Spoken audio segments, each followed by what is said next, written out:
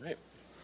All right, calling to order Historic Landmarks Commission, December 18th, 2024. All right, so let's start with roll call. Thank you, Chair Grumbine.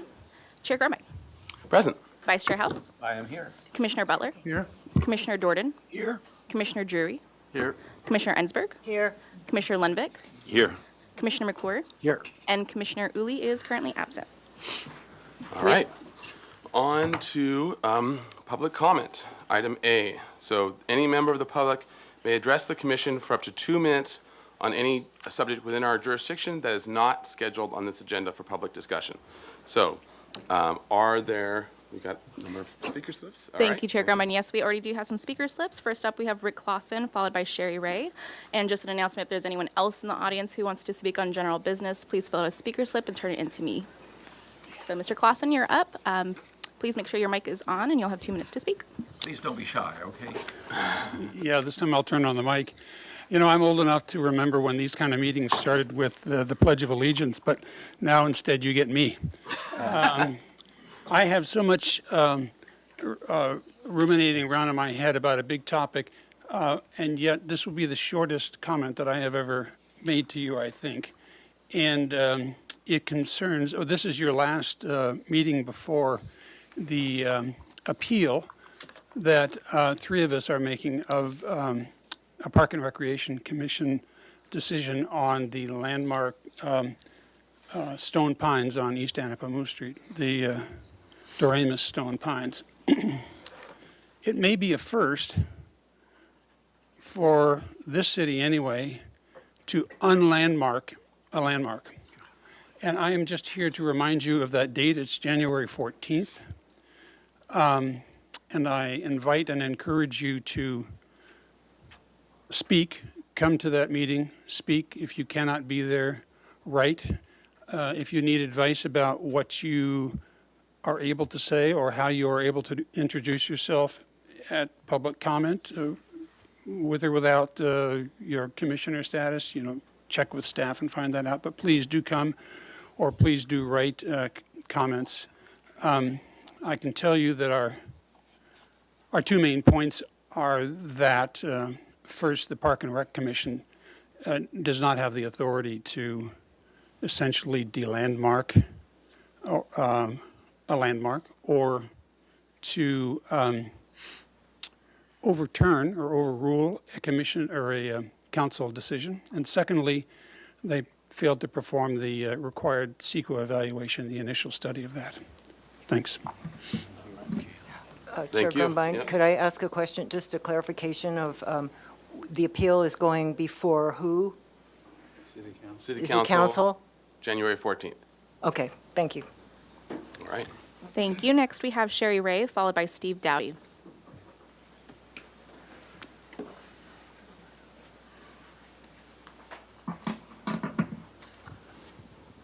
Good afternoon.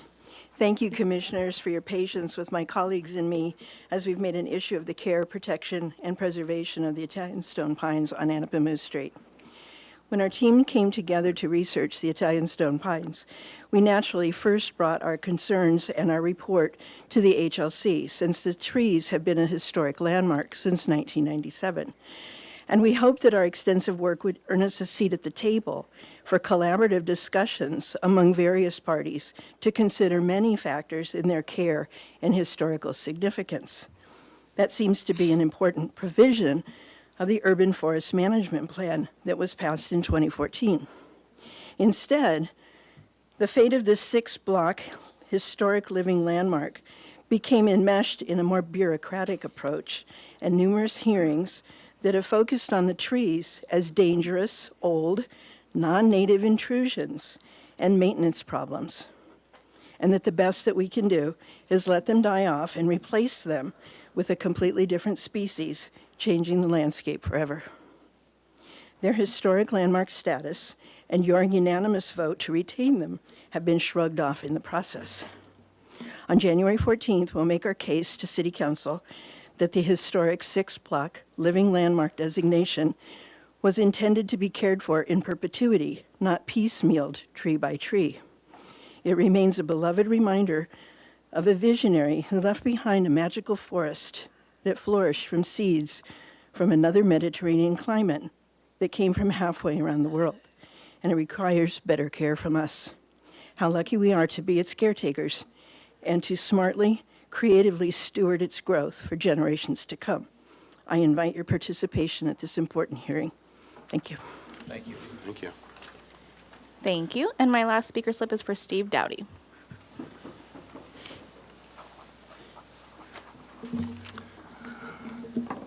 Hello, fellow commissioners. My name is Steve Doty. I'm here representing the Bungalow Haven Neighborhood Association. And I just wanted to announce that we're getting close to having our historic district heard by the state of California for addition to the National Register of Historic Places. It's been about a year since we've been in this process, and I wanted to thank everybody here at the city for their encouragement, especially the HLC that pushed us into doing this. It's very exciting for me in the neighborhood with about 200 contributing historic properties. This is starting a journey that started about 30 years ago when we started forming our group, and we got involved in writing a Lower Riviera Special Historic Design District guidelines. And now we're part of getting into the National Register, so it's really great. Thank you very much. Thank you. Thank you for the Thank great you. work. And I do not have any more speaker slips and no virtual participants, so I'll just say that we did receive written correspondence from Paulina Kahn, Steve Doty, and Sherry Ray on behalf of the Bungalow Haven Neighborhood Association, and Paulina Kahn. All right. On to the next, on to the next item. If we're done with closed public comment, we'll open item B, approval of the minutes of Historic Landmarks Commission meeting of November 20th, 2024. So moved. Second. All right, we have a motion and a second. Under discussion, any edits to these? Commissioner Ensberg, no? Okay. Are you sure? Oh, my God. I should for the last meeting of the year, huh? Yeah, that's right. We can't end on this, on a non-edited note. They were perfect. Yes. All right, great. So we have no edits. So then let's go to have a roll call vote for approval of the minutes. Thank you. Commissioner Dorden, Yes. Commissioner Drury, Yes. Commissioner Ensberg, Yes. Commissioner Butler, Yes. Commissioner Lundvik, Yes. Commissioner Early is still absent, Commissioner McClure, Yes. Vice Chair House, Abstain. and Chair Grumbine. Aye. Motion passes. Thank you. All right. We are on to item C, approval of the minutes of Historic Landmarks Commission consent meeting of November 20th, 2024. Get the motion. So moved. Second. All right. Thank you, Commissioner Drury and Vice Chair House. So under discussion, any edits? And I guess, yeah, it's harder to have edits on this one when you're not there. Okay. In that case, let's have a roll call vote. Thank you. Commissioner Drury, Yes. Commissioner Ensberg, Yes. Commissioner Butler, Yes. Commissioner Lundvik, Yes. Commissioner Uli is absent, sorry, Commissioner McClure, Yes. Commissioner Dorden, Yes. Vice Chair House, Abstain. and Chair Grumbine. Aye. Motion passes. Thank you. All right. On to item D, ratification of action taken on the consent calendar of December 18th, 2024. Have a motion to ratify that? I Yes. could make a motion. All right, Probably Commissioner shouldn't. Commissioner Drury, yeah. Commissioner Drury, motion. Second. Second. All right, second, Vice Chair House. He's, for his last day, he's gonna get all the seconds. I'm coming back for seconds. Yeah, nice. All right, under discussion, to staff. Thank you so much, Chair Grumbine. We only had one item on today's agenda. Item A was 12 East Carrillo Street, which received project design approval and final approval with comments and findings, or with conditions and findings. The first condition was that the exterior lights be 3000 K color temperature or less and use clear LED lamps. Number 2 was that mechanical equipment should be screened from public view. And number 3 was that the updated color palette of Sherwin-Williams travertine, crisp linen, green, black, and dry time are acceptable. And that is all. All right. Any questions about that? Chair All Grumbine? right, yes, Commissioner. I had Ensberg. one question, because when we talked about, when they came for review, we talked about the colors, and they were going to do some surgery, investigative work to kind of scrape away and see what was there before. And I was wondering whether that came up in the discussion, and if there was anything, or if that's the way the building has always been. They did do that investigation. They didn't represent that the colors that they're presenting were exactly what they found, though I suspect that's what they intended. And that there is a two-color palette to it. Some features were picked out with a slightly darker shade. So, and they had a black and white photo of buildings' early years that kind of showed that there were two shades. So, should be pretty close to historic. Okay, thank you. All right. Okay. Thank you. All right, great. Any other discussion? All right, roll call vote for ratification of the consent calendar today. Thank you, Chair Grumman. Commissioner Butler, Yes. Commissioner Lundvik, Yes. Commissioner McClure, Yes. Commissioner Jordan, Yes. Commissioner Drury, Yes. Commissioner Ensberg, Yes, Vice Chair House, Yes. and Chair Grumbine. Aye. Motion passes. Thank you. All right. On to item one. Oh, no, sorry. I skipped over E. All right, and item E, announcements, requests by applicants for continuances and withdrawals, future agenda items, and appeals.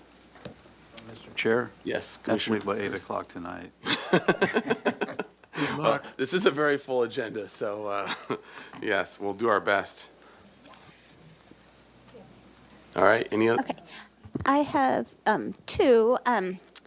As we had seen before, a few months ago, some before and after photos of Mills Act projects.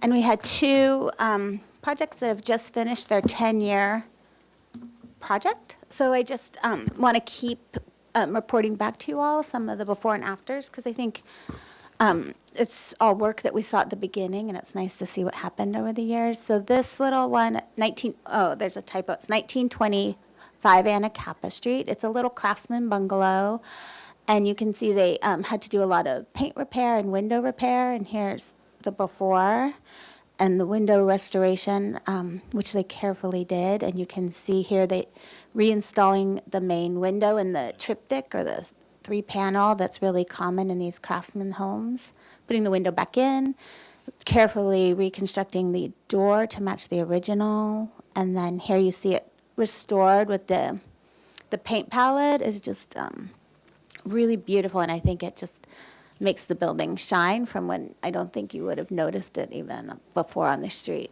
And then we have also 1922 Anacapa, which is across the street actually from this one. And this was the one on the left is before, when it really kind of had just a two-tone paint color. And then on the right, this is the after photo. And I think, again, the putting a rich paint palette on there has really brought out a lot of the beautiful characteristics. This is a shingle-style house from 1917. And they did some really cool window restoration, too. I love it when it's a restoration and not a replacement, as we've talked about a lot in this commission. And they actually restored their, the Mills Act includes the interior too, so you can see their built-ins were restored, their wainscoting was restored, and they even took off the paint that someone painted the original lamps. And the fireplace, they took all the paint off the tile work. And they refinished the hardwood floors. You can see the parquet corners in there as well.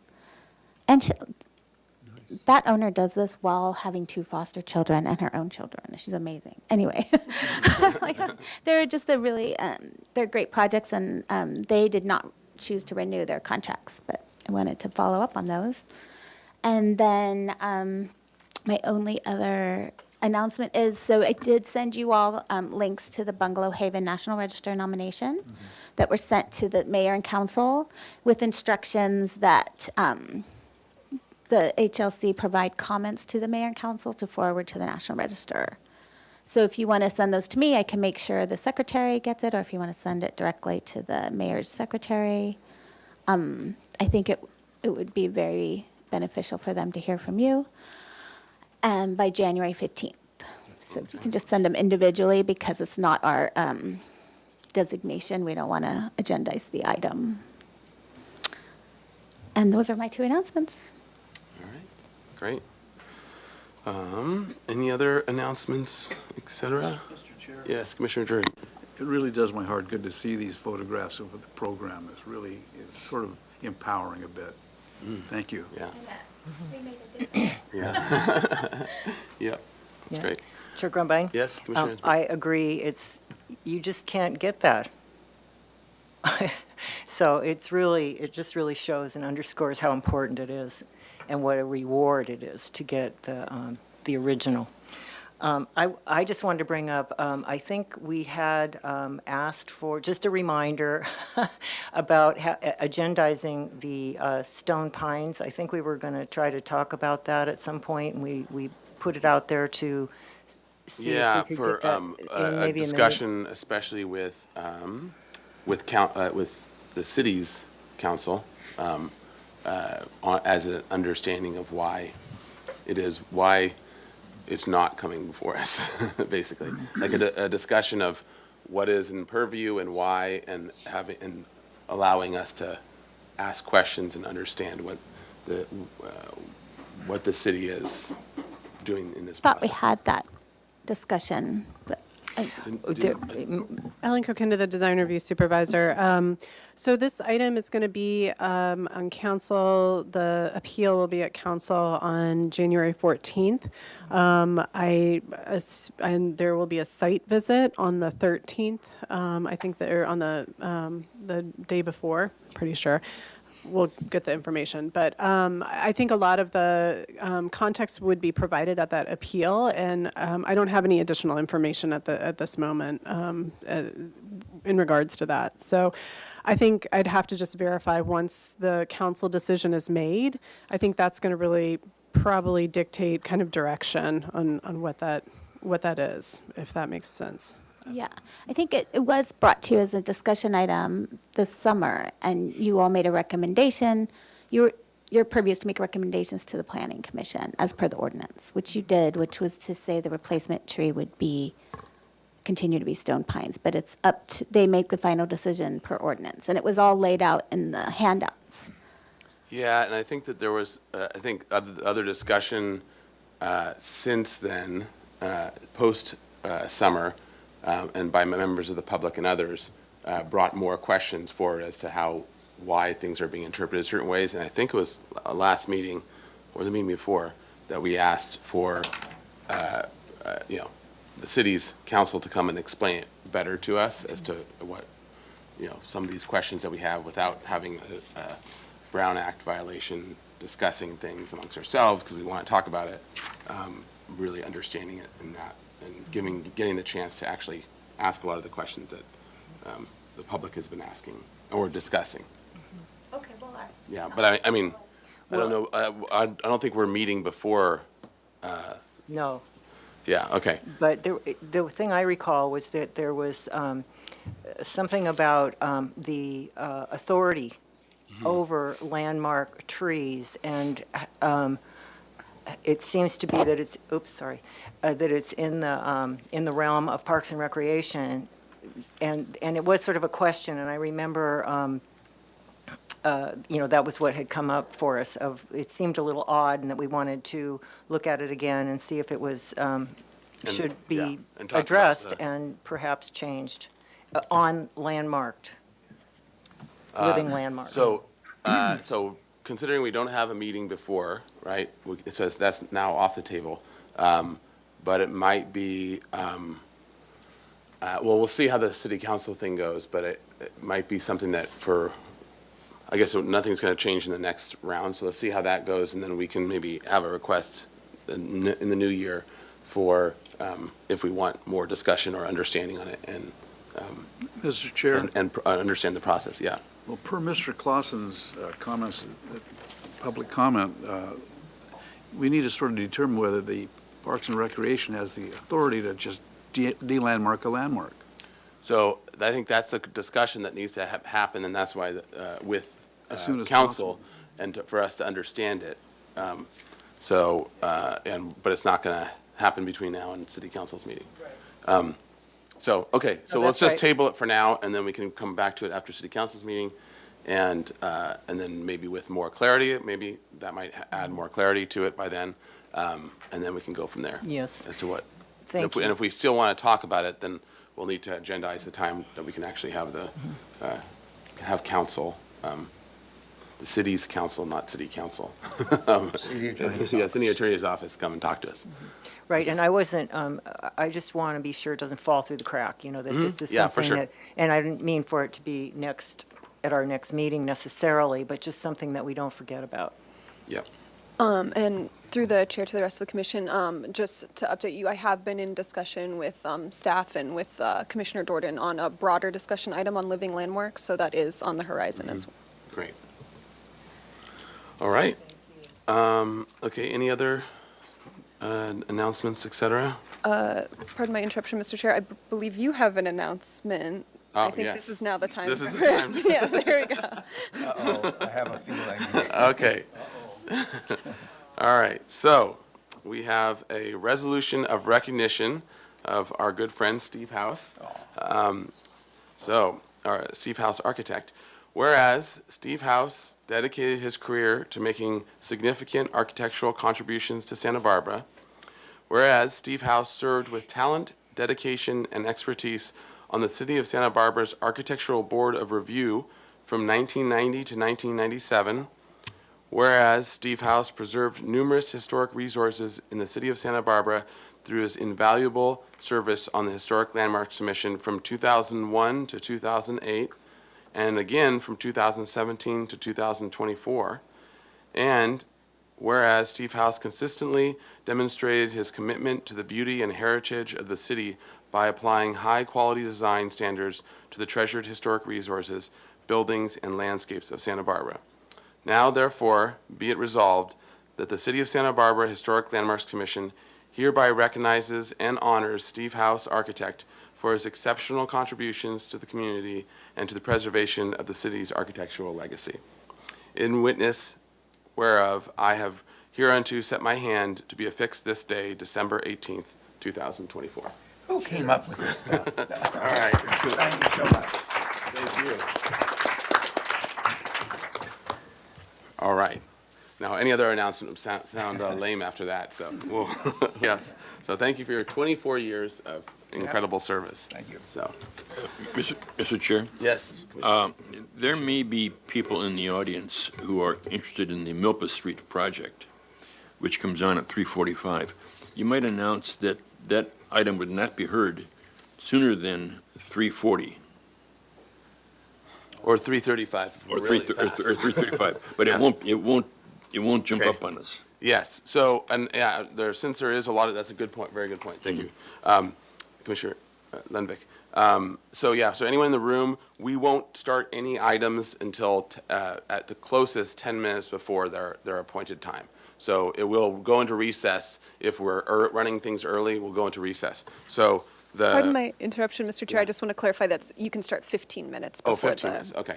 start time. Great. So yeah, the item 5 will start no earlier than 3:30 p.m.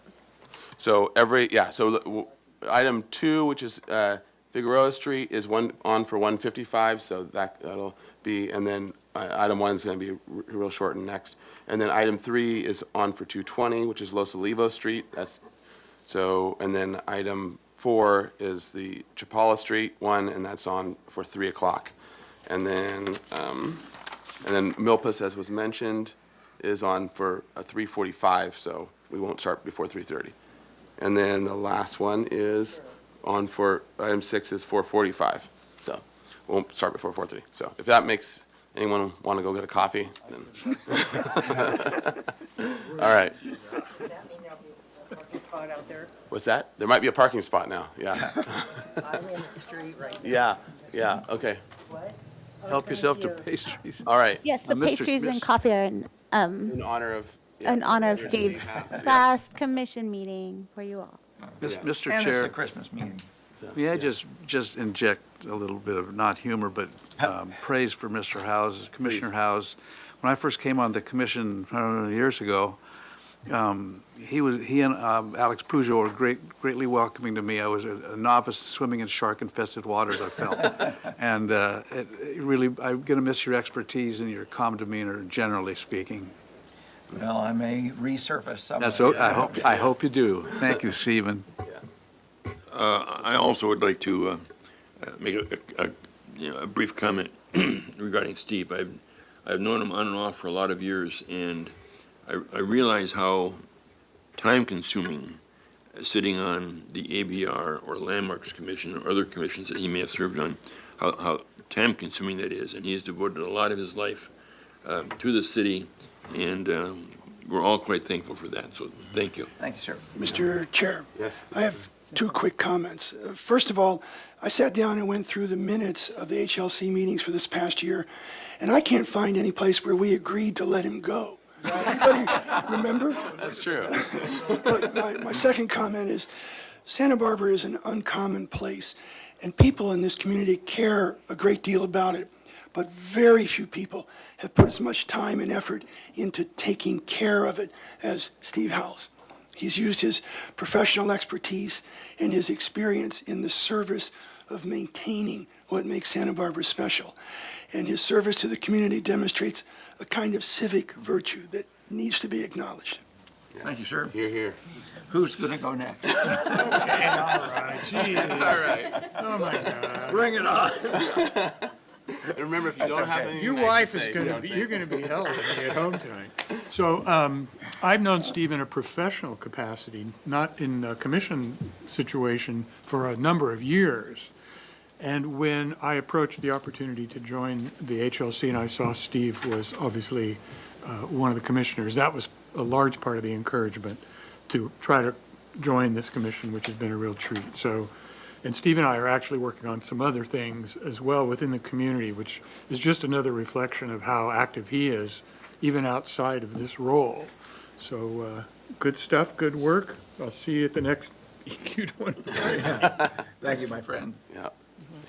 Chair Anyone else? Grumbine? Yeah, Commissioner Ansel. I have a card, well, first of all, before, I'm one of the newer members of the commission, but I've known Steve since, he's one of the first people I met when I came to Santa Barbara, so I've known Steve for a very, very long time. We've been good friends for a long time. So I have watched him and appreciate his personality and sense of humor, and all of the work that he has done, as others have said, for the Conservancy, for the sign committee, for the lighting, so many things. And just appreciate everything that you've done to preserve and restore and accentuate this beautiful city. I do have a card for you, and I'm just going to show you that this was special for you. Oh. Because it has 3 things I know you'll love on here. Cats. 3 cats. I'm not sure about the striped awning, but I felt that was appropriate for you. I thought that one of them was going to be. So, thank you, Steve. And Thank we you, will Cass. be having fun in the future, too. Oh, you bet. So I'll just pass that down. Thank you. No more fun than I have here, though. All right. Anyone else? All right. Well, thank you very much again for Thank you. all of your service Thank you all. for the city. Okay. All right. We're on to item F now, subcommittee reports. So signs, designations, State Street Advisory, Plaza de la Guerra, Objective Design Standards, and State Street Interim Working Group. So who wants to go first? Or who has met? Do you want to cover some of the State Street Interim Working Group stuff? Well, the last item is tied to that, so Yeah, I could, thank you, Chair Grumbine. I could just say that we are still in the middle of working on, we got some, as far as the furniture and the fixtures for the outdoor dining, we got some really good resources of commercial furniture that we've been looking through and found a few that look really good. So that's a continuing thing that we're doing, and we need to get back on that in the first of the year. And then otherwise, we have another item that actually did get agendized, which we're really pleased that we could get it on the agenda for today to get the input from the full commission about a proposal to do a pilot program for the 1200 block. So I guess we'll be talking about that in more detail at the very end of the meeting. which will be at 4:45. So I'm stay sure. here. Stay tuned. All right, any other? Yeah, Mr. Chair? Yes. The Plaza de la Guerra Design Group is going to meet sometime in mid-January this coming year. Okay. Great. Any other? Okay. On to Item 1, the archaeology report for 330 Sherman Road. So if you would come on up. So this is, the property is not historic or within a historic district. Proposal to construct a 1,490 square foot, 2-story, single-unit residence with an attached 503 square foot, 2-car garage on a vacant lot in the Hillside Design District. The project also includes a new landscape, hardscape, and site improvements. The proposal total of 1,900 square feet of development on a 29,800 square foot lot is 42% of the maximum guideline floor to lot area ratio. FAR, welcome.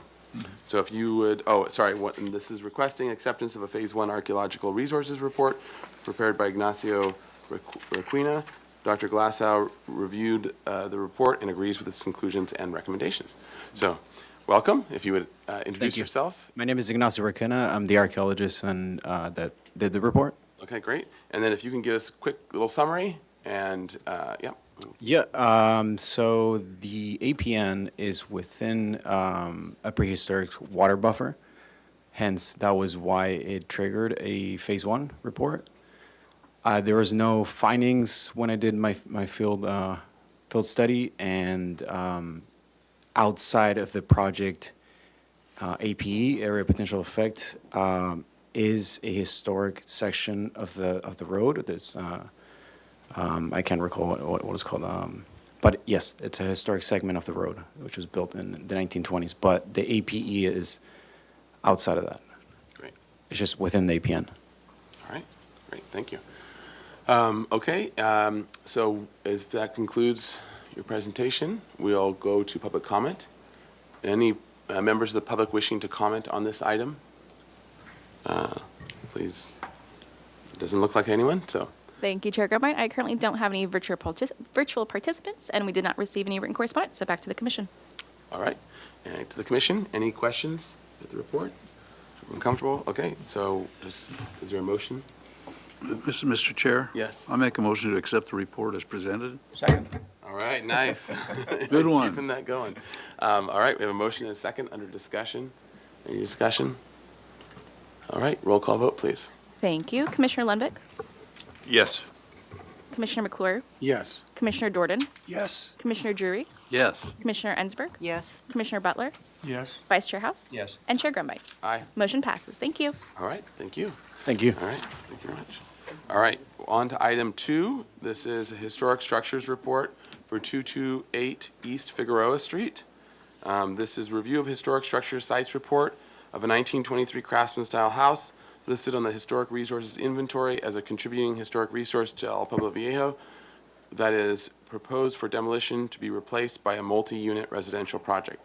Requesting acceptance of a Phase 1 historic structure sites report prepared by Post Hazeltine Associates and removal of the property from the Historic Resources Inventory.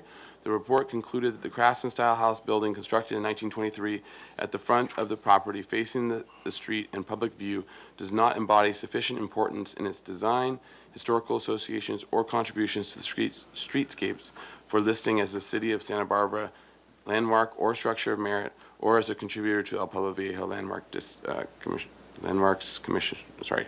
District. The rear cottages were determined not historic in a public hearing by the Historic Landmarks Commission on April 10th, 2024. The historic significance report prepared by the city's architectural historian found the building does qualify as a historic resource prepared on April 10th, 2024. The property is adjacent to a historic structure of merit at 224 East Figueroa Street, across the street from 3 historic structures of merit at 223A East Figueroa Street, 223D East Figueroa Street, 223F East Figueroa Street. All right. So with that, We have staff comments. yeah, Let Nicole go yeah. first. And then you can take it away. Lieutenant. I just Ms. Hernandez? did want to give a little background. It was written in the reports that in 2018, the Historic Landmarks Commission required a cultural resource study of these blocks related to another project that did find this building contributed to the streetscape of the city, and notice was sent to the owner of that notice, and that was prepared by Post Hazeltine. So we used that as the planning document to sort of keep our eye on this building and why it went on the inventory. And I I think this is one of the first times post Hazeltine and I have not agreed on the significance of a resource that I can remember, but it happens. And I do still think it is an important, modest home to our community. I do feel like the beautiful wood windows and wood materials are important on the streetscape, as well as the wood porch that really echoes the other porches, like of the craftsmen across the street that are in the bungalow court, which is just the house in the corner of this photo, as well as the neighbor next door. They all have front porches, and it gives a sense of unity and ties them together with a rhythm of craftsmanship and brings a sense of harmony to the block. The Victorian next door is an older sibling, and its ornate details complement the craftsman's simplicity. The juxtaposition creates a unique tapestry of architectural history, showcasing how the different styles and eras can coexist and enrich one another. And beyond its beauty, it represents a time when housing was being provided for middle and working class people in the form of a duplex. And it provides authenticity to our city. And that is my professional opinion in working with a lot of little treasures. And I would let the rest go up to you. Great. My turn? All right. Okay, thank you. Yep. Well, please introduce yourself for the record. Of course. I'm Tim Hazeltine from Post Hazeltine Associates. Dr. Post couldn't be here today. She had a doctor's appointment she couldn't avoid. So apologies. And as Nicole pointed out, this is obviously a change in our opinion about this property. When we did the cultural landscape study for that block that's just north of the study property on the north side of the northwest side of the 200 block of East Figueroa Street, we were looking at that in terms of how those properties, if there were properties nearby that might be significant historically or architecturally. And we did conclude that that was a potential, something that would need to be looked into, that it did have potential for being a historic resource. When we were commissioned by the current owner to do this particular project, we took a deeper dive into the property. And our conclusion was that while it does make a contribution to the streetscape, it is not an especially significant example of craftsman-style architecture. And also, unlike the Bungalow Haven neighborhood as an example, where you have a concentration of bungalows and cottages, usually in three architectural styles. One is craftsman. There are a couple of Spanish colonial revival. There are a few modest American colonial revival, and actually there's a fourth, which is a sort of vernacular type, which means they may have a few references to an architectural style, but essentially they're reductive in design. In this case, our conclusion was that this particular building does not individually merit designation. There are many craftsman houses in the city, and we're not, in our estimation, not every single one is eligible. We also felt that because a previous decision had been made to allow for the removal of the two cottages in back, and then the garage is also a simple sort of vernacular garage at the rear of the property, that one of the reasons the property is potentially significant, could be potentially significant, is that it was an example of a sort of attenuated bungalow court. So instead of a classic example, there's one in the 600 block of De La Vina Street where you've got cottages aligned along either side of a central driveway. There's another one that's sort of vaguely Mission Revival near, oh my gosh, I'm losing it, the park, Alameda Park. And that one also is similar, except instead of a central driveway, it has a central pathway. And in this case, we felt that much of the significance of this property does revolve around the fact that it was this particular type of bungalow court, which you sometimes find on smaller lots. There were another two examples of a similar type across the street on the other side of the 200 block of East Figueroa Street at the location of the current police department. So at one time, the block had several of these sort of bungalow courts. The most classic example being the one that Ms. Hernandez mentioned earlier, and I'll bring a photo of that up. If you just wait a moment, here we go. That's the one across the street. And this one is sort of the classic example with the central driveway. So it was our conclusion that it doesn't contribute to a concentration of historic houses that has, say, a remarkable degree of integrity. And that's partially because of post-World War II construction, including the police department, which resulted in the demolition of a number of houses and cottages and bungalow courts. Also, the construction on the project side of the block. Let me see if I can find a photo of that. And here's another photo. You can see the police station here, and then the edge of the bungalow court of several cottages which are designated. And here's another one looking towards the police building. And then here's the one we just looked at of the bungalow court with the large ficus tree there, probably doing lovely things to the plumbing under there. And then there's some of the other buildings at the east end of the block on the north side. So there's I think it's an early 20th century, now it's an apartment building that's behind the tree. And then there's I think it's a post-World War II apartment building next to it. And so here is the side of the block we're working on. And the bungalow is on the right-hand side of the photo. Just want to make sure everyone can see what we're talking about here. And then here's the bungalow with one of the Victorian-era houses on the right. And here is a better image of that house, which is a fine example. And just to the right, you can see one of the, I think, early 2000s commercial buildings in the Spanish colonial revival style. And then at the west end of the block, there's the Folk Moat, we used to call it the Folk Moat building, which was located where Paseo Nuevo was, and it was relocated as a result of the construction of Paseo Nuevo. So it's a wonderful historic building, but it's not part of the original streetscape. So it was our conclusion that as an individual structure, shorn of its other improvements, which were 2 cottages and the garage, it just doesn't reach a level of significance that would make it important enough to designate. And that essentially was our conclusion. And we do realize that that's somewhat at variance with what we had said before. The other report was not focused on this particular property. It was looking at all of the properties that surrounded the block that we were working on. It was a cultural landscape study. So if you have any questions, I'd be happy to answer them. Thank you. Great, And thank you. pardon my interruption through the chair to the rest of the commission. I forgot to announce this at the start of the item, but if you've had any ex parte communication on this item, you should announce it prior to questions and comments. Great. All right, will do. So that completes your... Yes. All right, we'll go to public comment now, and then we'll come back to the commission and kick off with ex parte. Thank you, Chair Grumine. I do have 3 speaker slips already. If there's anyone else in the room who'd like to speak on this item, please make sure you fill out a speaker slip and turn it in to me.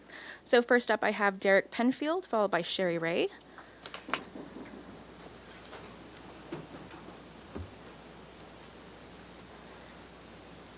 And Mr. Penfield, if you don't mind making sure the mic is turned on, the green light is on, you'll have 2 minutes to speak. Good afternoon, Commissioners. My name is Derek Penfield. I reside at 214 East Figueroa. Oh, is your mic on? Oh. Start over? Yeah, thank you. Good afternoon, everybody. My name is Derek Penfield. I reside at 214 East Figueroa Street. For the record, I'd like to say that I'm opposed to the demolition of the duplex at 228 East Figueroa Street. The report that the Hazeltine Group put together was extremely comprehensive, but I found contradictory. And in one section, section 8.1, it does a really good job at laying out the significant criteria and that a project must meet one of these significant criteria in order to be considered a project of merit. And in my opinion, the project actually meets 2 of those. The first one is the actual, it states here that it must embody distinctive characteristics of a type, period, architectural style, or method of construction, and that it represents a significant and distinguishable collection of those individual components, but may lack individual distinction. So later on, they say that the duplex actually retains almost all of its original construction materials in good condition. It allows the building to convey the character of its original construction materials, the wood framing, the roof assembly, the eave brackets, the wood siding, the front porch, the windows and the doors, and therefore the duplex retains its integrity of workmanship. The other item that I think it would apply to is its unique location and represents an established and familiar visual feature. The project is basically flanked on both sides by projects of merit. And I think to suggest that because part of the street is no longer historic is not pertinent. If you look at the Presidio, which is just 2 blocks away, we don't have the entire Presidio left. But the section that we do have is so important to the community. So I think it would be a mistake to take away this integral part of Figueroa Street. Thank you. Thank you. Thank you. Next, we have Sherry Ray, followed by Steve Doty. Good afternoon again. The catalyst for the creation of Bungalow Haven occurred in 2002 with the proposed demolition of 3 bungalows located on Laguna Street between Sola and Mitchell Terrena. The developer intended to build a very large Spanish colonial-style development in the middle of a long-established bungalow neighborhood. There were no historic structures reports of the bungalows. They were just in the way of the developer's plans. But they were rightly viewed by those commissioners as valuable and important to the familiar historic landscape. The planning commissioner ordered the developer to redesign the plan in craftsman style. And most significantly for the question of 228 East Figueroa, the 3 bungalows slated for demolition were required to be saved and worked into the new plan with the bulk of the new development in the back of the very large lot, where it would not significantly disrupt the historic look and feel of the neighborhood. Now those original bungalows command the highest prices. They're called the original bungalows. The planning commissioners made an excellent decision that considered the context and consequences to the community of the unnecessary demolition of perfectly habitable buildings with some history to them. As we all know, the greenest building is the one that's already been built. Please apply the same wisdom and reasoning that the Planning Commission did and deny the demolition of a fine old bungalow, a significant part of the neighborhood. Thank you. Thank you. Thank you. Next, we have Steve Doty.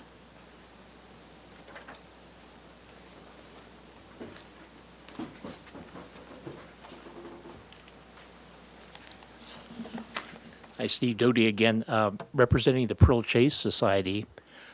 We recommend that the commission deny the proposed demolition of 228 East Figueroa Street. And I wonder if the idea of removal was informed by the property's location, because there aren't a lot of these duplex craftsmen that are this close to State Street, central business district within walking distance in the El Pueblo Viejo. And I think the elimination of one structure in a row of 4 historic structures that are all, either Victorian or craftsman loses continuity, historic continuity, where you have this nice mature tree row in front. That's on the south side of Figueroa, 2 Garden Street. I want to also point out in the El Pueblo Viejo guidelines, which really talks about Spanish colonial revival design architecture, it states that in certain cases a building may represent an example of a period architecture that is a distinctive part of the cityscape. And I think the craftsman style is indeed a very distinctive part of the Santa Barbara cityscape. The best, of course, being what we've been talking about, the Bungalow Haven neighborhood, which is just shortly being heard for the historic National Historic Register. So again, we at Pearl Chase Society would ask that you deny this project removal and also being taken off the historic inventory list. Thank you. All right. Thank you. Thank you. I do not have any more speaker slips. We do not have any virtual participants. I will just close with saying that we did receive written correspondence from Sherry Ray, which was distributed to the commission prior to the meeting. So with that, I'll turn it back to you. All right, great, thank you. All right, we'll come back to the commission now for ex parte conversations. So I've had ex parte with actually Nicole and as well as Post Hazeltine, as well as the owner way back, I think it was like April or some ways back. Regarding the rear cottages. regarding the property in general, and I think I actually may have even encouraged them to get a historian to analyze. But anyways, I've had ex parte conversations with everyone, so, yep. Mr. Chair? Yes. Is it time for questions? I believe it is. Any other ex parte? Okay, all right. Yeah, one question, is the bungalow court of the same vintage as the cottage we're talking about, the duplex, 1923? Yes, yes, I am. Okay, great. Yes, well, within a year. Whoops, Okay. pardon. It was within a year. Okay. So the duplex was built first. It was followed within a year by the 2 cottages and the garage, or there was a smaller garage originally, and then it was later made larger. Okay, thank you. All right. Mr. Chair. Questions? Just Yes, for George. clarification, the agendized item is approval or denial of the historic structures report, not a demolition, correct? Yes. And Correct. We did notice it with everyone understanding that it is for a demolition. So if you approve the report and say it's not significant, that's the end of the story. There will be no more discussion on the demolition. It will be allowed to be demolished.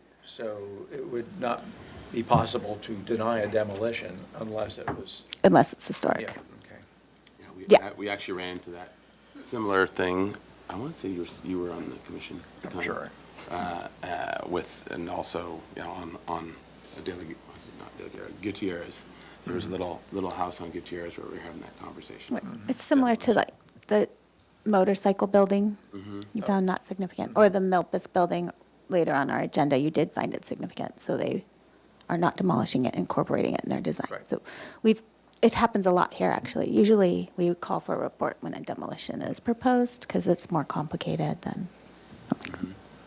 Mr. Chair? Yes, Commissioner Drury. So just to be clear, if we deny the report, we don't accept the report, then the demolition will not proceed?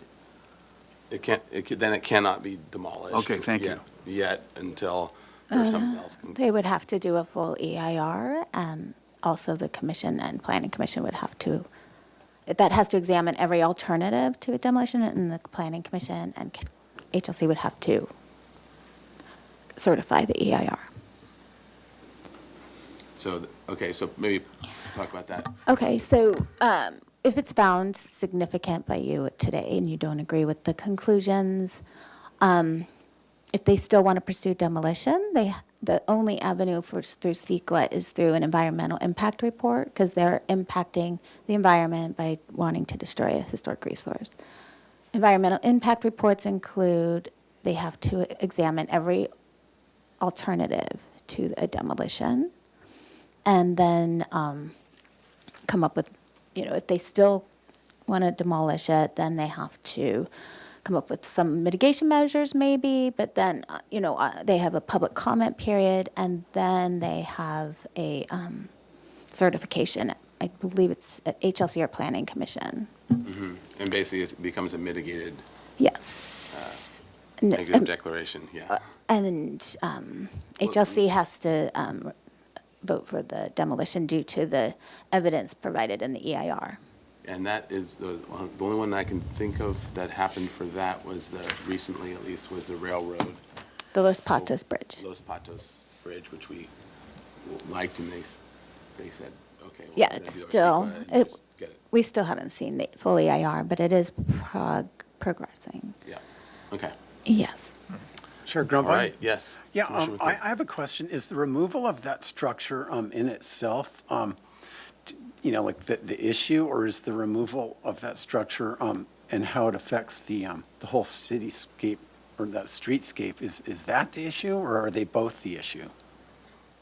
Well, they're both the issue because removal could impact the setting of the street. So setting is part of the historic integrity analysis, but specifically we're looking at this building and the impacts it has to, you see in the integrity analysis, there's a item called setting.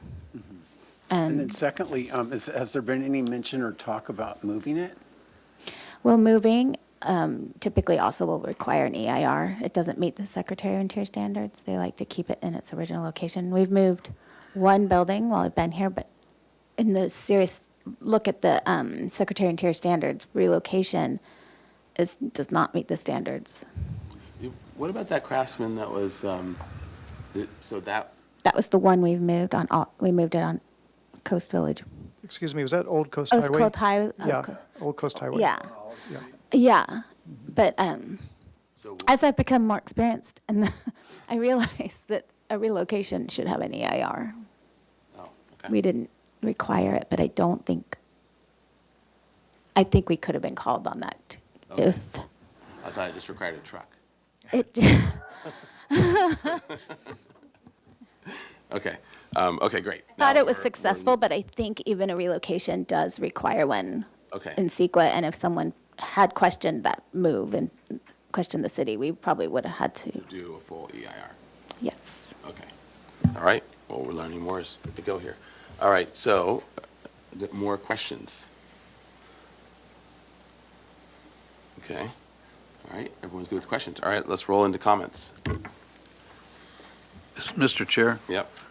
So what we're talking about is a very kind of a quotidian building that is outshone by its neighbors, the beautiful Victorian structures on either side on the streetscape, but it's significant. I think the juxtaposition between the rather more flamboyant architecture of those Victorian cottages and the streetscape affected by this little modest house, I think that's exactly what the history of Santa Barbara is about. And I would reject the report. I will vote that way just because I think it flies in the face of the original report, and it really does not. We need to protect this very house because of its very plainness in the neighborhood. So thank you. Mr. Chair. Commissioner Butler? Just reading out the comments, the project is adjacent to a historic structure of merit on 224, across the street from a historic structure of merit at 223A, 223D, and 223F. So essentially, this historic or not historic house is surrounded by historic other structures of merit close to the EPV. Yes, the police station is going to be, apparently, a new one will be built. Who knows what will happen to that structure? I would not support acceptance of the historic structures report. Okay. All right. Who wants to go next? Commissioner Ensberg? I guess I'll go. I agree with with my commissioners who have spoken. I think this is a very important, for the reasons they have just said, so I don't have to say that again. I think that that this is a very important transition zone. And you can see it right there. There's the police station, there's these other buildings closer to the downtown, and then you've got it, feathering off into the neighborhood. And if you look down that street, then you see how it really just starts to blend in. So I find that to be extremely important of how we, treat these areas. And I would think that the best case scenario, and I think that the best case scenario, almost in everything that we look at, is when these old historic elements are, worked into any new design. The new design gets better if it keeps the older pieces. So I would think that, I recall when we looked at this as the little bungalow court idea, that I can see any new project that would happen here can, fully, maybe they would replicate that somehow and kind of honor that idea in the rear of the building. But I think that work could happen on this site. I just think it's really important to maintain this building, this little house, and I find it very charming. So it's the fabric that we're trying to maintain, and the authenticity, as our historian mentioned. So I will vote to not support the report and to not allow it to be demolished. Mr. Chair. Yeah, Vice Chair House. This is a challenging decision. Arguably, this isn't the finest example of craftsman, but what was very compelling to me was the images we saw earlier today of the Mills Act houses, and with a new suit of clothes on them, how remarkable they were. And so I would agree with my fellow commissioners not to accept this report. Okay. Commissioner Jordan? I've struggled with this. I came to this meeting undecided. I appreciate the presentation and the discussion of a deep dive following the 2018 cultural landscape. And I recognize the reputation of Post to Hazeltine, and I find that very persuasive. At the same time, I do find this a significant cultural landscape in terms of the history of Santa Barbara, precisely because of the condition of that And actually, block. can you turn your mic on? I do find it an important part of that cultural landscape of that block, precisely because of it's a transition block, and there are several different chapters in the history of Santa Barbara on that block. What I struggle with is it the best use of that space at a time when we hear over and over and over again, we need more housing. So I'm really struggling with this. I am inclined at this stage, however, to act as a historic landmarks commissioner and in the interest of preserving the physical history of the city and voting against it. Gotcha. Okay. Who else hasn't gone? Commissioner Lenvik? No comments. Okay. All right. None. Okay. All right. So my 2 cents on it, I guess I would align myself with Commissioner Jordan in some of those comments. I'm struggling with it as well. It's it's definitely not on the higher level of our craftsmen, but it is a lot of it's original, most of it's original, and I think that we have treated things that were, of equal. I'm always arguing with Commissioner Lenvik to save more nondescript little houses, and not just because they're of a special architect or something important happened there. And so I think that is fairly consistent with it. One of the things that was compelling, on the other hand, with the and of course.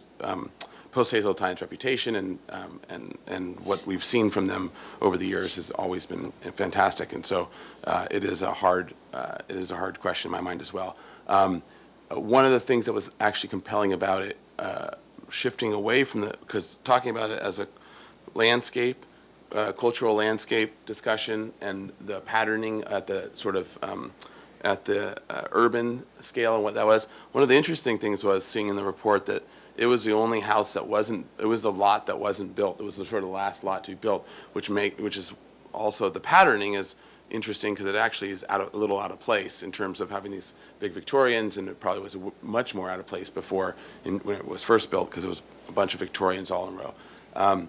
So in a certain sense, I think that there's not as much of a pattern argument as I had originally thought, more so on the urban side. But on the architectural side, I had also thought that originally that it would have been added a door, but not realizing it was built as a duplex was interesting as well, having the two doors, although the doors themselves must not be original. But that form, I was expecting it to be a single-family form. So anyways, I've wrestled with it as well. So yeah, I thank you for the report as well. And I don't know if you had any other comments that you want to make before we go forward. No, we realize this is a sort of, in our mind, was even on the cusp. Mm-hmm. And just be very quick about this, is that we do try to balance, in our own mind, preservation and making sure that, from our end, that we see the real merit in the property and that we don't slide to the other. There's two extremes. One is to designate almost nothing, like many cities do in communities, and then we have examples where properties that probably shouldn't be on a list are on the list. And so we do struggle with that too ourselves, and I just wanted to make that point. Yeah, no, and it has brought this report and this sort of conflicting reports has also brought to that very question forward as well. And to Commissioner Jordan's point of, as we're looking at adding density downtown, and in the EPV, this is going to be also a natural conflict where we have these things sort of at odds with each other, which really push the question of where does it become, what is the gray area, and where is it leaning, where the historic nature of the thing is more important versus not designating everything, and not having everything that is just because it's old and original, therefore it should be designated. So it is finding that decision on a gray area. So, okay, so anything else, or were you? I just make a comment, if I may, Mr. Chair. I don't think there is a gray area. I think we're charged with protecting what we're charged with, period, as a Historic Landmarks Commission. That's all I have to say. And I'll, since that was all you have to say, I'll respond so that you can't respond back. No, I'm just kidding. What I meant by gray area is no matter what, there's going to be a point at which something doesn't qualify to even be on the list at all, even though it was originally built in 1920, right? There's going to be some very dilapidated or messed with over, at a certain point, something gets so badly, Yeah, exactly. And that's why we take things off of the list that we're on a potentials list, and that's why we've kind of weeded through a lot of those things to make those decisions. And sometimes there will be a gray area where we're split or where we're wrestling with it because it isn't an obvious yes or an obvious no. That's not what I meant by gray area. Okay. Any Mr. other? Chair, seeing Yes, as we're Vice 20 Chair. minutes Yes. behind schedule. Yes. Move it along. Okay. All right, would someone like to make a motion? He's leaving, Yeah. Mr. Chair, I'll make a motion to deny the report as presented. All right. And I will second that. And Vice Chair House seconding it? Okay. Any more discussion? I just would like to make one point. As I mentioned, I think that as we're moving into our new world, and I said before, I do think that there are opportunities to get more density on sites like that and also keep the resource. So I think that's the direction that we want to, or I would suggest that we should try to move in. Okay. That should be a All right, comment thank you. in the motion, perhaps. Okay, let's see, it's, Explanatory. yeah, maybe that. we Yeah, I can think include- that's with the fine. maker of the motion. That's fine. And the seconder. Okay, we'll put that in as well. Commissioner Leonard? That's addressing land use, not the report. That's a problem with that. Well, that's true. It's, we're addressing a report, and we find the report to be Not persuasive. not Efficient? accurate. Or I'm not sure what the term should be. Well, I think Commissioner Jordan, persuasive, not persuasive. Not persuasive is good, but I don't think we should get in here and trying to introduce design directions on this project. We deal with the report. Then I won't accept the comment. Okay, you want to remove it now? It makes it simpler in a certain sense, but I think that there also is I think there's a recognition of the struggle, and I think that's not, yes, I agree, it is commenting towards the land use, but, we oftentimes drift a little bit outside of Yes, set. and the only reason I mentioned it is that several commissioners mentioned that and said that they were struggling with it because they weren't sure it was the best use of that property. So I'm just saying separately that these are things we're going to be looking at all the time. And it doesn't have to be in the motion if you think it's inappropriate, but I'm just saying, that's why I made that comment. No, I appreciate that. So I would ask staff whether or not that's inappropriate. No, through the chair to the rest of the commission, I do agree with Commissioner Lenvik that the motion is on the report itself, not necessarily on any future projects or development, but your thoughtful comments are captured in the recording and can be referenced there. But if you have any comments specific to the report, you can include that in the motion. Thank you. Okay. The maker of the motion does not accept the extra comments. Thank you. Okay, so we'll just keep it to the simple one. All right, any other discussion? All right, roll call vote, please. Thank you. Commissioner Jordan? No, I don't accept the report. Is that a? So it's a yes. Yes for the motion. Yes, vote for the motion. Commissioner McClure? Yes. Commissioner Drury? Yes. Commissioner Ensberg? Yes. Commissioner Butler? Yes. Commissioner Lenvik? Yes. Vice Chair House, Yes. and Chair Grumbine. Abstain. And I'll abstain for the reasons of having previous conversations before, and then this way I can say that I didn't ever reject one of those reports. Motion You passes. Wash your hands of it. That's right. All right. Thank you. Okay. On to item 3. We are 22 minutes late, so we'll try to keep moving here. So 340 East Los Olivos Street. This is located in El Pueblo Viejo Landmarks District, Part 2, and listed on the city's historic resources inventory. The Edwards Dole House was constructed in 1911 in the American Colonial Revival style. Proposal for as-built 209 square foot addition, landing, HVAC system, water heater, and door and window alterations on the existing 265 square foot detached ADU. Project includes a new pool, spa, and associated equipment. Request for a minor zoning exception from the HLC to allow an existing overheight hedge to remain at 12 feet tall near the property line. Project requires approval from the staff hearing officer for 3 zoning modifications to allow the as-built addition to the existing detached standard ADU to be constructed within the primary and secondary front setbacks, and to grant relief from front setbacks standards to allow the proposed swimming pool to be located closer than 15 feet from the secondary front lot line. The proposed total of 6,641 square feet of development on a 13,000 square foot lot is 159% of the maximum required floor to lot area ratio. Project will partially abate violations of enforcement code. All right, no final appealable action will take place at this meeting. Project compatibility findings and minor zoning exception findings will be required for project design approval. Project last reviewed on September 25th, 2024. All right, welcome. Chair Gumbrine, sorry to interrupt to the applicant. I do have some brief staff comments for you all. It's Holly Garson, Assistant Planner with Planning and Zoning. So this project has been before you once before. They're here again they further developed their plans in response to your comments. So they're here again to receive aesthetic supportability on the modifications requested for the additions to the ADU and the pool location. So please do consider providing those comments today formally. And then, as you'll recall, and the applicant will speak to this in their application or presentation, but remnants of the Mission Aqueduct were accidentally removed from the site. And so now the applicant has returned and proposes to memorialize this feature. And with that, the design and the materials exist on site. They are a portion of the sandstone lining of the garden pathways. So we are looking specifically to the commission on that design and whether or not that's aesthetically appropriate to use for that Mission Aqueduct location. And I'm available for questions if needed. Thank you. All right, great. Thank you.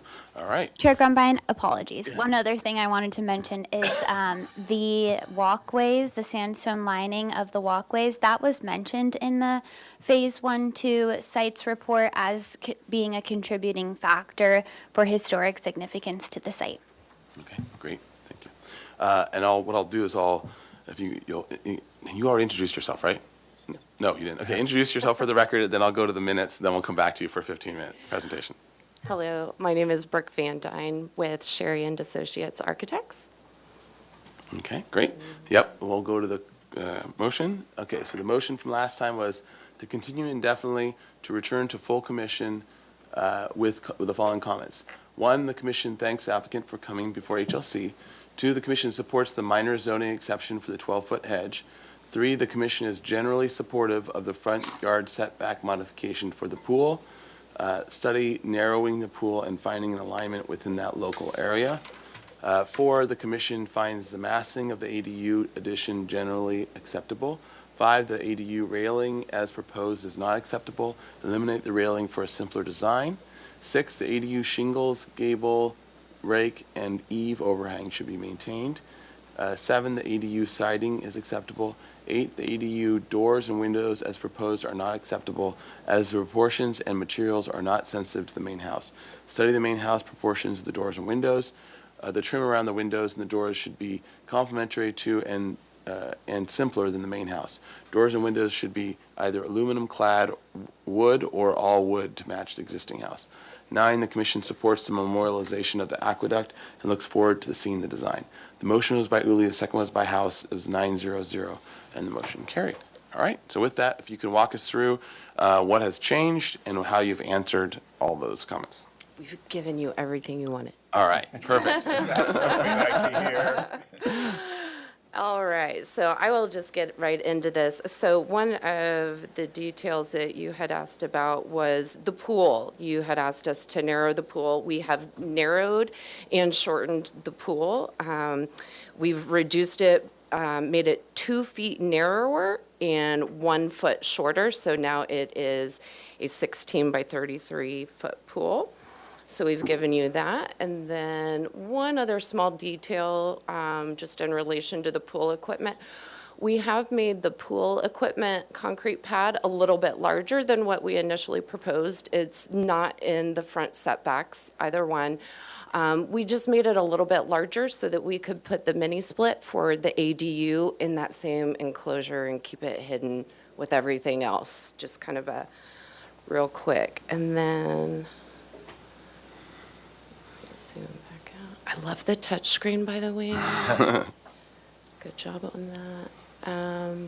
So I'm going to go to the elevations for the ADU, just to show you the changes that we've made. You had mentioned that the wooden bastillade railing that we had initially proposed, we are no longer proposing it. It is gone. We are no longer proposing the removal of the existing roof overhangs as requested. The building will retain those roof overhangs. And we have added the shake shingle siding on the ADU back to the gables as requested. So that is there. We have also changed the window heights. We've raised the sill. They're still going to be the same width, but they're not as long, almost all the way to the ground, as they were initially proposed. And we had initially proposed a double French door, and we've reduced that now just to a single door, which fits the scale of the building a lot better than what we had initially proposed. There was one window, Chair Grumpine, I know that on this elevation right here, you wanted to see a window right there, and we wanted to give you a window, but the way that it was constructed is that being the kitchen wall with kitchen cabinets, the range, the hood, everything, we just were not able to give you that window, so my apologies. I wanted to refer to the existing plans. There was this wood window up high, and we had decided, after referring to the historic structures report, that window was not significant or original to that original accessory structure, so we have decided to remove it, because in keeping it on, let me go back to now the proposed, it would have been very asymmetrical and just not necessarily needed. So we've decided to remove that. And as far as the window materials go, we are now providing all wood windows. So the windows that are there, the aluminum windows, those will be taken out and replaced with all wood windows to match the primary residence windows. And with that, I am going to go to this. So I have provided a window trim detail, which was something else that was called out. So I went over to the house and measured all of the first story windows, the trim. So now the ADU will have the same trim that the primary residence does. And in terms of colors, we've provided 2 options. We have the owner's first choice, and we have an alternative if it's something that the HLC board does not propose or support. So the primary color is going to be this Benjamin Moore Balboa Mist, and then the window trim and the window frame will both be painted Benjamin Moore Dove White. So that is our first option. Alternatively, we have a 3-color option, also using the Benjamin Moore Dove White, the Balboa Mist, And then the only thing that would change is that the window frame itself would be, or the trim of the window would be the Benjamin Moore Ashley Gray.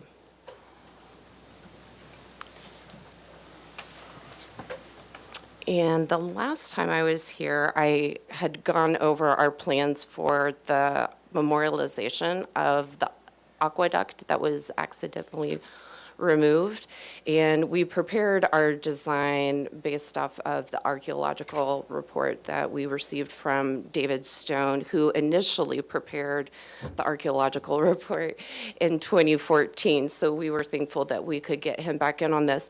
At my first hearing, I presented a bunch of discontinuous photos and site photos of the materials that we were going to be using. And there was a comment that you had a desire to see it on the plans all in one place. So that is what I have done for you here.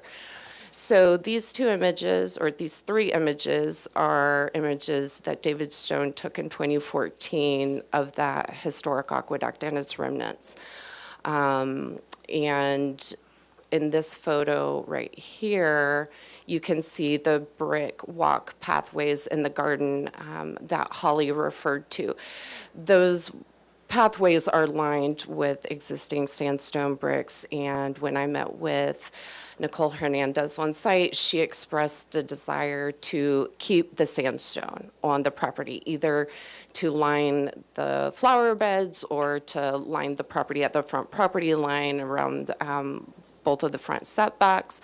And so we have decided to incorporate that into the Phase 2 landscaping changes, which we've briefly touched on the Phase 2, which will include all of the landscaping. So all of the new landscaping will be lined with that sandstone, so it will all be retained on the property. But we will also be using a very small portion of that sandstone to conduct or construct the aqueduct memorial, which is a 2-foot by 8-foot portion right here. And so we feel that by incorporating that sandstone into the memorialization of the aqueduct and then into the future landscaping, we're going to provide a cohesive landscape design that will flow from new to old. And then in terms of marking the historic aqueduct, we're proposing a bronze commemorative plaque to be inset in the concrete with the sandstone as shown here. And this is a portion of sandstone set in concrete that is to remain, and that little portion is right here on that brick path.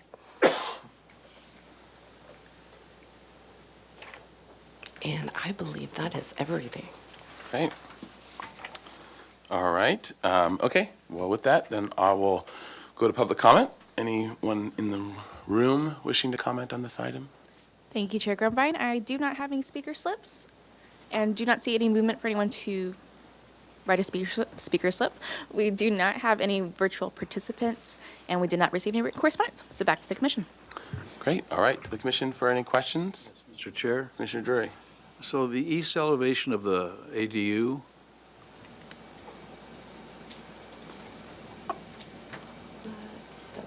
I think it's the, Oh. Is that the east one? That one. The east elevation is the side that would face the rose garden, but then there's that 12-foot hedge that we talked about last time. So there's no windows? Nope. Is there a need for windows? Would you like to have a window? There were originally no windows there, and let me go to the floor plan, and it is such a small unit. Oh, it is? Yeah, it's, so, here we go. So there's a large window in that bedroom, and then on the other side, we have, where the bathroom is, there's one large window kind of in the open area of the bathroom. There's one in the shower and a skylight also in that bathroom. So those portions are all pretty well lit. Good cross ventilation. All right, thank you. Yeah. Thank you. All right. Other questions? Mr. Chair. Vice Chair House. What is the reason that the owner would prefer the 2-color palette instead of the 3-color palette? It's just what they had in their vision board. You get these inspiration photos of what they like, and that was just kind of their aesthetic, and that's what they really wanted to go with. Okay. Thank Yes, you. Commissioner Ensberg? Yeah, thank you, Chair Grumbine. Follow-up to that. So, and is that also the color scheme of the main house? Yes. So if they were to change it, then that would impact the whole rest of the house? Correct. And so when we do the phase two, that's when we're going to address all the door and window changes for the violations that they received on those. And part of that phase two is to also paint the house. So whatever, we go with an approval on for the ADU today, since this one came first, then that's the color palette that we're going to do for the primary residence. And going back to your question, and now that I'm saying it out loud, I'm remembering that by doing the two-color palette, then it's going to make it easier for them to paint the whole house and all of those doors and all of those windows. Thank you. Okay. Other questions? All right, let's roll into comments. Mr. Chair. Yes, Commissioner Jordan. I'll make a comment that was made at the previous one about the hedge.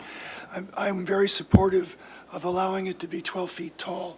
Because of its position near the Mission, there is bus traffic on that street, so that the 12 feet gives it some privacy, and that 12-foot barrier is an organic hedge and not a blank wall. So I'm very supportive of that. And not a 10-story building. And not a 10-story. All right. A billboard. You had to bring that up. Well, while we're at it. And, all right, who wants to go next? Mr. Chair. Yes, Vice Chair I would Hess. agree with that comment and I support the other modifications, and I think this is just a world ahead of what we saw last time as far as the ADU. My personal preference would be the three-color palette, and we might just kind of add in the motion that would also be acceptable in case they change their minds. But I think it's much richer looking. Other Mr. comments? Chair, Yeah, I'll just say, if Commissioner Drury? Commissioner Howes would like to make a motion. I will make a motion for, where are we here? Although, let's just double, Those concepts. yeah, it's not for, there's no final appealable action, but we do want to make, we will be making project compatibility findings, and. For PDA. For PDA. I can't give it PDA. And minor zoning exception findings will need to be made as well, for project design approval. Are they going to the staff hearing officer between, and so us giving commentary to the staff hearing officer on the supportability of it would be the. Correct. So this is a motion for an indefinite continuance. Pardon my interruption, before I let you get into it too far. Yes, the motion would be to continue to the staff hearing officer with those comments, and I would also, if you think that the project has come far enough along and you don't need to see it again at full commission, you can always continue it to return to consent. So just throwing that out there. Okay, what she said. That's the Okay. motion. And then, do I have a seconder? Well, under discussion, we could talk about it more, but is there anyone that Second. wants us okay, well, we have a motion and a second, okay. So let's just go into, the discussion of it. Is there any other comments that people, were not agreeing with this? Want to make sure that we get anything else on the table that, Do you want to go first? Mr. Chair, I just want to apologize for misreading the east elevation that runs along Laguna, right? Yeah. Yes. Yeah, okay, so that makes sense then, you don't have a window. Thank you. No, my comments are that I think this has come a long ways, and it's very, very supportable, and would hope that it's viewed positively by the hearing officer. okay. Any other? I just wanted to add that I thank you. Great job and so thorough and just covered everything that we brought up. So want to recognize that and appreciate that. I sort of feel the same way as Commissioner Howes about the color, but I'm okay. There's plenty of houses that have just that more monotone and there's so much detail on the house that it'd probably be fine. So, but that was just sort of my initial feeling. But I'd be okay with the preferred option by the owner. And then the one other, so I think it looks great. It looks really, really nice. And the, Ask a question for Sure. clarification? I'm just, with the comments that you've made about the three-color palette, are you saying that either is acceptable, but you like the three-color option what I more? said. yeah. Oh, okay. Yes, that is what. Okay, I just wanted to agree. clarify. Yeah. And then the one thing that I sort of feel that the pool is it feels like there's just elements kind of in every area of the property. And I wish that the pool were more maybe narrow. We talked about that last time. I don't know that I want to make cause any issues for the project to move forward, because I think you deserve to move forward, but it just feels like it's kind of larger than the lot can take, or something like that. How big was it before, just as Did you? Wider and a foot longer. Okay. And we asked that it have some relation to the ADU, so now it looks more centered on the ADU than it Yeah, did before. so you did do those things. Okay, so let's have a quick discussion about the pool, and just so we get clear direction as well. Who both feels like it could be smaller, is basically what you're saying? Narrower. Even narrower? Okay, even smaller, or who is comfortable with it as is our basic choices? I'm comfortable with it as is. I'm comfortable as is. I don't think it's an As is. aesthetic issue. As is. Okay, I just want to make sure we got. Or as is, as proposed, As- with the narrowing, Yes, let's be as- specific. Yes, as proposed, yes. Okay. This, like what we're seeing right here. Okay. Our screen isn't working. So I'm sorry, I just wanted to go to this screen, so I stuck this in the site photos. This is a glimpse of what is to come for Phase 2.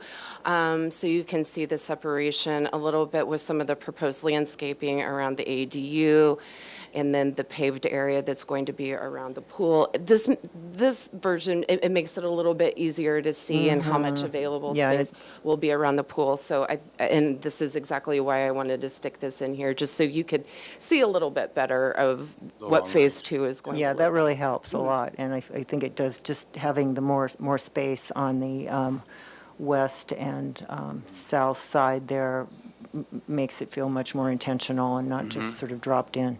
Okay. So I'm okay now with you- it, now yeah. you got full- I'm full good with support. it. Thank you. Thank you for a great presentation. Yeah. Thank you.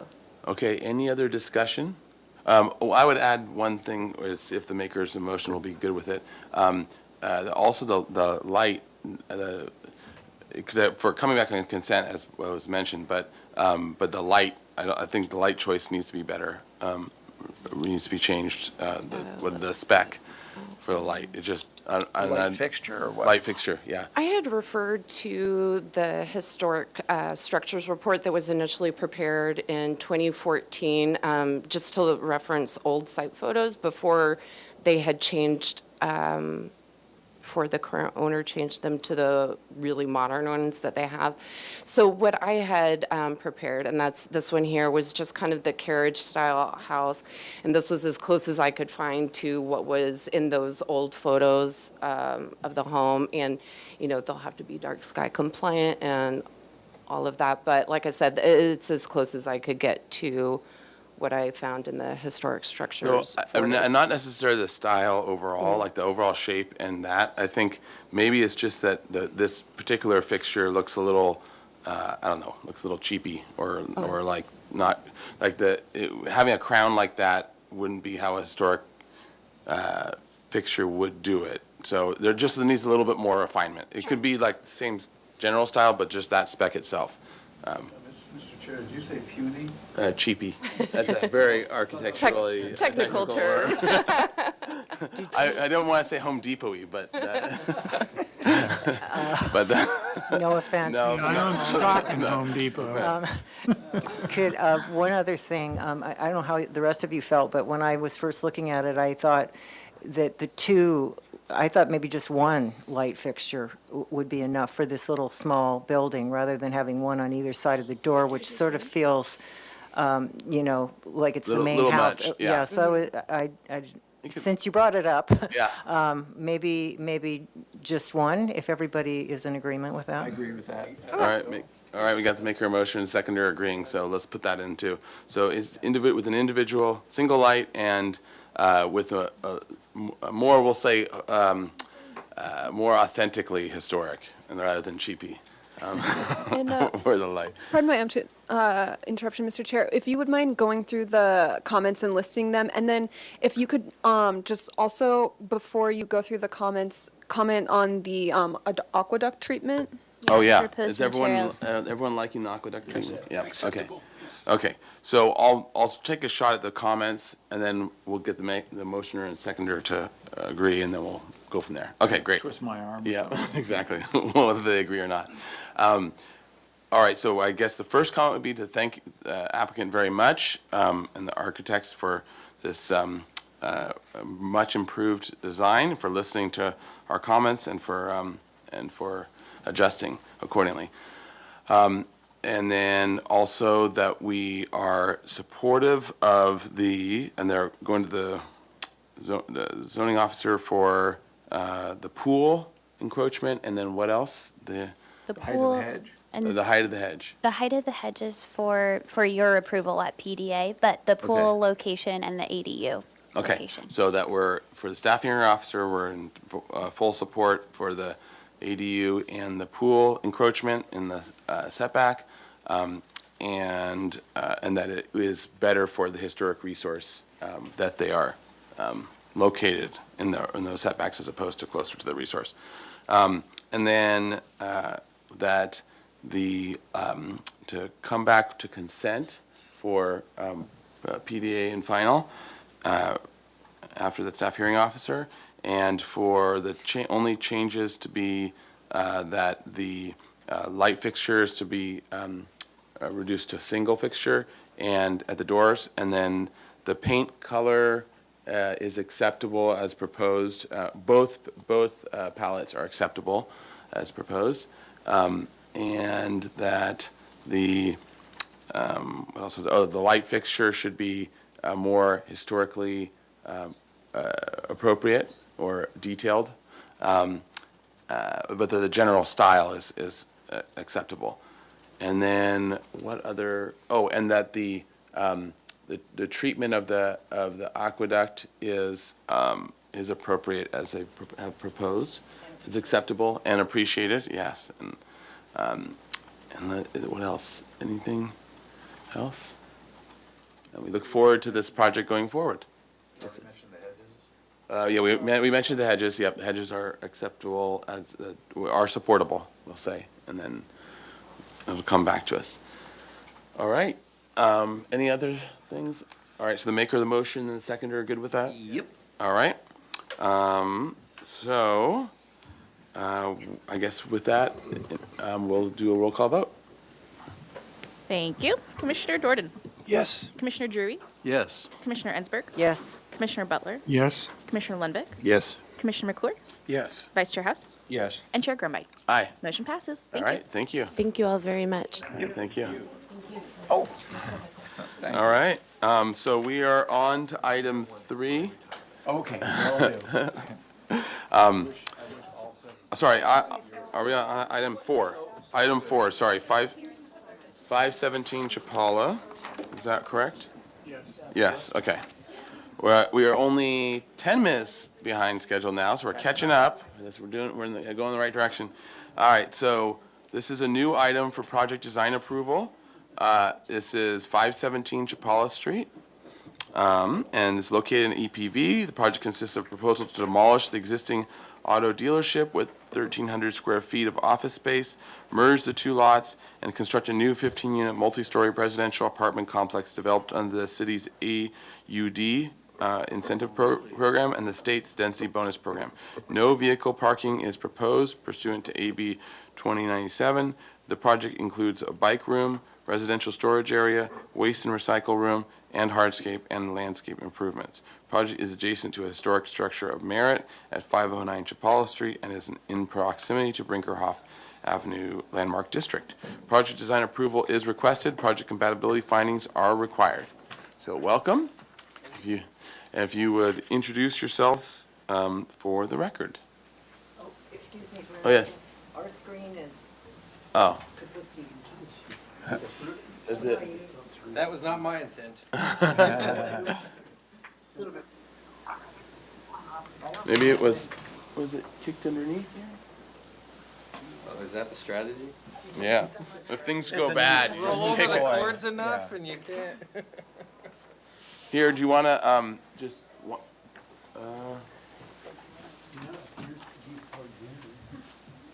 All right, maybe. Hit it. All right. Does it restart? Isn't that the IT way? Yeah. Yeah. Turn it off and on again. All right. Woo! Thank you. All right. So we have not seen this project before. No, and I'll have some staff have. comments. Okay. Yeah. Staff. Okay, because we're not. Well, we haven't seen this design yet. Is that correct? Correct. For this property. Do we Or want to? Do we want to? Do we have minutes to look at? Is my main question. We do not. Okay. so, yeah. All right. So I'm sure you'll explain it. Okay. So, all right. Staff first. So let's go to staff first, and then you can introduce yourselves. You'll have 15 minutes. Thank you, Chair Grumbine. Pilar Plummer, Associate Planner with the city. So this is the first time you are seeing this project for 517 Chapala Street. You might recall there was a prior development that was proposed at this location that's being replaced by a new residential project with 15 units. What's important to note about this project site, it's developed under the AUD program and also the state's density bonus program. So they are deed restricting 15% of the units to very low income. In addition to that, they're deed restricting 15% to moderate income. So that gets them an additional density bonus for the project, resulting in 15 units. The project is adjacent to a structure of merit, which was noted in the agenda description. It's also within proximity to Brinkerhoff Landmark District. They are requesting a decision at this hearing. It's up to the discretion of the HLC. They're also asking for an exception for story poles.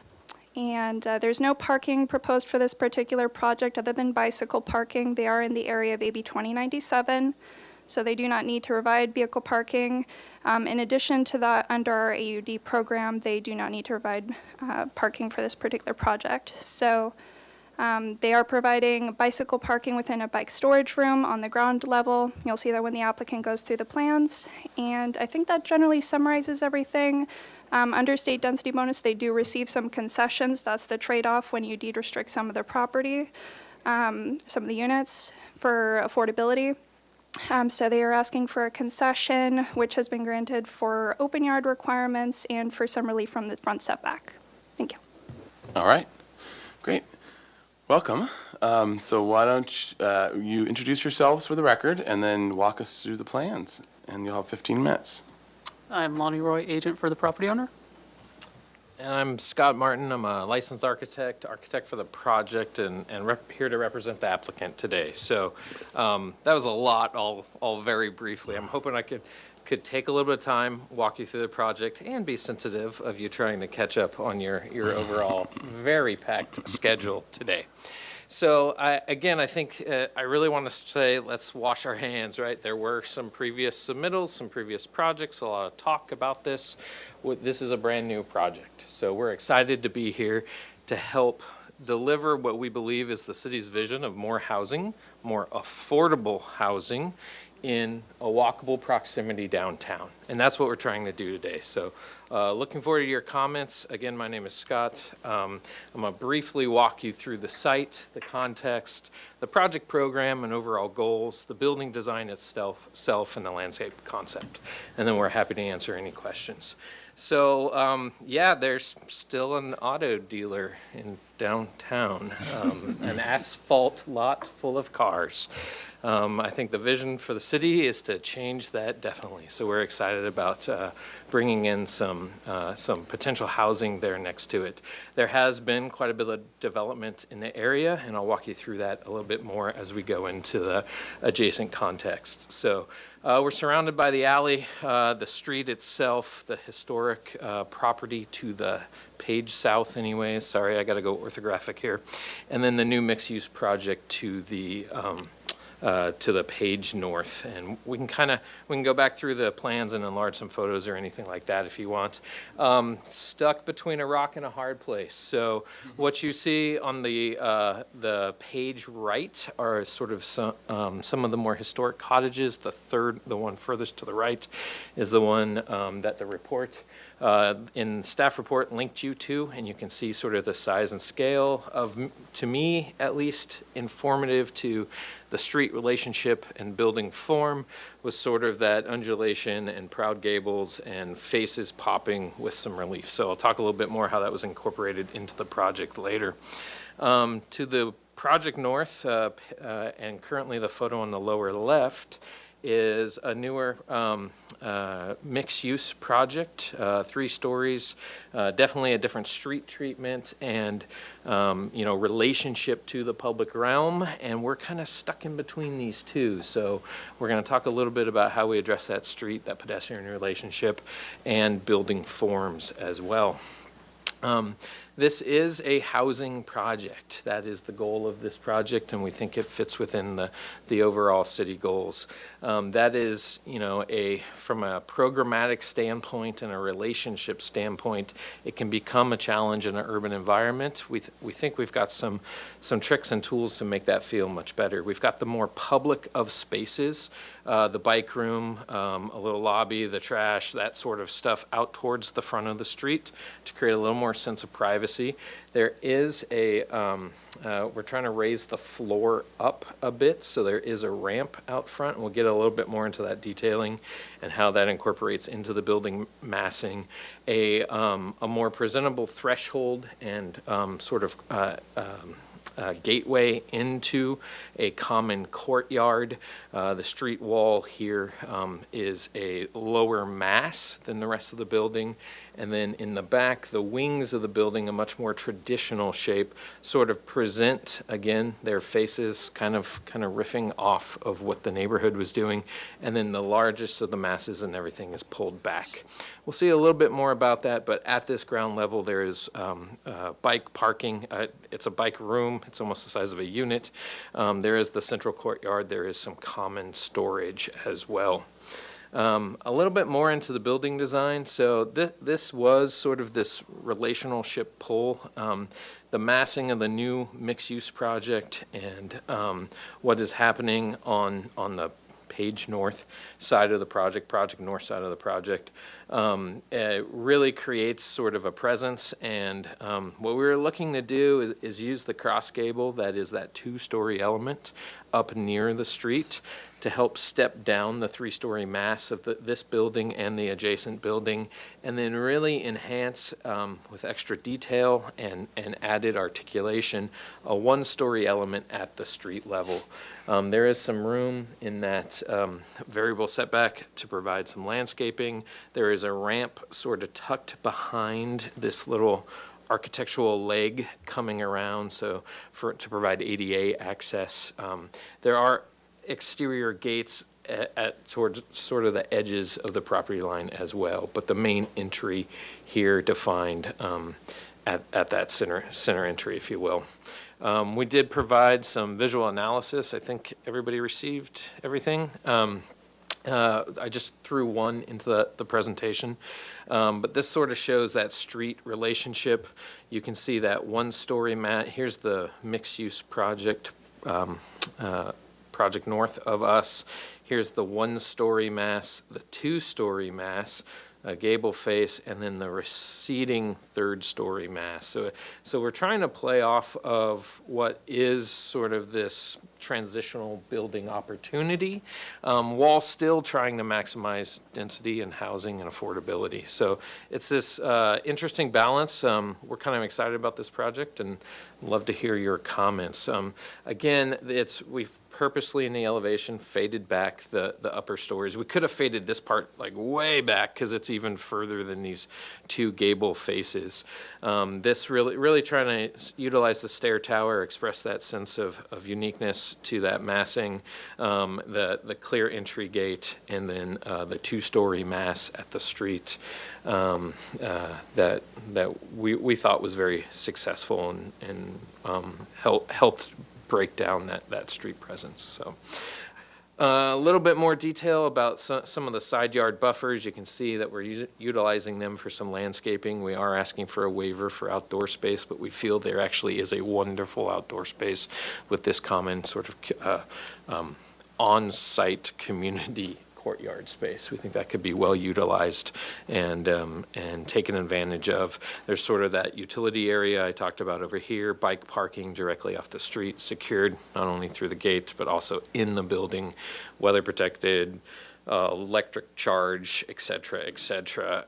I know there has been some conversation about loading and other things. There is a striped 30-minute spot just a couple feet away that we think would provide for, carpool pickups, deliveries of furniture, all those sorts of things. So currently, there is a curb cut on this street. We'd be replacing that and looking to add some street parking back to the street. But this is different. This is not a 3-bedroom, 2-bath house with a bunch of kids and a teenager driving a Ford F-150. This is the idea of workforce housing, of smaller units, of your city policy being implemented. So we're excited to see something like this happen. It also kind of falls right in line with state policy as well. We're here with questions. I know that was pretty fast. I know you've got a number of different documents in front of you, but love to not only hear your thoughts, but anything we could help answer and provide clarity for.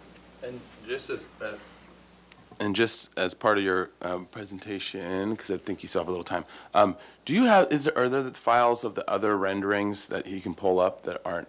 Are they on here? You can switch to the project set. It's included towards the end of the project plans. Yeah, there we go. Okay. Hey, there we go. So we added this. Sorry about the numbering starting over. You can see that relationship. It's kind of cool when you do it like all at once, right? I had to Photoshop out that truck though. Would you like it on or off, Commissioner? There you go. Okay, and then were you saying there's other ones additional or different angles? There are additional, but I'd happily move through them as Commission is ready. Oh yeah, let's go to the next one. So, Mr. Chair? Oh, yeah. If I may, so the gray structure of merit, yes, where that Right is. there. That's the one story next to it, right? 2-story, I think. 2 stories. Are you asking structure about of our merit is portion? two- Yeah, of our your building? portion. The structure of merit is 2 stories. We have a 1-story element Yes. at the street that cascades Right. up to 2 and 3 stories, the stair tower being the tallest element at the street. Okay. Did that answer your question? Yes, it does. This next view may help you as well, Commissioner. And also, how high is the highest point of the 3-story element? I'm going to pull up my elevations and verify that because I don't want to guess and give you the wrong Oh, go ahead. It is Eyeball below it. the height limit. We are not asking for a waiver. How about that? Good. But we are showing a max height of 38 feet and Okay, 8 perfect. inches. Thank you And, very and much. what is your, allowable? Allowable max height is 48 feet or 60 foot for community benefit housing projects, which this kind of looks like. 38 feet sounds good to me. All right. All right, and then can you go on to the other? Happy to, Chair. Yes. So again, down the street further, the classic Santa Barbara overcast day. And you can see that relationship as well. There's that 1-story element you were mentioning. This is shown without full landscaping. That was kind of the visual analysis request. I think there's more space and landscaping provided between these buildings than it looks like, but we're trying to be honest, which has always served us all so well. Again, there's some 3-dimensional massing so you can see contextually and scale-wise how this fits in as well. These are getting harder and harder with less ability to fly drones around without it being an air pilot. So this is what we could get off the internet, but it shows you sort of that, at least the scale and mass of the context, some of the size of adjacent buildings and where we're proposed. Mr. Chair? Yes. If I may? Commissioner Drake. Could you give us an idea of what there's the alley behind, and then behind that are the houses on the upper end of Brinkerhoff, correct? Sure. Or middle part of Brinkerhoff. Can you give us an idea of what that looks like from you their can- vantage point. Not on the fly, sir. I'd be happy to provide additional visual analysis if that was Well, of that gives- importance. that I will gives- tell you again, we're lower than the adjacent building here. So this is the already constructed Yeah. three-story. Okay. So I think if you stood over here and looked at that, you could see that our relationship's lower than that and start to give you a sense of it. I did not prepare a view from that angle, but could happily do so. Thank you very much. Absolutely. All right, can you keep going to your other? That was the extent of the visual analysis. Gotcha. Okay, great. All right. So now, okay, so does that complete your presentation? Until you ask me another question. Yes. Okay, sounds good. We'll come back to questions of that. I just want to make sure at least all the visuals were walked through. Yeah, there's Okay. a lot to go through, so. Okay, great. All right, so let's go to public comment now. Any members of the public wishing to comment on this item? Thank you, Chair Grumbine. We do have 2 speaker slips already for Leon Olson and then Tony Vasallo. So if Mr. Olson can come up to the podium and make sure the light is on, you'll have 2 minutes to speak. All right, come on up.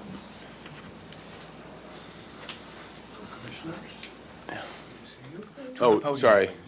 Yeah. And then if you hit the button with the green light, make the green light on. Thanks. Okay, my name is Leon Olson. I live next door to this project, 531 Chapala.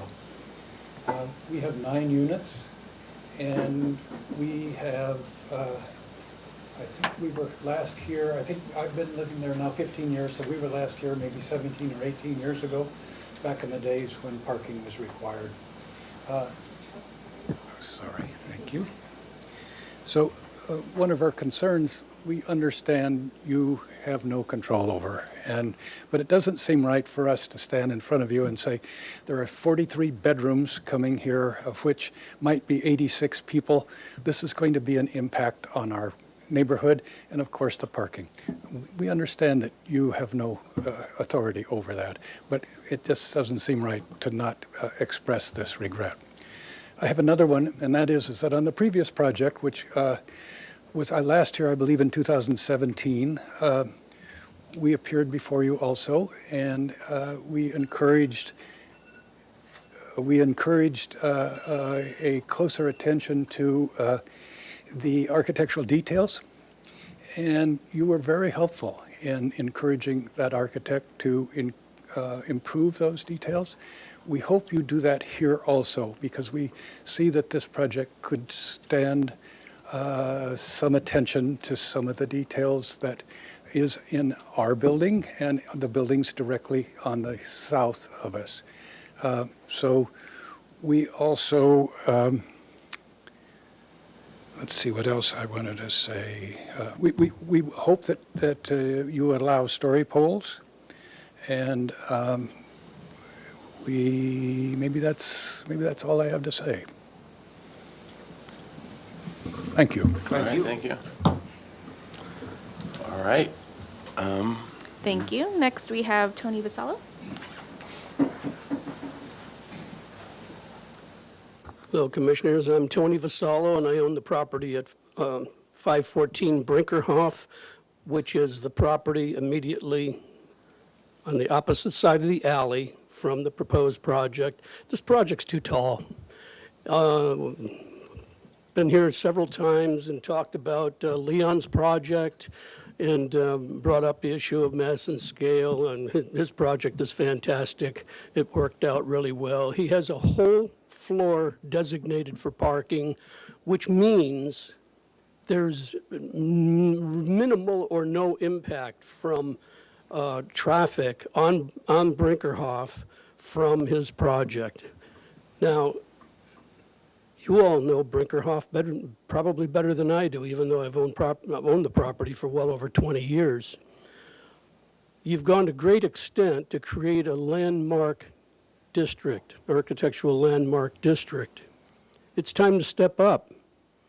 The impact of a building like this is too great, way too great.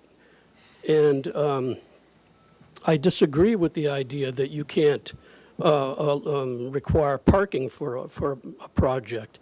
Despite the state laws, you have an architectural district, and the sphere of influence that's spread that district encompasses allows you to make statements and concerns and conditions regarding the impact of any project that's near it.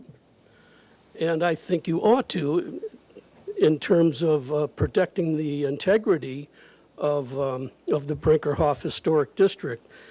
One of the commissioners asked about the architecture. I can just pass that phone around. This is the Victorian that I own at 517. Behind that is and you can see that's a one-story structure, and behind that is a lovely City TV, if you could. A lovely one-story craftsman cottage in the rear.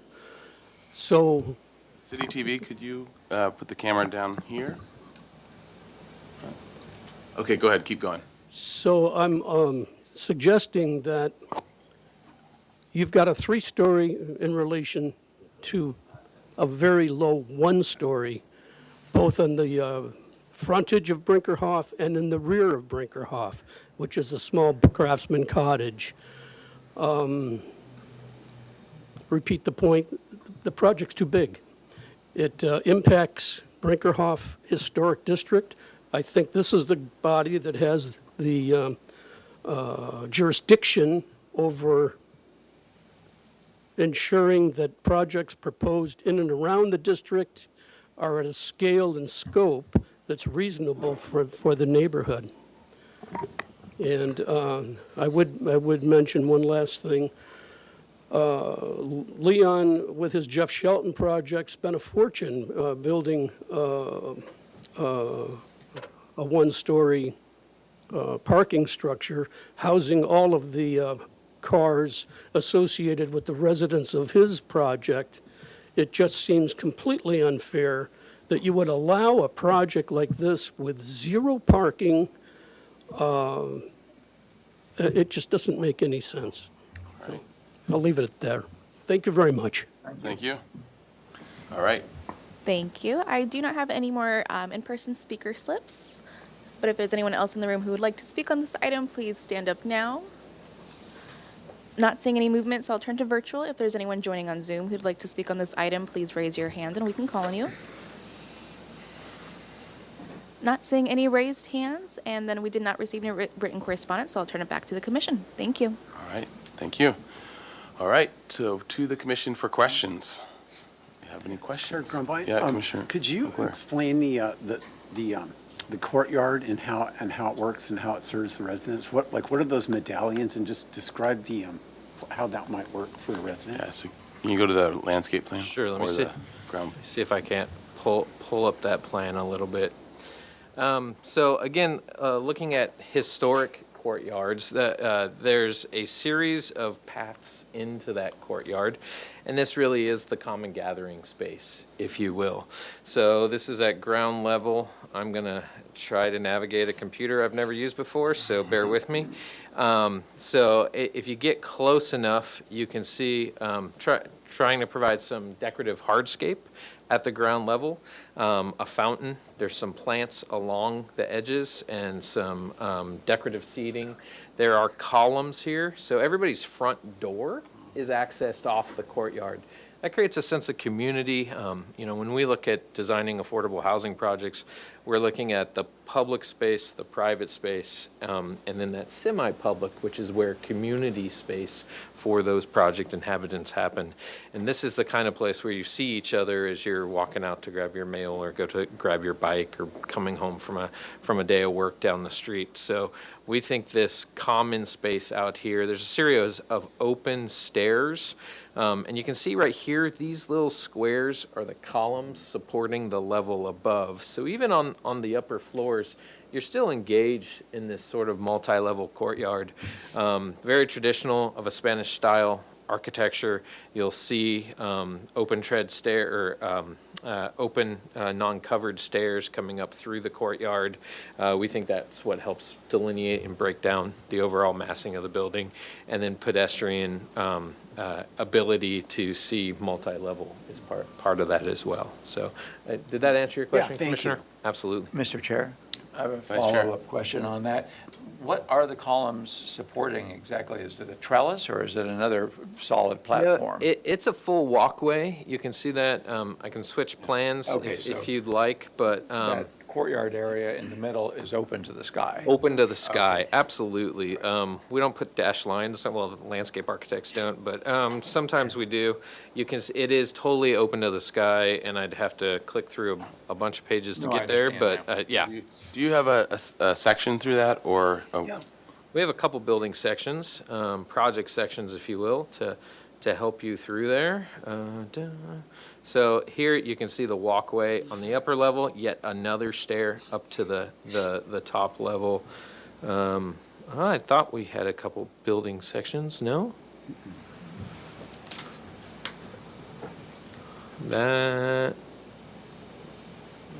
I'm not seeing them in this set, but I thought there were, so I apologize, it looks like maybe not. Okay. Other questions? Mr. Chair. I have a question. I Let's go, I think Commissioner Jordan was, sorry, I'd forgotten. I think he was first, and then Commissioner Lenvick. If you could just go back to the ground floor plan, I'm trying to understand how you enter and move through the building. If I arrive on my bicycle and I'm in the northwest corner of the building, how do I arrive on my bike, park my bike, and get to the northwest corner? Certainly, sir. I think that's a great expression, a little bit of the day in the life, and how does this work. There are 3 pedestrian access points, and I'm going to start at we'll call it northern property line. There is a gate here with access to the right-of-way. So say if you lived in one of these units or were coming up here, you could come right through here, some concrete steps, and then up into the building steps. There is one unit that accesses that way as well, or into any of the courtyard. The other option, we did need to provide an ADA ramp from the public right-of-way into the courtyard space. All the units, finished floor, are raised at the courtyard level. So this is a ramp up, a landing, a turn, a ramp up to get you there as well. So if you were in a wheelchair or needed the use of a ramp to get up, you would go that way. Pedestrian-wise, you could also come right in through the large main entry. The bike parking is provided over here. The access door to this, you see where it says proposed building on the architectural plans. It gives you a little bit more detail about the bike parking. So you could come directly off the street into it. You could come through the courtyard back down this way, and that's where you would take your trash if you were a resident, and or out this way for the bike access. So there's only one entry into the bike garage? Yeah, the bike garage is a lower finished floor, as it is not habitable space. It is basically at street level, so you got to get down, and that's what we're utilizing these ramps to do that, or direct access. I think most people would bike home or back from work and come right in here, drop off their bike, and then on up into the court. And another follow-up question for all the ramps and steps. And what's the reason for raised? There is some flooding that does happen in the area. You want all your residential units out of any potential flooding. I kind of like it, though. Ground floor residential and engagement on a public right-of-way. Also, traditionally, whether you look at old brownstones that have a stoop or residential right at street level can be a bit of a privacy concern. So I think it actually helps the project. Yeah, okay, that makes sense. Mr. Chair. Commissioner Lenvick, and then Vice Chair House.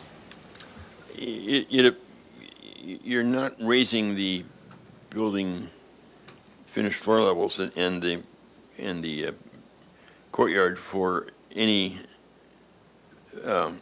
reason other than the aesthetic. I mean, the property is dead flat. Yes, no, there is flooding that could occur. So we are getting it up out of a potential floodplain. I see. Yes. I see. Sorry if I was obtuse about that. as someone who's on the corner of Haley and Chapala, our office, and put sandbags at all the windows at the lower level, It appears, I appreciate the fact that you've got lower elevation buildings on the street and stepping up to the back. I think it's a nice feature for the street there. Although with the adjoining buildings being as tall as they are, I'm not sure that you're giving away that much that you need to give away. It appears that the third floor ceiling is higher than what? Why is it taller? Why is that? Why is that plate Go so back. high? Yeah, right there, or the back side. Why is it so tall on the third floor? I guess your question is the distance from. Well, finished floor to ceiling. Sure. We do think there's going to be some mechanical that ends up on that roof, and it's either going to be in the attic, in which case we need a little bit more space for it, or we're going to need to shield it with the actual building itself. So just providing a. Okay, well, it's, what you got an 8-foot ceiling in the house. Okay. Gotcha. That was one of the reasons I wanted to ask for the sections.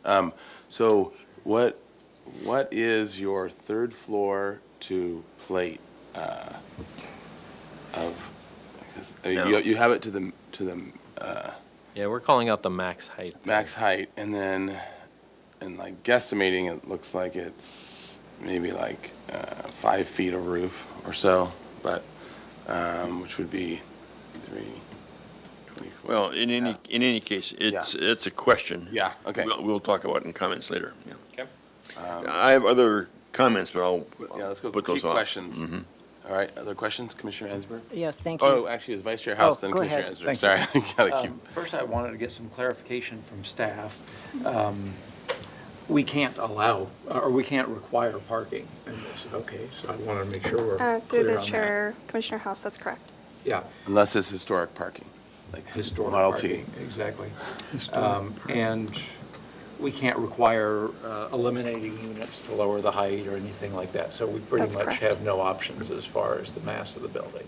No. Other Yes, we than do. the heights of plates and stuff. Well, I don't agree there. Size, bulk, We can't- scale, We yes. can't say that they'll make fewer units. We just Right. have to say the mass, bulk, and scale. That's what. We can definitely have. Through the chair, Commissioner House, yeah, you can look at the overall size, bulk, and scale of the unit, plate heights, things of that nature, but not request the removal of units. Right. And I just wanted to be clear on the fact that it's here for project design approval, even though we've not seen it at concept. The applicant seemed to intimate that he could come back with more views of this and that, so I'm not getting the impression that they're, how does that work? Through the chair, Commissioner House, they're here for project design approval, and that's for the Permit Streamlining Act timeline. If they did want to come back for an additional hearing, the applicant would need to grant an extension at this hearing. Yeah. So our option are either to approve it or deny it. Approve it, deny it, or if the applicant is willing to accommodate an extension and we can, bring the project back to the soonest available hearing, if they're amenable to that, then we could do that. Okay. Yeah, and actually, if we can talk, if you can tell us more about that as an explanation, because is this the first one that we've had? I think so. I can't remember another one that's. Yeah, under the, yeah. Yeah. So through the chair, Commissioner House, a number of these AUD projects that are larger typically end up going before the Planning Commission for AUD concepts. So you usually see these as a one-time pre-application consultation. This particular site is less than 15,000 square feet. It's not in the priority housing overlay, so it didn't trigger that for this particular site. They went through their submittal. The city has a certain amount of time to deem the project complete, and once that's done, it needs to have an action within a certain window of time. So this project needs to receive an action by the Historic Landmarks Commission by January 14th. Otherwise, it's just deemed approved. Yeah. Gotcha. Okay. So- my other And we're not questions- meeting till January. Hence, because you're not having a meeting scheduled until the 15th, the applicant would need to be accepting of an extension if they're amenable to that. Gotcha. Okay. And my other questions were also about window head heights. On the one-story portion facing the street, there's a pretty high forehead between the top of the windows and the roof line, whereas on the second floor, the two-story element, there's a very small forehead, and so I'm wondering, is that low plate height on the second floor thing? Is it a high plate height on the one-floor element? Yeah, all great questions. So what you're seeing, and I believe you're looking right here on this left side, as I mentioned, the bike storage room is at the same finished floor as the street itself. What you see over here with a higher head height, that is at a higher finished floor level as well. That takes into account the multiple steps to get up and into the courtyard and get to finished floor level. But isn't The your question is the one-story element, is there any reason that roof couldn't be lower? Yeah, so not all of that, all of everything housed under that element is at the street level. Right, Some okay. of it is at the higher level. Okay. So we're just trying to hold a consistent eave height, but happy to explore. We might be able to push that ridge a little bit back. Love to hear your comments. So is there a question about, on that same element, is there a reason why the windows can't be overall taller as well? Like the header of the window can, because that part of your question was, there's a lot of plaster, let's say 4 feet of plaster between the top of the window and the eave on that first building. On the building on the right, the two-story building, there's only a foot of plaster between the top of window and the eave condition. And then the following one is in the background, there's 6 feet or 7 feet or whatever there is of plaster above the window of the third story and you were saying that for as a mechanical explanation. So is it just a design thing right now, or can those be balanced on the first two at least? Anything is possible. They could be balanced if that's what commission would like. Okay. I guess it would be an appropriate time to ask, are you willing to come back with some refinements pursuant to our questions? Or we can go in, let's wait until we go into discussion and comments, and then they can hear where we're going with it, and then we can ask the question of how flexible. That might be a Yeah. more appropriate time. Okay. Yeah. And then, All my questions. okay, Oh, then no, you, is there an elevator involved? No elevator. It's not required, huh? It is not required in a 3-story building with ADA access. Okay. all right, and Commissioner Ansberg. Yes, I have some questions about just sort of functionality of the building and about the bike room. Maybe we could go to that plan for a sec. Certainly. Just sort of livability issues.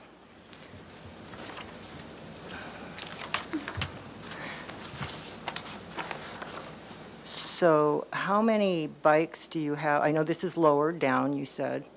So how many bikes are in there?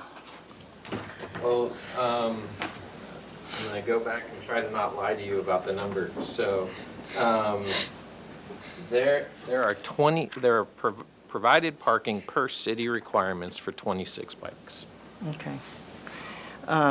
And then what is the width of that when you're coming, the door, is that a 3-foot door? And the width of that corridor when you come out?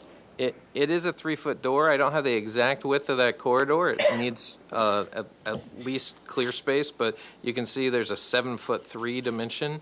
So we're a little over 5 feet is my guess off the top of my head. Okay. Okay, I'll save my comments for later. And then I did have on that elevation we were just looking at a minute ago. Sure.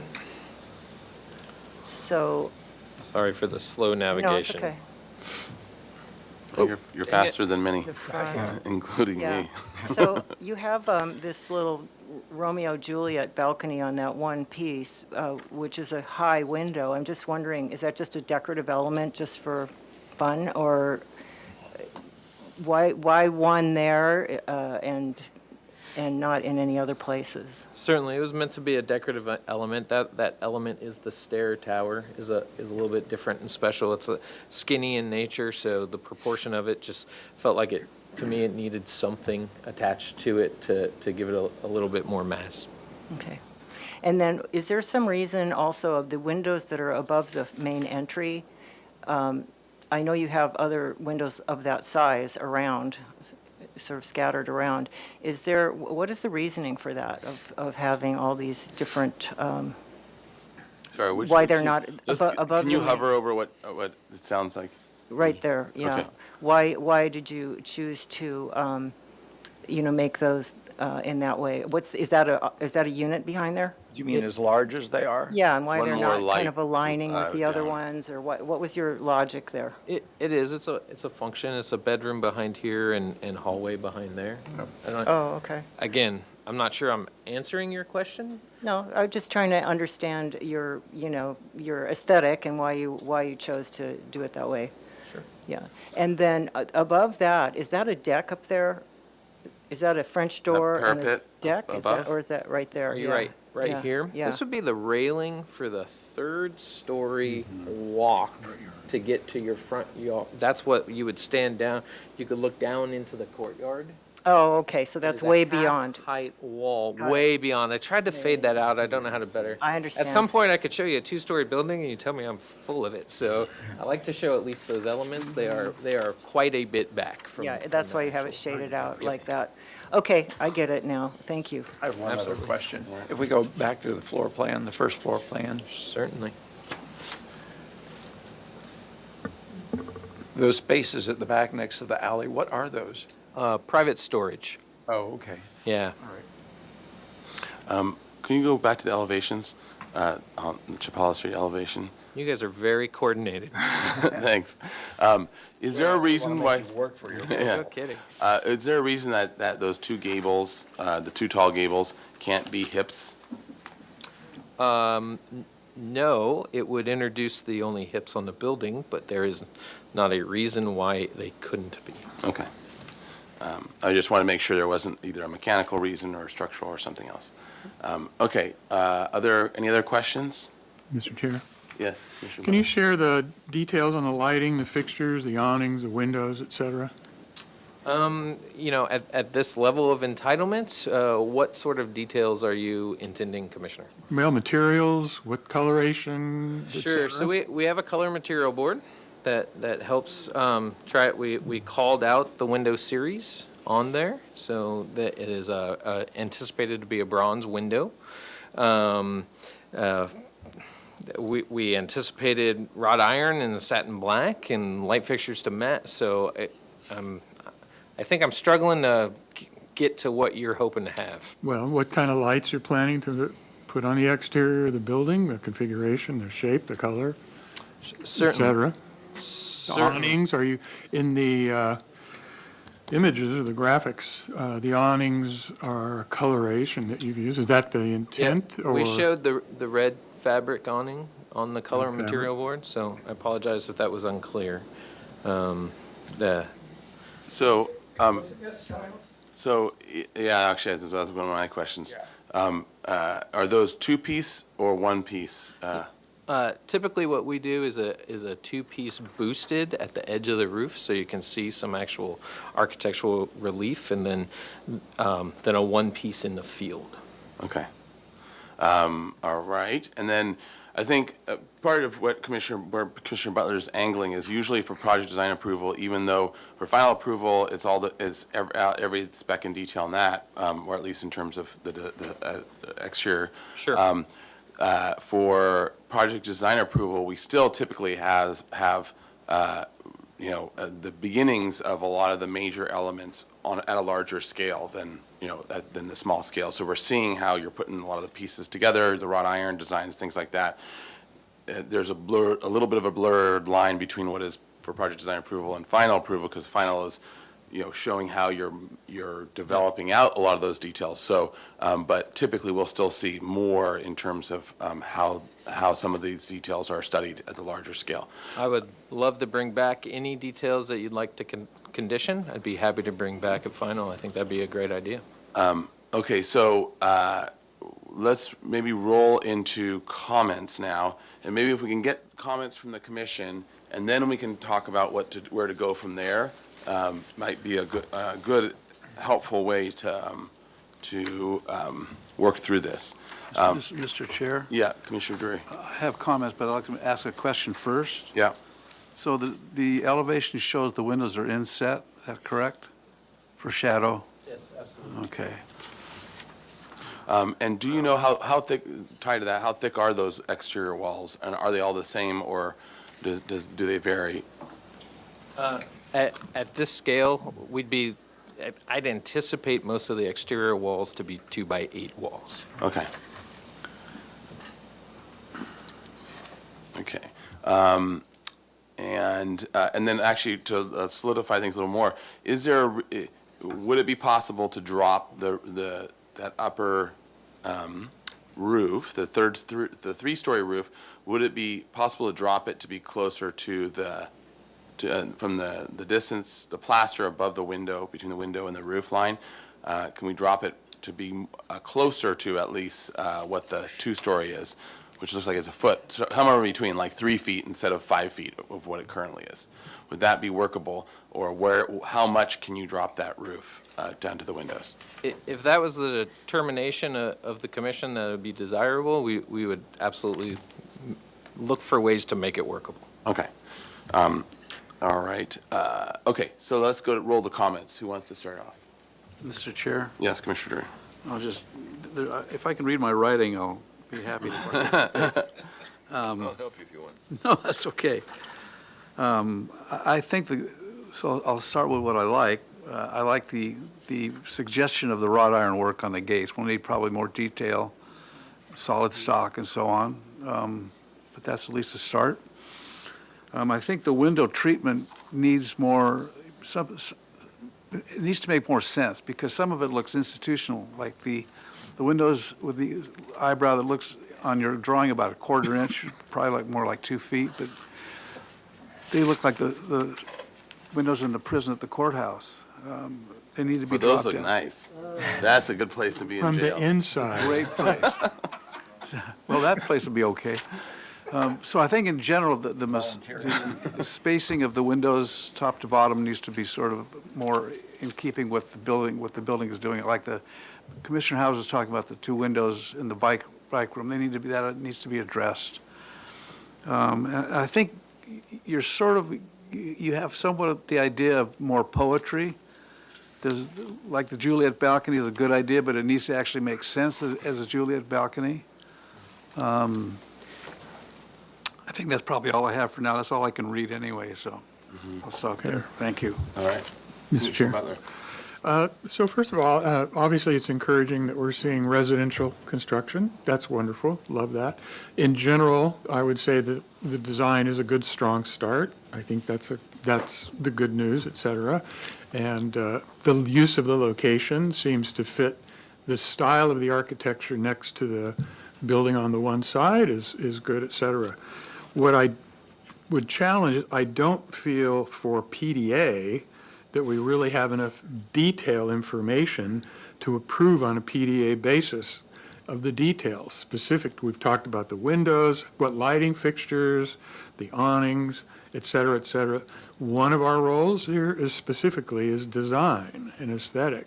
So I just don't feel today we have sufficient detail information to support an approval. I'll just leave it at that. Okay.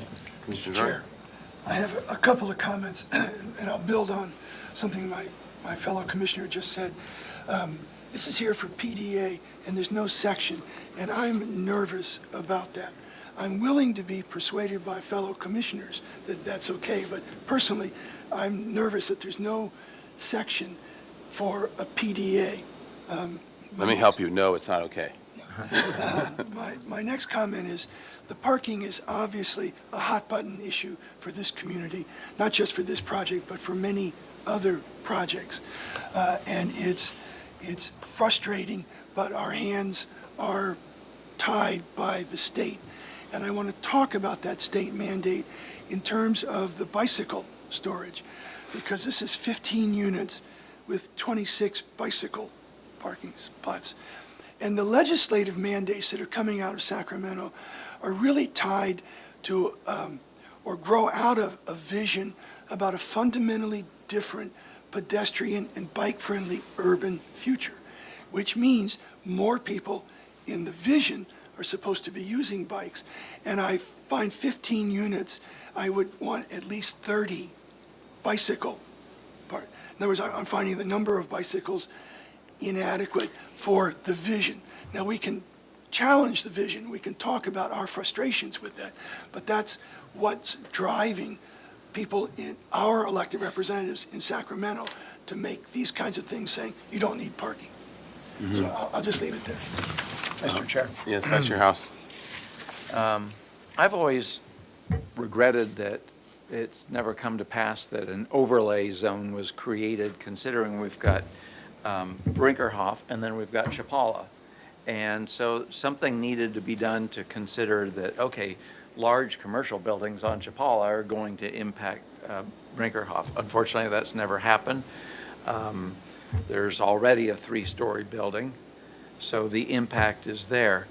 I think that this is a necessary kind of building, and it's necessarily simple. I think it needs a lot of refinement per the comments that have been made. I think overall the composition is pretty good, but you know, it's kind of troubling that in some places the forehead above the window is so high, and in other places it's very minimal. So that all needs to be considered.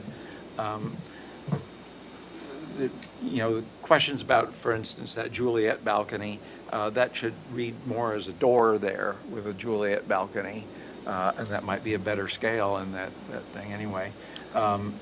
You have one awning on the Chapala elevation, so it raises the question, well, if that window needs an awning, why aren't there awnings on more windows? I think it's a nice touch that adds a splash of color and shadow detail and softens the building. If there's mechanical equipment, well, we need to see that. I mean, that's a big thing to just give a PDA, and we have no idea where that's going and the structure of it. Those are my main observations about this, but I think that it's appropriately simple, and you know, if you have 2x8 walls and the windows deeply recessed, that's going to be very helpful.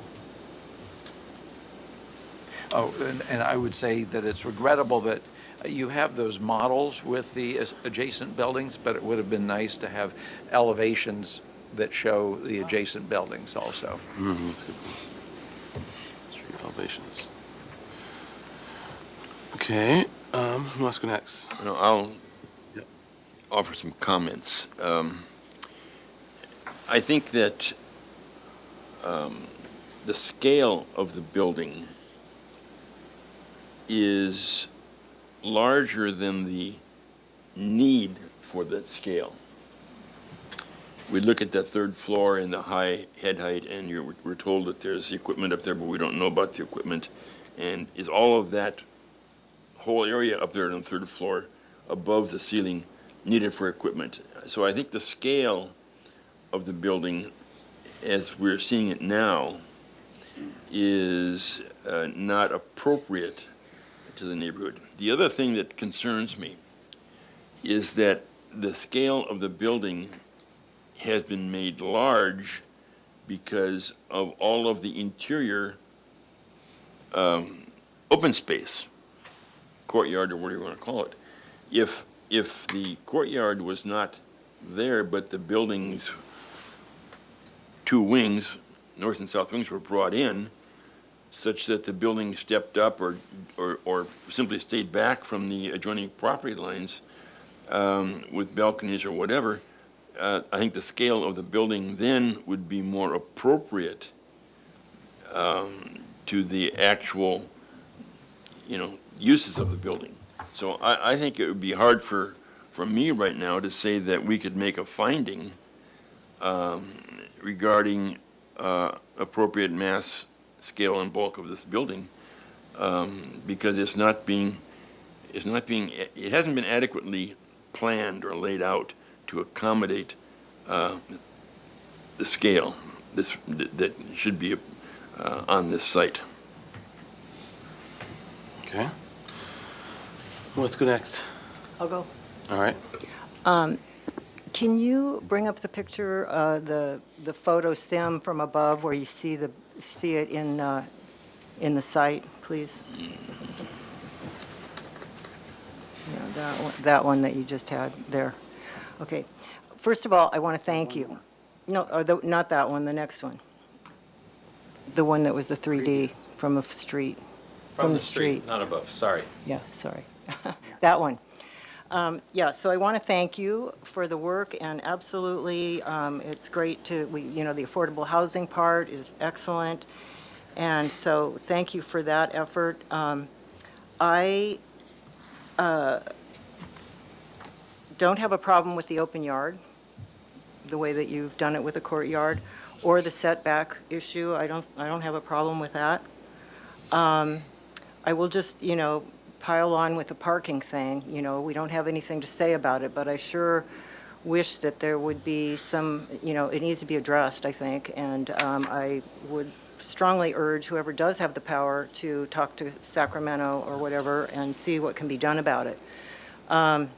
So that brings us to the bikes. I agree that there aren't enough bikes, and what I was mentioning before, I would strongly recommend that you take a hard look at, when you've got, say, 30 bikes, 26 to 30 bikes, and you have people in the morning coming in and getting out, and how the heck are they going to get in and out of there with, one bike passing the other one? So you might want to have, really a much bigger door and maybe 2 doors so that people can get in and out of there without destroying the building when they're doing it. So that's one thing. And then I mentioned that and that. As far as the big picture,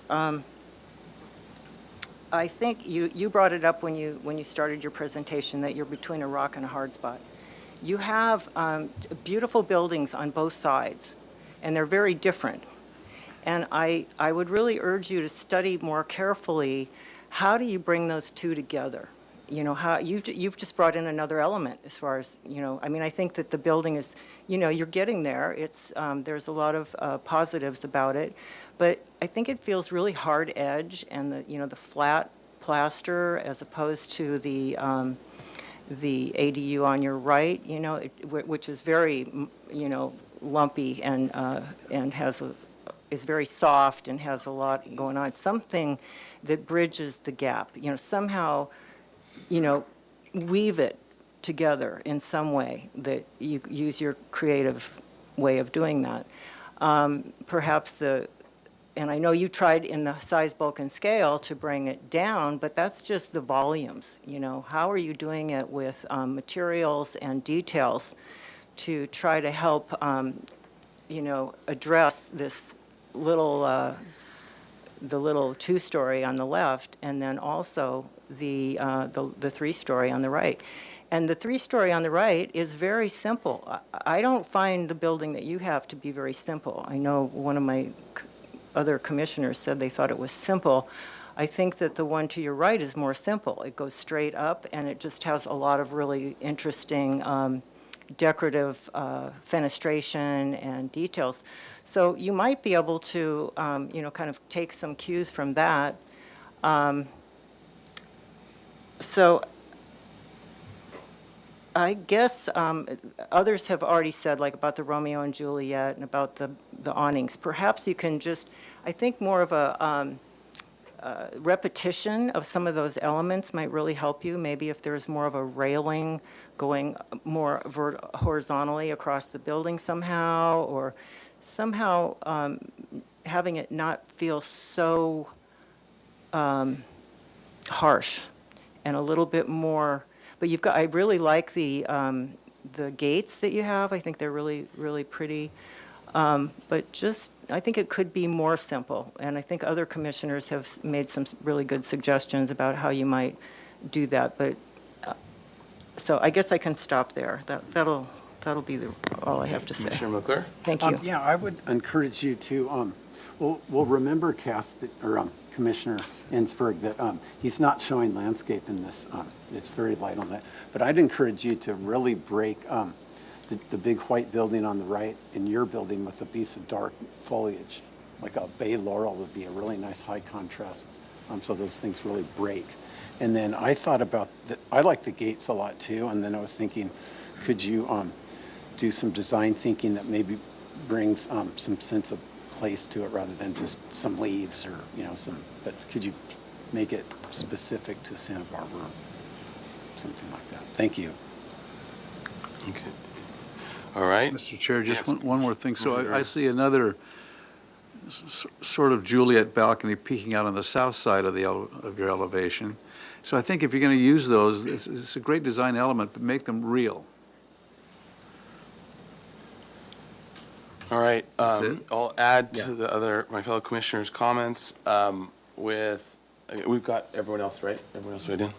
Okay, so I think this angle kind of shows it, so I think, so it shows part of the struggle, is that a staircase going up, the plaster staircase? Yes. Okay, so, and I think a couple sections through would be very helpful, as mentioned, but a section would actually tell the story that you had started with in the beginning, where you're walking through and, from as a pedestrian, not with a bike, but just walking through the middle and that. Cutting a section through the center entry would be helpful. Cutting a cross section in the courtyard so that you can see the relationships of the balconies to each other and get a sense of that courtyard space, I think would be super helpful.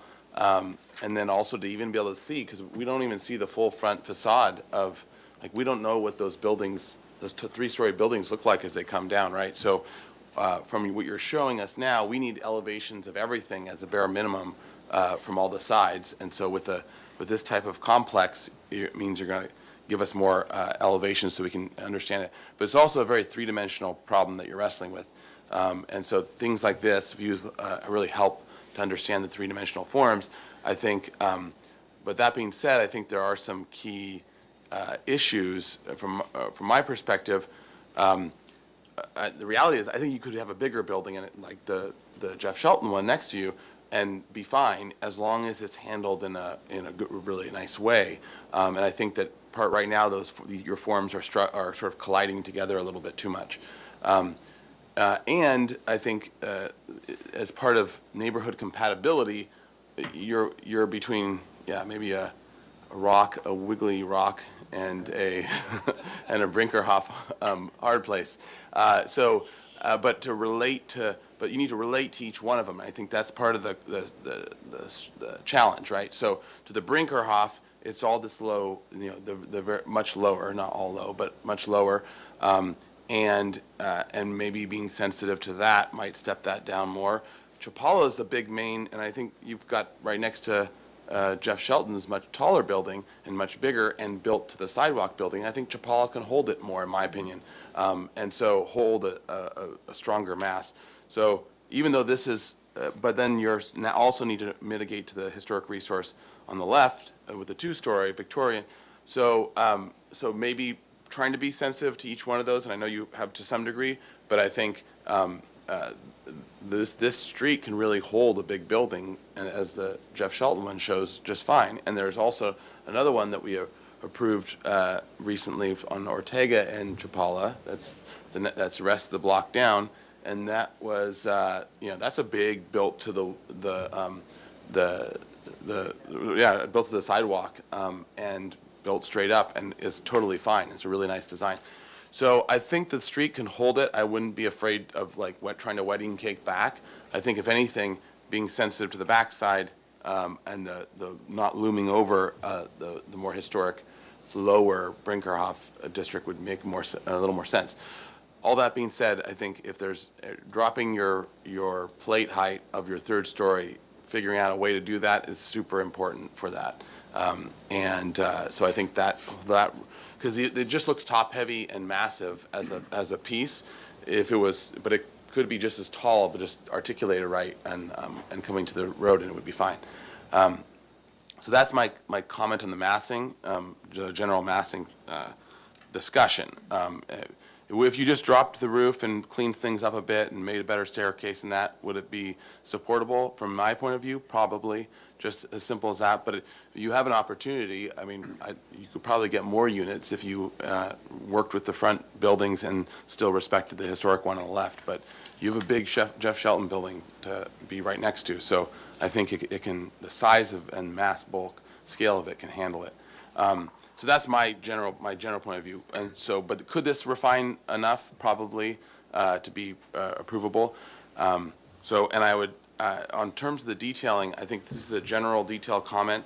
As the Julia balcony was pointed out, every detail has a sort of reason for being, right? So when you have wrought iron over your windows, it's because usually it's on the lower level, usually so that you can have a protected lower level, people can't climb in your windows type of thing. So when wrought iron goes over your upper eave, or so your gable there, over a roof, 3 roof vents coming out, the reason behind the detail needs to actually make sense. So bring your wrought iron, if you're gonna wrought iron over things, do it at the lower level, and then make sure that your details are making sense. The wrought iron gates, I think they are nice. I would look at some exact historic examples. You can look at the ones at the Meridian Studios or others. They don't have to be as, I mean, they're nice, but they're a little more French, I think, or something that you're quoting from. Yeah, Baroque, a little more of that.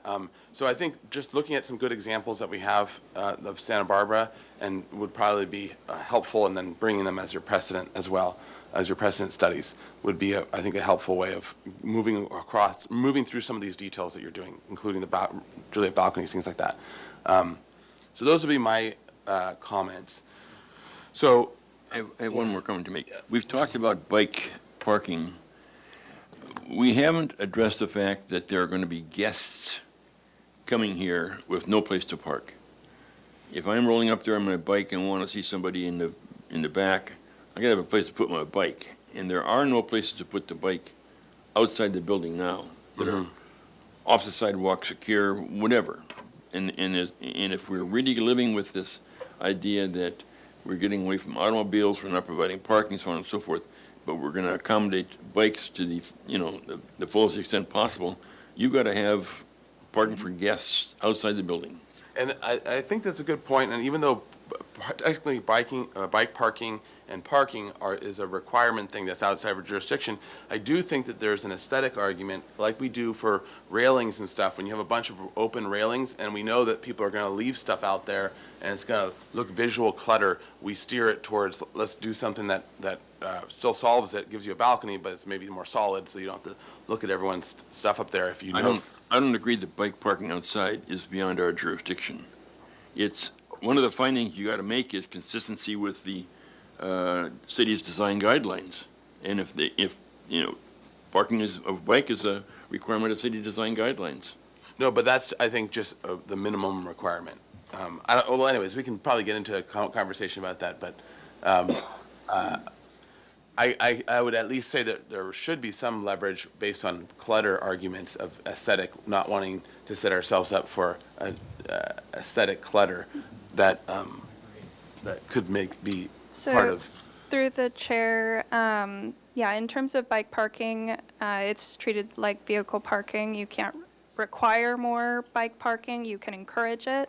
Your purview is, again, the design, so if there's ways that can be addressed in the design for screening purposes or including areas for guest parking within it without requiring bike parking, yeah, there's ways to get there from a design standpoint, yeah.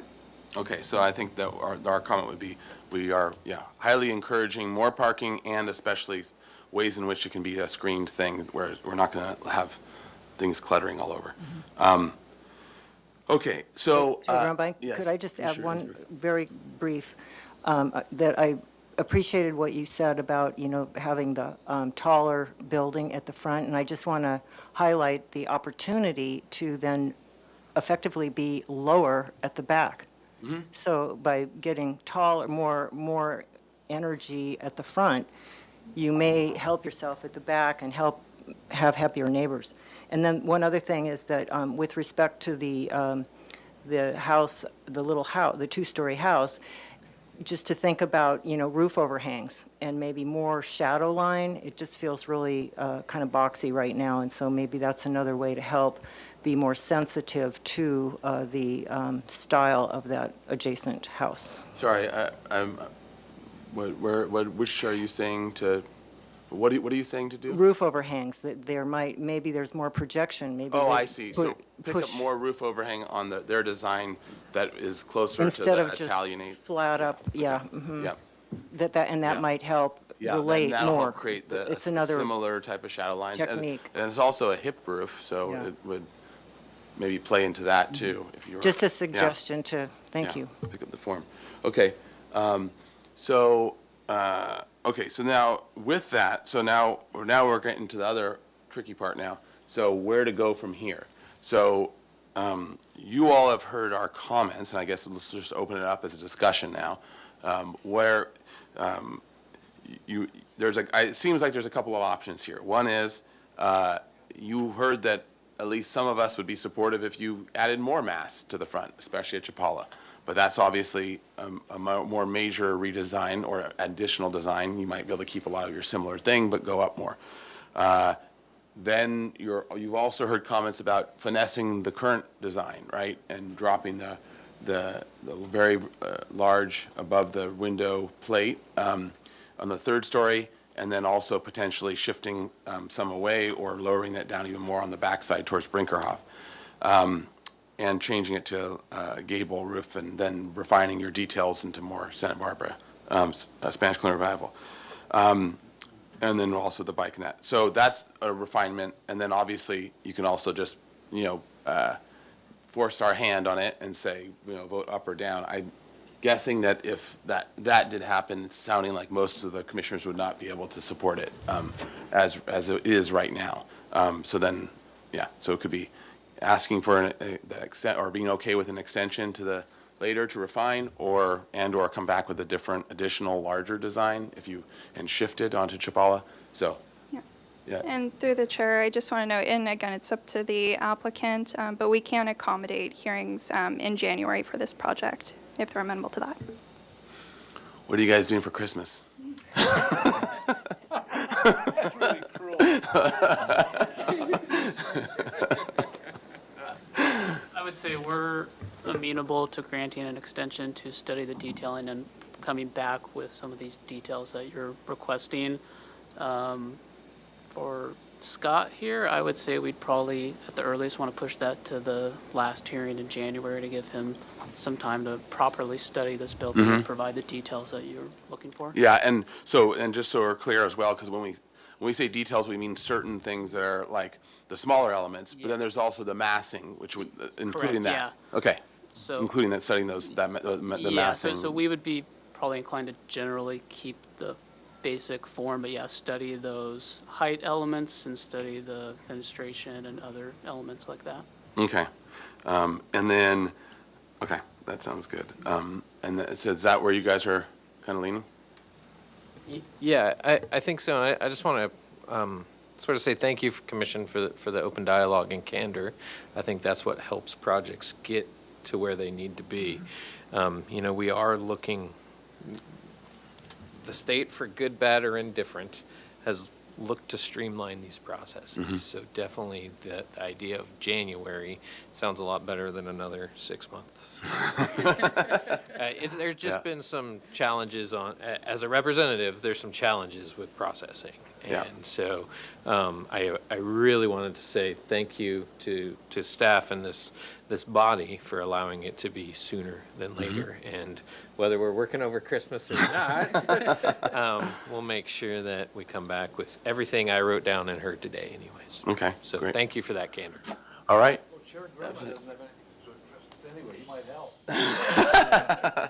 That's right. I'll bring all my kids too. We'll have a drawing party. Okay. So let's and I would okay, if that's your general direction, I can make a summary of the comments. I would also maybe throw, now that we're talking about refining the general plan that they currently have, as opposed to total restudy or adding massing or things like that. One of the other comments I would say on the Brinkerhoff side is maybe look at on that side, and we'll ask for views from Brinkerhoff as well, and from all various other angles too. But I think one of the ways you might be able to get right at the alley, maybe that roof or portions of it really drop down and then vault the ceiling up on the third floor, and that way you're really coming down on at least pieces of it, so that it really breaks it up, so it's not the looming mass. So, anyways, just as a potential thing to study. There we go. Great. Okay. So, let me try to summarize here. So, to begin with, we thank the applicant for bringing forward this project, and we're very encouraging of more residential and the general direction which with it's going, especially since this is our first time reviewing it. One of the general comments is we'll for the next time, and we thank the applicant for being amenable to continuing to work with us and for the next review, knowing that what the state laws are. One general comment is we need more info, and we'll go through some of those things, we need more info in a number of areas. One area is to have at least 2 sections, or maybe we'll say 3 sections actually. One from Chapala to the alley, through the main entry and courtyard.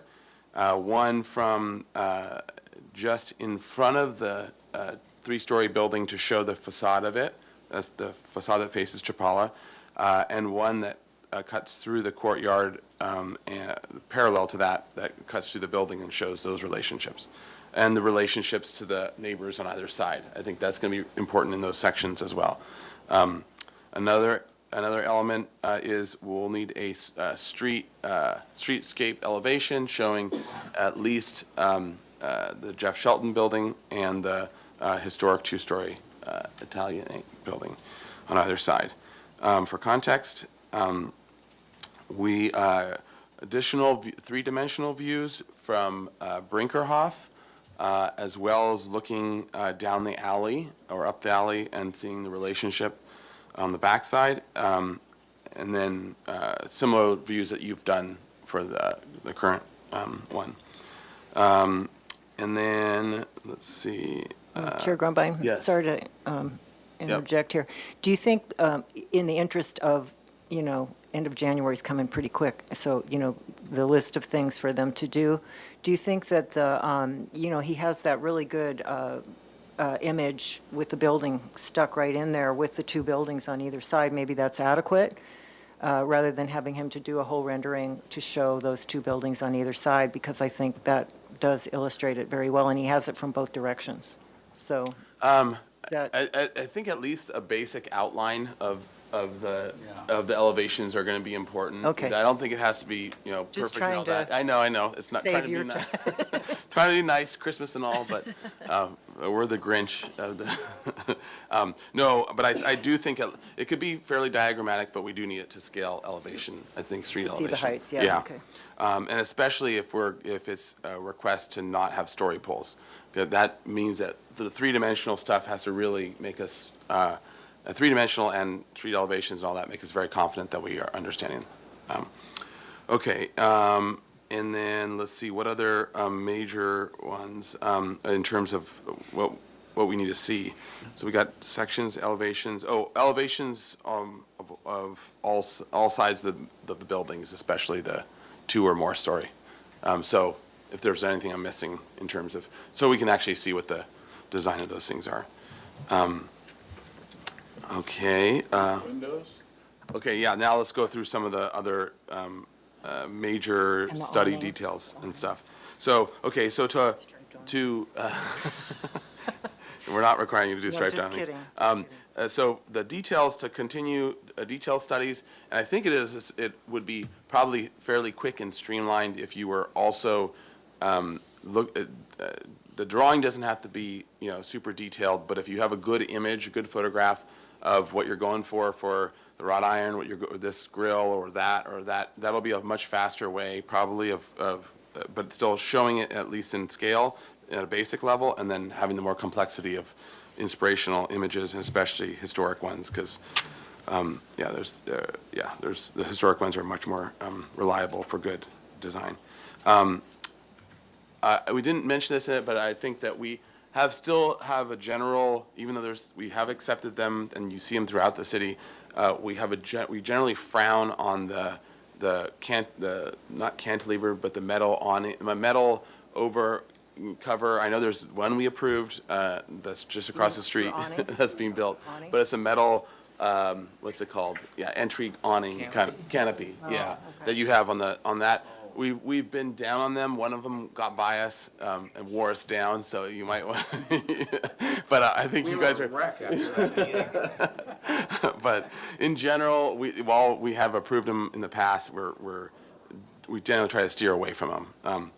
So just as a note, it might not be necessary with your nice plaster entry.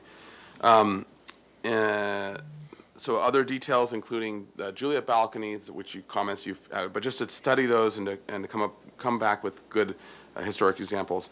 Having 8 2x8 walls, having 8-inch minimum thickness walls, which are probably more like 9-inch, but is good. Make sure to recess your windows and doors as your elevations are showing. Another item is mechanical equipment. So we need to at least start figuring that out, really what size you actually need and how it's going to be hidden and from view. If it does end up being on the roof or in a mansard parapet situation, or however you end up doing it. But we just want to make sure that mechanical equipment is at least generally sized and hidden from view. That's our main concern. The bike parking situation. So let's start with, we understand that we are not allowed to ask for vehicle parking. We understand that, and that we cannot ask for that. For the bike parking, we ask that you at least consider greatly increasing your number of bike parking, and especially because there will be guests and others, and also to keep on the visual clutter to a minimum as the project goes forward, as this is the general direction of what the state requirements are saying. And through the chair, just if you can just add to that, that you also understand you're not requiring additional bike parking. No, we're not requiring, but if you don't want us grumpy, yeah. Okay. If you don't want lumps of coal in your Yeah, exactly. All right. So that. Then also for the bike entrance to have double door or a large entry so that it is easily accessible. Another general comment was to look at ways such as eave overhangs to bridge the gap between the two neighbors, and to sort of relate to both in a sensitive way. Also, Chair Grumbine, the other one was to soften it, to maybe have more, not such a hard steel trowel, more a little bit softer, maybe a texture on the plaster, and slightly more wiggly lines, I guess you could say. So that's a very technical. Just to soften it up a bit. Yeah, so I think as you come up with maybe examples of the plaster you're going, that's obviously going to be for final, but it actually plays into all these things. So while it'll help make the final a lot easier if you're thinking along those lines, because certain details are part of those different languages too. So let's see, we covered parking. Did you have a comment about awnings? Oh, awnings. So as you study the details like awnings as well, thinking about the use for the element. So if it's wrought iron over windows, it's probably going to be lower down on the building. If it's awnings, it's probably going to be more of them clumped together on the side that is getting sun. And such, Juliet balcony, et cetera. So all the details, looking at how they function, and then making the building speak those languages. And I think the elevations didn't show balances on the awning, so that's an important thing. And the height of the awning relative to the window should be studied. Yeah, so looking at all those things, I think finding good historic examples will be helpful, because they'll give you a lot of those answered right out of the gate. And with the photograph, we'll be able to very quickly have that conversation. Okay, and then mechanical we talked about. So did we talk about plates yet? I don't think so. Okay, so. I think you did talk about studying Yeah, you the did. relationships. The massing, yeah, so in case it didn't, to have the visual plaster above the windows and below the eaves to bring them closer to around 2 feet, let's just say, as a general number. And not have such disparity between them. Let's see, and then, plantings, to look at softening and transitioning the properties using, larger masses of plantings, and one suggestion was the bay laurel between the Jeff Shelton building and your building. And then in the renderings, to maybe have it with plantings on and plantings off, so we can see it both ways and see see if it's a drought year and the plant dies, and what does the building actually look like? Okay, anything else? Yeah, one other thing that I can't believe we didn't mention, but you did have, you have a beautiful tile shown on your color board, but we didn't talk about where it was or anything, but I just wanted to throw out, since you've got the building is facing north, so, you can't really get awnings and stuff there, it doesn't make sense, but to get some detailing and also to tie in with your neighbor who has a lot of tile, you might be able to use that tile, maybe surrounding, like a frame around some of the windows, or maybe in the Yeah, that's a good entry, point. or something like that. You can use that as a detail to bring more poetry, which we love, into the building, and also tie into the neighbor's property. Yeah, try to out-tile him.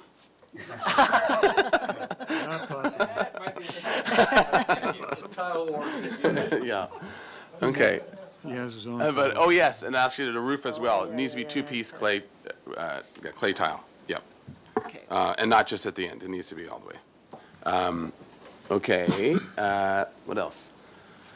Anything else? I think that's good. Okay, and so, so we're behind schedule now, sorry, everyone.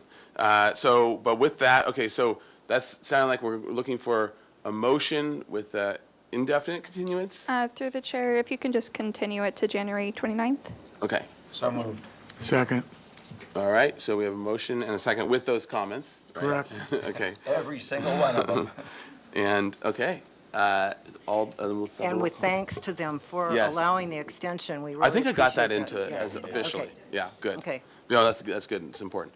Okay, all right, let's have a roll call vote, please. Thank you. Commissioner Butler, Yes. Commissioner McClure, Yes. Commissioner Jordan, Yes. Commissioner Drury, Yes. Commissioner Ensberg, Yes. Commissioner Lundvik, Yes. Vice Chair House, Yes. and Chair Grumbine. Aye. Motion passes. Thank All you. right, thank you very much. All right, and I'm sorry to everyone in the room. We're gonna probably should we take a 10-minute? Yeah. 10. Well, we got 2 more items. Yeah, and Steve has to sing, but I think this way we have one break to, and then we can, because we got 2 more items. So, okay. Yeah, 10-minute break. And 10-minute farewell to Steve break.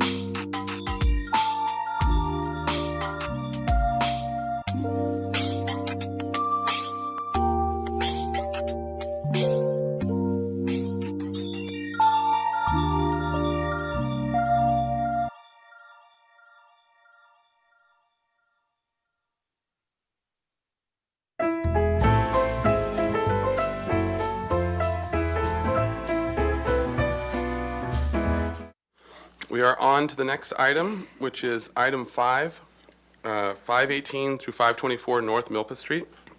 This is a one-time pre-application review. Listed on the Historic Resources Inventory, constructed in 1925 by Elmer Whitaker in the Spanish Colonial Revival style. Proposal for a lot merger and to demolish the non-historic car wash building at 524 North Milpa Street and non-contributing portions of the building at 518 North Milpa Street to construct a new 23-unit multi-story residential apartment complex developed under the city's AUD incentive program and the state's density bonus program, incorporating the historic facade on 518 Milpas into the project. The project includes 20 covered vehicle parking spaces on-site and 3 uncovered parking spaces off-site. Project is adjacent to historic structures of merit at 514 and through 516 North Milpas Street, and all the buildings from 502 to 516 are structures of merit as they were all built together as a commercial street front. So this is a two-part. Part A is requesting acceptance of a Phase 2 historic structures sites report prepared by Post Hazeltine. The Phase 2 concluded the proposed project meets the Secretary of Interior standards for rehabilitation. Therefore, project impacts on significant historic resources would be less than significant, Class 3. And then there will also be Part B, which is no final appealable action will take place at this meeting. Project compatibility findings and major alteration findings will be required for project design approval. So this is just review, our one-time review. So we'll do the normal thing where we do Part A with the historic structures report, ask questions, and then table it, pause it, and then go to Part B and review the project. And then we can go from there. Sound good? And then to staff for... Yeah, thank you, Mr. Chair. Just to start, and a lot of this applies to the second part, the Part B with the design. But as noted in the project description, this is an AUD project. It's also a state density bonus project, so they are proposing to deed restrict 2 of the units to very low income and 2 to moderate income as part of the project. It was noted in the project description, but I just wanted to clarify again. They are proposing 20 covered vehicle spaces on site, 3 will be off site and are uncovered via an off site parking agreement. The purpose of this hearing, in addition to the historic structures report that you'll be reviewing, is for feedback in advance of Planning Commission conceptual review. So this particular project does require that. So when you get to that portion of your project, any information for the Planning Commission as to consistency with your findings would be very helpful. Thank you. Great. All right, thank you. All right, if you would introduce yourself for the record and then run us through your historic report. Sure. Tim Hazeltine, Post Hazeltine Associates. Our firm prepared the Phase 2 Historic Structure Sites Report. I'm not going to recapitulate the Phase 1, which you reviewed some months ago. We're supportive of the project because it will rehabilitate the facades of the 2 commercial storefronts and return them to a very close approximation of their historic appearance. And I would like to note that the facades are being retained, but also portions of the side elevations as they go back from the sidewalk. And we felt that was important too. The new building is in the Mediterranean Spanish colonial revival style. It is a 3-story structure. We are supportive of that because this 3-story element is recessed behind the 1-story commercial building, and also because this row of mid-1920s commercial buildings, was the end of it. This was, and next to it until the 1980s was a parking lot. So the mass and bulk of this project, most of it, almost all of it, is either set behind the historic building, or it will be set off to the side of it. It won't continue behind the other historic buildings and introduce a lot of bulk and scale in those areas. We think beneficial aspects, as I mentioned before, is that the street facade, if you look at it today, it has a sort of really unattractive textile blocks, which have been inserted into some of the window and door openings, and those will be removed. And new fenestration will be installed, and windows that are complementary to the historic style. And the design inspiration for that is really the remaining elements of those type of features on some of the other storefronts designed by the same architectural firm from Northern California. There are other historic structures which the report goes into, and it was also noted in the sort of preamble to this. This project will not impair them. It will not impair the historic resources located on the other side of North Milpas Street. And there are also some to the sort of north of this building, but they're located more than 100 feet or several hundred feet from this proposed construction, so that it's a sufficient distance to preserve the integrity of setting for those resources.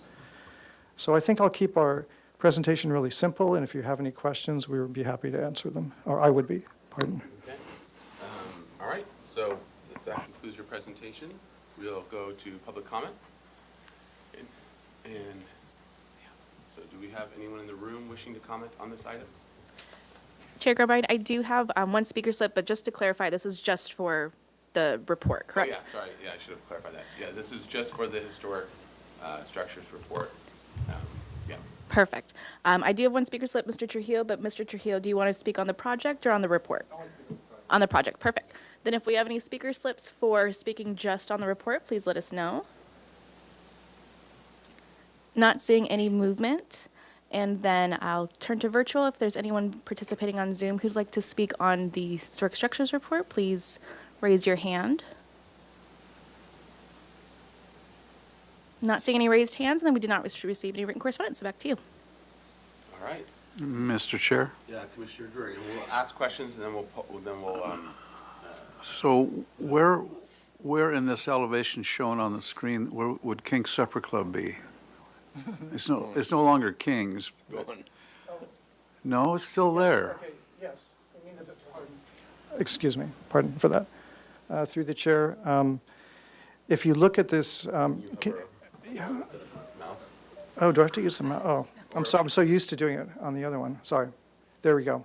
So you can see the three-story mass with the arcaded first floor and recessed balconies above, and just to the right of that, you'll see several one-story elements. You can hover over it with Okay. Does that show up? Oh, there it is. I forgot my glasses, sorry. No, that's okay. Blind. Right here. And then this is the other structure of merit building here. 514, 516, I believe, right here.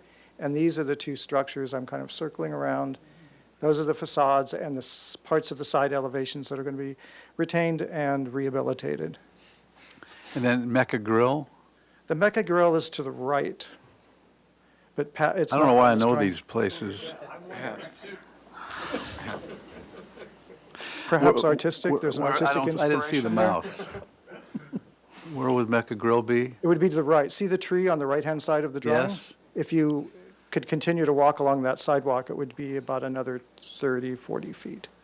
And then at the end, I believe, at the corner of Haley and Milpas, there's a curved building. I think it was a historic structure as well, or at some point, it was a pharmacy. I'm just asking for information's sake.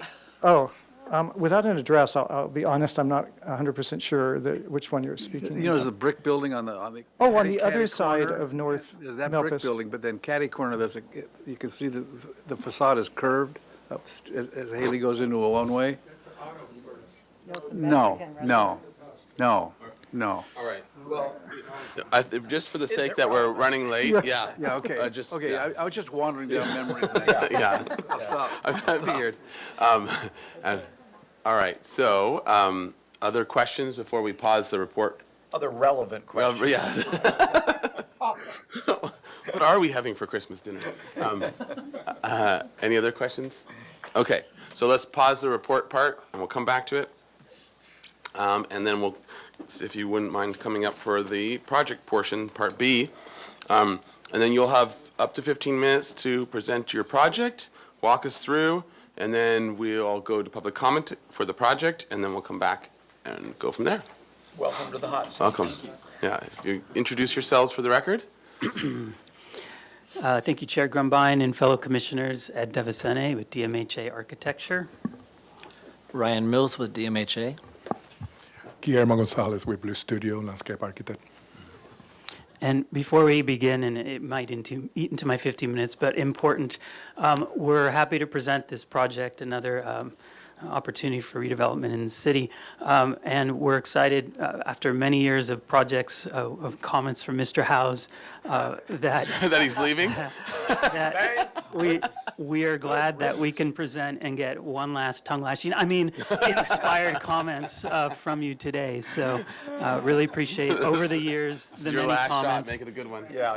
They've helped shape our projects certainly to be better for the community. So thank you. I wanted to at least start there.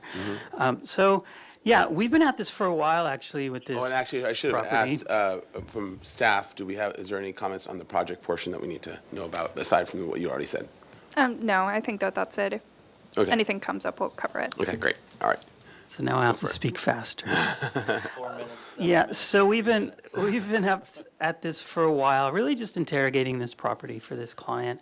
And so we did do our PRT, because we are over 15,000 square feet with the combined lots, over like 13 months ago. So we've got great comments from all the departments. And as you saw, you got the phase 1, and thanks for the feedback on that. So we got to redesign the project since then because of those comments. And again, this is part of this, we're just matching things up and really trying to do what's best for the community. So today, the phase 2, and we've really addressed most of the pre-application comments too. So we're really ready to go to a planning commission for conceptual. But one thing as well, as you look at some of the imagery and the design, talk to us about story pools too. The car wash is operating again. I know they closed briefly, but if we can provide you the visuals to not require the story pool and upset their operations, it'd be really hard to story pool the site and not significantly impact that. So, we're very 3D capable and can bring photos in and things like, so if you can have some specificity, if you have positive comments for what you want to see for when we come back for PDA, that would be appreciated. As far as the neighborhood and some context, I don't want to go over it too much because it's in the report. You've seen really kind of the neighborhood and the historic. Oh, that's going to make me do it that way. The historic component, the apartment portion of the non-historic addition to the smaller parcel, and then the car wash lot. One thing I do want to point out, it's actually more in the site context photos, but we can always come back to neighborhood context if you like.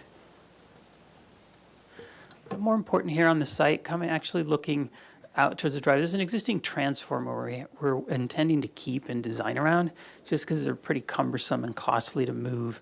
And that kind of dictated where we put our driveway. Again, towards the rear of the property, this is the portion of the apartments which would go away, looking out towards Milpas. Actually, I want to go here. So the very rear of the property is a couple unique or distinct things to point out. So this is looking towards the north and the Riviera. And so on the opposite side of the wall here's the church, a church and the parking lot area. It's actually fairly flat through here, but it slopes from the very back of the property about 3.5 feet to the very front. And turning to the right to our other corner, no, don't do that thing. On this side here, the parking lot, which you see behind the adjacent neighbors, which ends at this wall, we have a retaining wall on our property, which is holding up some stacked stone and there's some significant trees through here. And after design and looking at multiple options, they were deciding to keep this here in this area to just not disrupt all this. And we're further set back from that too, which you'll see in our proposed project. I think that's really the key things of note. There's one more big one. Right over here, let's see if I can get it to. And you'll see it in the aerial. Remember this alley, this part is part of our property. And then the neighbor property starts at the parking lot. We have to capture all the drainage from that parking lot through that little alley because it's historically there. So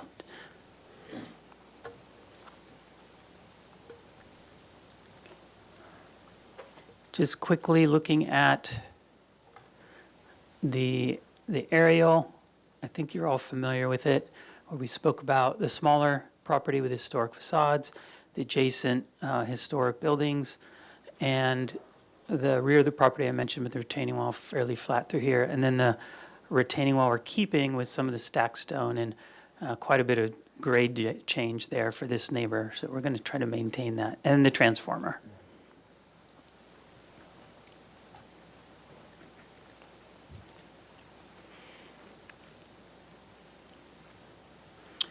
Let's see, I think that's all of the context. Really from here, we start to go to, so what are the goals of the project? The goals was really, we really want to maximize housing on the site. We did not keep a commercial component to this. So it really is a residential only project. And Ryan will get into kind of the organizing principles and why we laid things out the way we did. I gave you some of the constraints. I'll just mention, it really forced a driveway keeping that transformer in a driveway from the front all the way to the back to serve the property. It's partially going under the building here and then out again We have 3 townhomes in the back with some adjacent, on the opposite side, accessible studio units, and then the more typical podium structure in the front. So the goal was really to kind of look at how do we get housing in here without a full lot-to-lot line design, in particular in the back. Another thing to note, there's mixed zoning. So the commercial is from about halfway through the parcel forward with no setback requirement, and then 6 feet beyond that. And similarly, there's commercial here, but the parking lot, when we turn the corner, oddly, is zoned residential. So we actually are encroaching into a residential setback here. Depending on how the calculations land with the bonus density, it may be one of our concessions, but if it's not, it'd be good to get your thoughts on that as well. If architecturally you have an issue with that, and it's not a massing area, you'll see it's part of our exit system. I will pause there and bring it to Ryan to really kind of walk you through the design of the project. Unless I missed something, feel free to jump in. And let's go to the color plan diagrams. Okay, so I'll just finish on the ground floor, just a few more things to point out. So again, the things Ed mentioned is this project's unique because we actually have built in much more generous setbacks than some of these types of projects do. So starting at the front at Milpas for the AUD, we do have a 10-foot setback from that property line, which you can see goes across our whole new proposed structure. And then you can see that red hashed, except for the existing historic structure, is on the property line, or maybe just a hair over. So not having commercial, an interesting challenge was units on the ground floor facing Milpas. And we heard in that previous project, we did choose to kind of address the street with this new building. So we kind of went back and forth and struggled a bit, but with that 10-foot setback, sidewalk, 10-foot setback, which will be landscaped and walled, and then an arcade to a covered patio, and then the units. You know, it's a little deep, but it's all southwest facing, so we were comfortable with the amount of light coming in. And so it's, although it's not stepped as high, we were trying to push it up, but just with all the accessibility constraints, we couldn't get there. But it's similar to like Meridian Studios, that kind of, I mean, that street's much quieter, but in terms of the layering of sidewalk, of site wall, landscape, and then studio, it's kind of that same scale in terms of distance back. Entering the driveway, Ed mentioned, so we have our transformer. In front of the transformer is where we got trash recycling, accessibility to that. We just wanted to get that out of the way so other trucks and people didn't have to go deeper in, which led to creating a little gateway, which we'll show you in a minute. Otherwise, the podium and parking's in the middle, which then the central courtyard stacks above that. And then really the big picture was we have the little historic facade. Then we have the front building, which incorporates kind of the units you see and the parking in the courtyard. And then the townhomes really act as a third piece, a third separate piece, slightly different characters. Okay, let's go up. 3 minutes. Okay.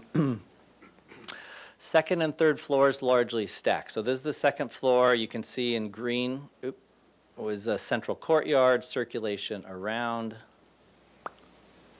The 3 units addressing the street, they have outdoor spaces, so covered outdoor spaces.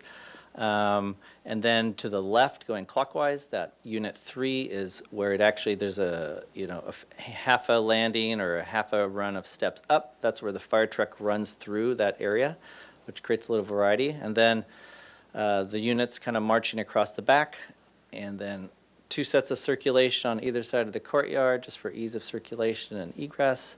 And otherwise, then we move up, and the third floor, or this way, townhouses. Actually, let's just do the townhouses later. And then the third floor essentially stacks. As you probably know, these projects have to be efficient and stack as best we can. So there they are again. What's different on this level is we do circulate around that open courtyard, and then that top right corner in this view is we've kind of removed a unit. That's where we're up against the residential. So we have solar ordinance, and it's more common open area for this part of the project. And then let's go to the townhomes really quick in the back.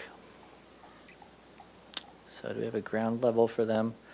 So from the left driveway side, you have entries and 2-car garages for these. And then before we go up on the right, separate there's circulation on both sides, but those are the 3 accessible studios with their own entries at the kind of bottom floor of the townhomes.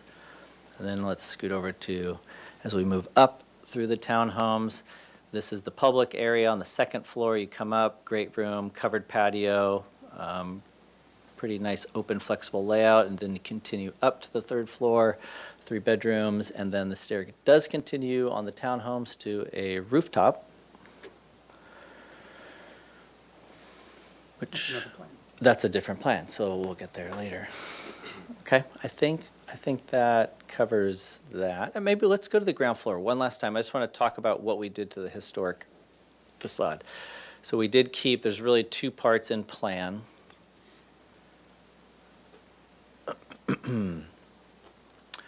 So I think Tim touched on it, but we were able to find drawings, not original drawings, but old TIs over time in archives, and we're just restoring to what we think was there.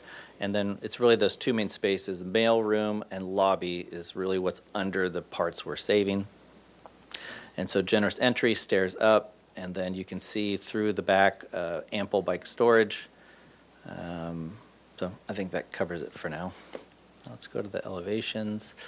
So this was interesting. So with the historic building or facade being a very small scale and the new just by nature being much larger, it's sort of a tale of 2 facades. So what we decided to do is kind of delineate the 2. So the left side of the historic portion, we kind of turned it into 2 projects, right? So it goes straight up and down. So we have the historic building with a very small scale. It's almost like the copper pot building scale, right? So behind it, we chose, even though it's all the same plates, we reduced it where we can, brought a scale, kind of a more rustic style of Spanish architecture in the top floor, kind of a lower plate to the covered patio on the 3rd floor. So we just wanted to bring that scale down. And then left it, kind of the other facade is more of the kind of like a Julia Morgan Chamber of Commerce inspired type of building. Again, simple, but stately. So the arcade below, which are the patios. The one on the left, the main, is sort of the main pedestrian passage. We clipped that corner so people kind of, has kind of a quirkiness of an old village. You kind of slip through there. And then covered open spaces, and it just gets open, more open and lighter on the way up. And then on the left, you can see that the entryway to the driveway, the parking, and on the left, that kind of the substantial piece is what screens, trash, recycling, transformer, and then ultimately you see the largest part is that 3-story that sits higher because of the fire truck access, but it's pushed 60 plus feet back in this view. And we thought that piece was important. The entry gate was just sort of bringing scale down. So largely that streetscape, those 2 blocks are mostly 1-story. We felt comfortable, again, balancing. We want housing. This is mid-block, so we kind of felt like it was a good place to start, kind of with that 3-story mass and hold the street, as you guys mentioned previously. Let's keep going. So we're jumping to the very rear. So Ed, run up and down. So the one portion that's at the rear property line is from where so that square is the side of the townhome. So this is what's closest to the rear property line. The other 2, everything on both sides of that is about 80 feet back, or maybe more, 80 to 100 feet back as a step. So this is what's closest to the church and the residential neighborhoods. And again, just keeping the architecture really classic Santa Barbara, wanting to just provide a few simple but well-detailed elements throughout. Let's go to the next elevation. This is the north side, so Milpas is to the left. You can show hatched in light gray is the adjacent neighbor building that's existing, so you can get a glimpse of our little clay tile roof of the historic building we're saving, and then on this side you can see the stepping up to the balcony, and then the 3rd level. And then as we move back, this is all 0 property lot line. The circulation is along there. If you go up from there, that's that open area there on top of that 2nd level. And then you can see that complete break. So we have a kind of a moment between buildings, and then the 3 townhomes. So mirroring and duplicating, but there'll be subtle differences in detailing, but kind of 3 sisters bundled together there. And then let's go to the other side. Again, Milpas on the right, so you see the historic facade beyond on the property line and the side, which we maintained, and then that entry gateway. You can see that the 3, kind of that loges where those pedestrians are circulating under the building, next to the driveway. Then those 2 one-story tiled roofed components are utility enclosures that are accessed from the driveway side, but just allowed for a couple pieces to tack onto the side and break up the mass. Otherwise, you see we're just sort of breaking up very simply and stacking smaller pieces, smaller buildings. There's that full break, and then the 3 townhomes with the entries, the garages, stacking all the way up. And we're indicating a couple elements. The stairs make it all the way to that roof level. Otherwise, there's trellises and a few other things that Guillermo will show you. And then just go up to the top, very first sheet. Just to recap, so bleak views are always nice. So what we like about these elements are, again, as you're walking down the street, the big 3-story mass is held back, even though it faces the street, and then we step back down to that driveway element, and then back down to a 1-story. Especially, and this is really cheating from well across the street, maybe a little farther, so as you're walking on the sidewalks, you don't even quite get this view. All right, Guillermo. Give Guillermo. Yeah, it's 0. The time is That was nice of the architects, like really the landscape architect, no time. Yeah. Well, I'll be here for questions. Yeah. If you can go to the landscape, it'd be very quick. So I know. for the landscape, we design a landscape that is both complement and soften the architecture. We're going to start with the first floor, street side, milpas. We have those front patios. We decide to use materials that are, again, that complements the Spanish colonial revival style. So we have natural materials like stone, brick, gravel, and tiles for the hardscape surfaces, and a plant material that inspired by both the Pueblo Viejo and traditional courthouse and Meridian Studios. So along the front, we have planting. We got a wall that is about 4 feet high that you saw on the architectural renderings, and then patios that are covered on enhanced paving material, in this case probably stone material. And then we have the entry, if you can show the entry, it's all low planting because of the view triangle, and then where we can, we're adding a vertical element. On the left side we have a palm, but it could also be an Italian cypress or anything that complements that style. And the street tree that also it's part of the milpas improvements. So we're adding a street tree. Right now there is no tree there because there is 2 driveways. The driveway for the car wash is quite large.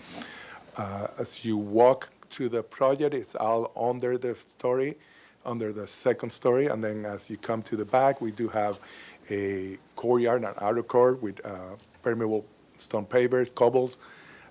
You go across in the back through a gate, and then you go into what we call the backyard, which is a gravel with some planting along the edges and a water feature to create white noise to just create some environment.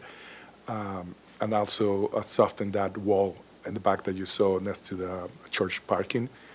To the right, we do have that existing retaining wall, so we having plant on that slope to both control some of the erosion control and also create a cascading garden along the wall and provide an attractive space for this unit, the entry to those townhouse units in the back.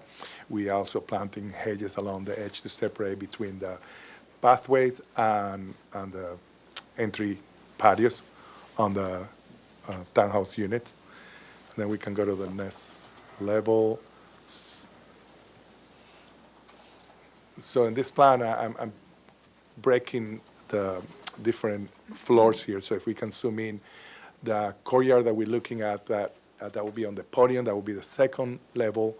We're using tile material to kind of enhance and create the space of the courtyard, surrounded with the pedestrian circulation that will have more like a brick material.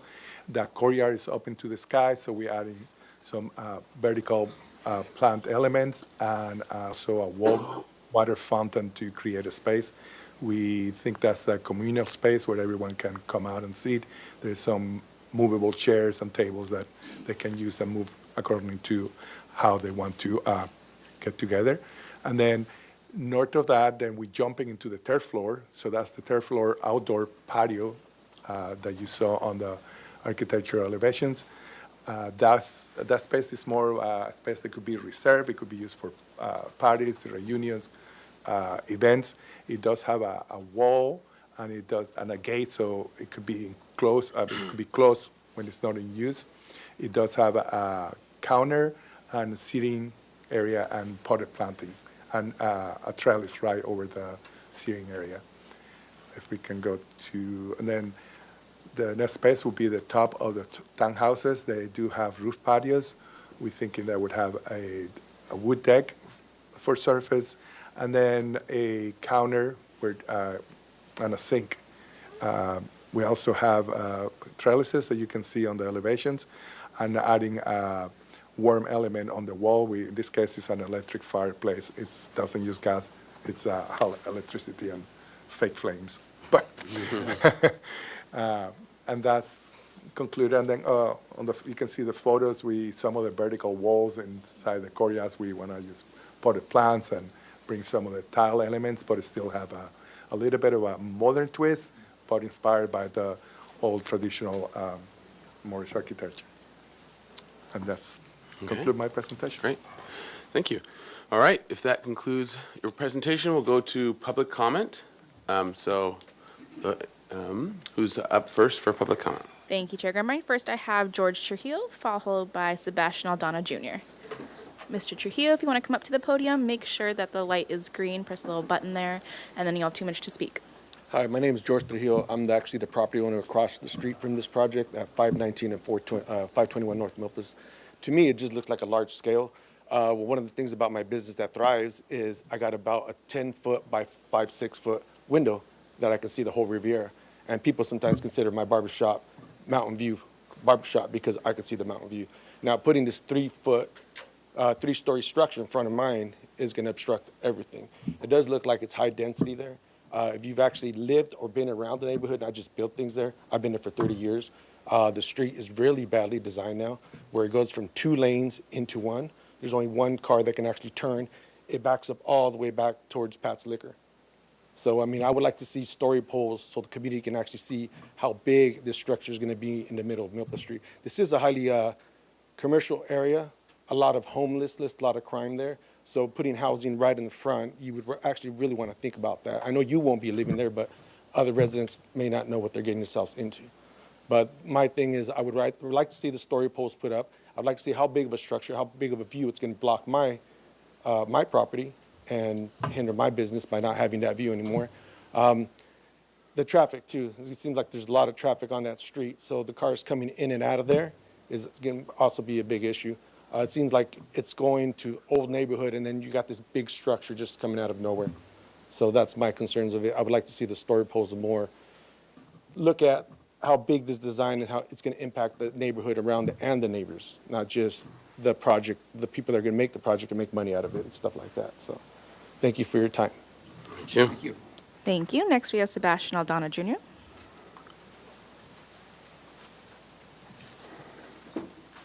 Hello, everybody. My name is Sebastian Aldana Jr. I'm a resident and property owner. I live around the corner on 900 block of East Coda. I just sent an email last night. I didn't think I was going to make this meeting, but just popped in, and here we are. My understanding, it was going to be 24. I didn't see the presentation, but it was going to be 24 units with 24 parking. Is that correct? Is that accurate? What is the total unit count? 23. Yeah. So roughly. So 23 with how many parking? I think it was 23? Yeah, 23. Okay, so obviously one parking per unit is not sufficient. I live around the corner. It's already a parking problem. And so it just leads me to believe that even if you get visitors, where are they going to park? they're going to be parking in the surrounding areas. It's already a problem. When we want visitors, they're walking, when visitors come to visit us, they're parking 2 blocks away. So my request, that's great that they have all this bonus density and the state density and bonus this, bonus that, but all this bonus is doing no good to the existing residents and business owners. It's great for the applicant. They're going to make out. They'll make up just fine, but the current residents will suffer. Thank you. All right, thank you. Thank you. I don't have any more speaker slips. Turning to virtual public comment, if there's anyone joining on Zoom who'd like to speak on this item, please raise your hand and we can call on you. Not seeing any raised hands, so I'll just close with that. We received written correspondence from Jonathan Stein and Sebastian Aldana Jr., which was distributed to the commission prior to this meeting. So back to the commission. Thank you. All right, thank you. All right, so to the commission now for questions. So, who wants to start? Not all at once. Okay, I'll have Okay. go- No, beauty before age. I just have one question, and I think it's shown on the circulation. I think it's shown well on the, how you get into those units on the first floor there. And I think that the landscape showed it, that there's a couple little gates, but I didn't see it on the architectural, so I was trying to figure out how you get in there. I knew you would have a way, I just wasn't sure how it was, but it looks like there's a gate, a gate there, and then at the other end. Yeah, that was my question. And then also, do you feel like the bicycle storage, again, this discussion we were having earlier, is, although you have parking, so the bikes are not as critical as they are in projects that have no parking. So just wondering how you feel confident that, getting in and out of there with the bicycles will be easy. Sure, Chair Grumbine, Thank you. Commissioner Ensberg. Yeah, we've got the 20 parking spaces on site, 3 are off site from an historic parking agreement that didn't require phase 1. But the bike parking, we have 28 bike parking in the bike storage. So we did want to design it amply. That's why we double loaded it. I'd love to look at getting it closer to the front so we don't have to track through the lobby, but this is concept. So we're still pushing and pulling a bit, but that's where we are right now. And there will be room obviously in the private garages in the townhomes for bike parking in those, and then potentially even the studio units, because it's more secluded back there, may park more back in the backyard area. But in the front, I think 28 is a good number for the current design. And then tied to that, so what are your parking, car parking, and your bike parking? Your car parking is the required, is that right? How many parking spaces are you required? We're required, I believe, 23. I think we're short, and we're using one of the concessions for parking. Okay. Yeah, because only 20 are on site, so we And can't. and how many bikes are you required? Bikes, I believe, is 1 per unit, so 23, and we have 28. Okay. Okay, other questions? Mr. Chair. Commissioner Butler. In the parking inside, is there additional storage accessible inside the parking on the inside of the building? Often you find cupboards, cabinetry, et cetera. Are you planning on any storage space? Commissioner Butler, great question. Mechanical, where does that go? I failed to mention that. We're going to be using the walls of the garage primarily for mechanical. It's where our heat pumps will probably go, so we won't have room for additional parking in there. Now, in the archway accessing into from Milpa Street, I'm assuming I didn't see any design. There's no gate there, correct? There's no Automobile gate? Pardon? Automobile gate, right? Thank you. Yes, that's the word I'm struggling for. No. There's no gate there. No. No, we didn't want queuing or pausing traffic, and you're not allowed that within, I think, 20 plus feet, so we don't have that. Okay.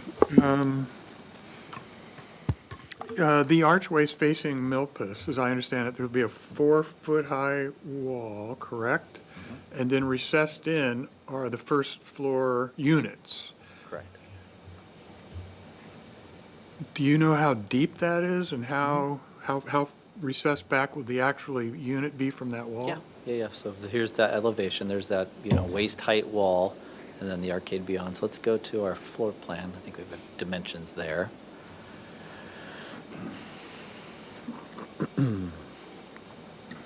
Ground floor. Well, we can, actually, go to Guillermo, Guillermo's plan. That has more detail. Yeah, let's go to Guillermo's plan. You didn't give him any time. Yeah. Sorry, Guillermo. Okay, so you can see the right-of-way at the bottom, the strip of landscape, which is a couple feet, I'm going to guess, then our wall, and then about a 10, well, I guess that's now 8 feet left over, let's say, of open patio. And then that's the arcade, kind of, Ed, could go left to right. Nope, down. There, That's right. the arcade. Right there, And correct. then the two different units have different depths. So this is like a 5 foot deep to the front door and the windows, and the other one's about 8 feet deep. Okay, thank you. All right, other questions? Yeah, Chair Grumbine? Yeah, Commissioner. We're always supposed to ask where the big, huge backflow preventer's going to go, because we don't want to see it. Yeah, It's all the question. One of those two landscapes. because sometimes they're just absolutely enormous and they're painted red. On the front left where the Yeah, entry my is? guess would be, well, if we think we can get it down the side, if they're willing, that is, we can put it in that landscaping. Everyone's fighting for frontage, but worst case would be, down at the bottom, probably the left Yeah, larger I don't landscape think we area. Yeah, that would be a I problem. mean, perhaps, Really? We're trying not to see them. So, well, and we'll roll that in with comments and just in terms of what our preference is as well too, as seen as this is a concept. Okay, any other questions? Yes, Mr. Chair, yes. Commissioner Gurd. So what purview, does our purview include viewscapes? What do you mean by views? Well, Oh, Only public views. yeah, public so view, public, yeah. public views Right. of the mountains. So people walking along the that block sidewalk. of Milpas across the street, but in particular, leading to that barber shop, that little side street, and then KFC on the other side, is it going to block? I think we need to see some graphic that shows how much of the viewscape is going to be affected by that last elevation, your back elevation. Yeah, thank you. Yep, okay. But, And Chair that was the Grumbine, question? to your question, That's good. how much of that is protected? What's that? How much of that is protected? So views from the public right-of-way of the mountains and ocean are to be considered as part of our findings. So I think that will be continuing part of our conversation. From the actual barber shop sitting down, that's not protected at all. But from the sidewalk, right there, that has to be considered, and we have to make findings that it's okay, basically. So I think that'll be part of the ongoing discussion for both views from both sidewalks. Okay, so, okay, other questions before we roll into comments? Okay, so this is, we have the historic structures report, but we can come back to that after. But I think the main thing is we want to talk about the design right now. This is eventually we'll need to make project compatibility findings, which we've started to mention, and for going towards project design approval. You guys are going to the planning commission, so you want our comments based on what we see this in terms of where we see this landing, if there are big issues or not with the mass bulk scale, all those things. Okay, so is that fair in terms of what we're to staff? Yes, so you're not necessarily making comments for the planning commission just yet because this is just still in its pre-application Oh, this is a one-time, review. that's right, this is one-time application, But sorry. if you have any comments about any visual aids you'd like to see in the future, comments on story poles, you could still make comments about that as early as now. And Yeah. you can keep your project compatibility findings and major alteration findings in mind, but you're not making comments to the planning commission Yeah, yet at this gotcha. stage. Okay. And then just a quick note through the chair to the rest of the commission and the audience, the HLC does not have purview over parking, and just as a reminder, and the project or the proposal does meet the required amount of parking currently. Gotcha. Okay, so why don't we have a little, yep. Sorry. Yeah, Commissioner. So, in terms of story poles, you've indicated that you really would rather not have them. I think one of the public commenters suggested that, I think, just judging from what I see of the project, you probably only need 3, corner, back corner, and a height. So the public can go, well, yes or no. I think it would be less expensive than a full-on long corner. Yeah. So to the story poles, let's start with that. Can we come back to that question? Yes, Okay, so, because I think that's an important one we need to weigh in on. And the basic rule is story poles are required unless we make the exception based on we're convinced from 3D stuff that it's not needed, right? And as we have this discussion more and more these days with larger buildings, it is part of almost all these projects now as requesting not to have story poles, and then whether we feel comfortable with it based on the design and based on the other 3D stuff that we see. So, okay, so. Chair Grumby, one other thing. Question is, what is the smallest unit size and the largest unit size?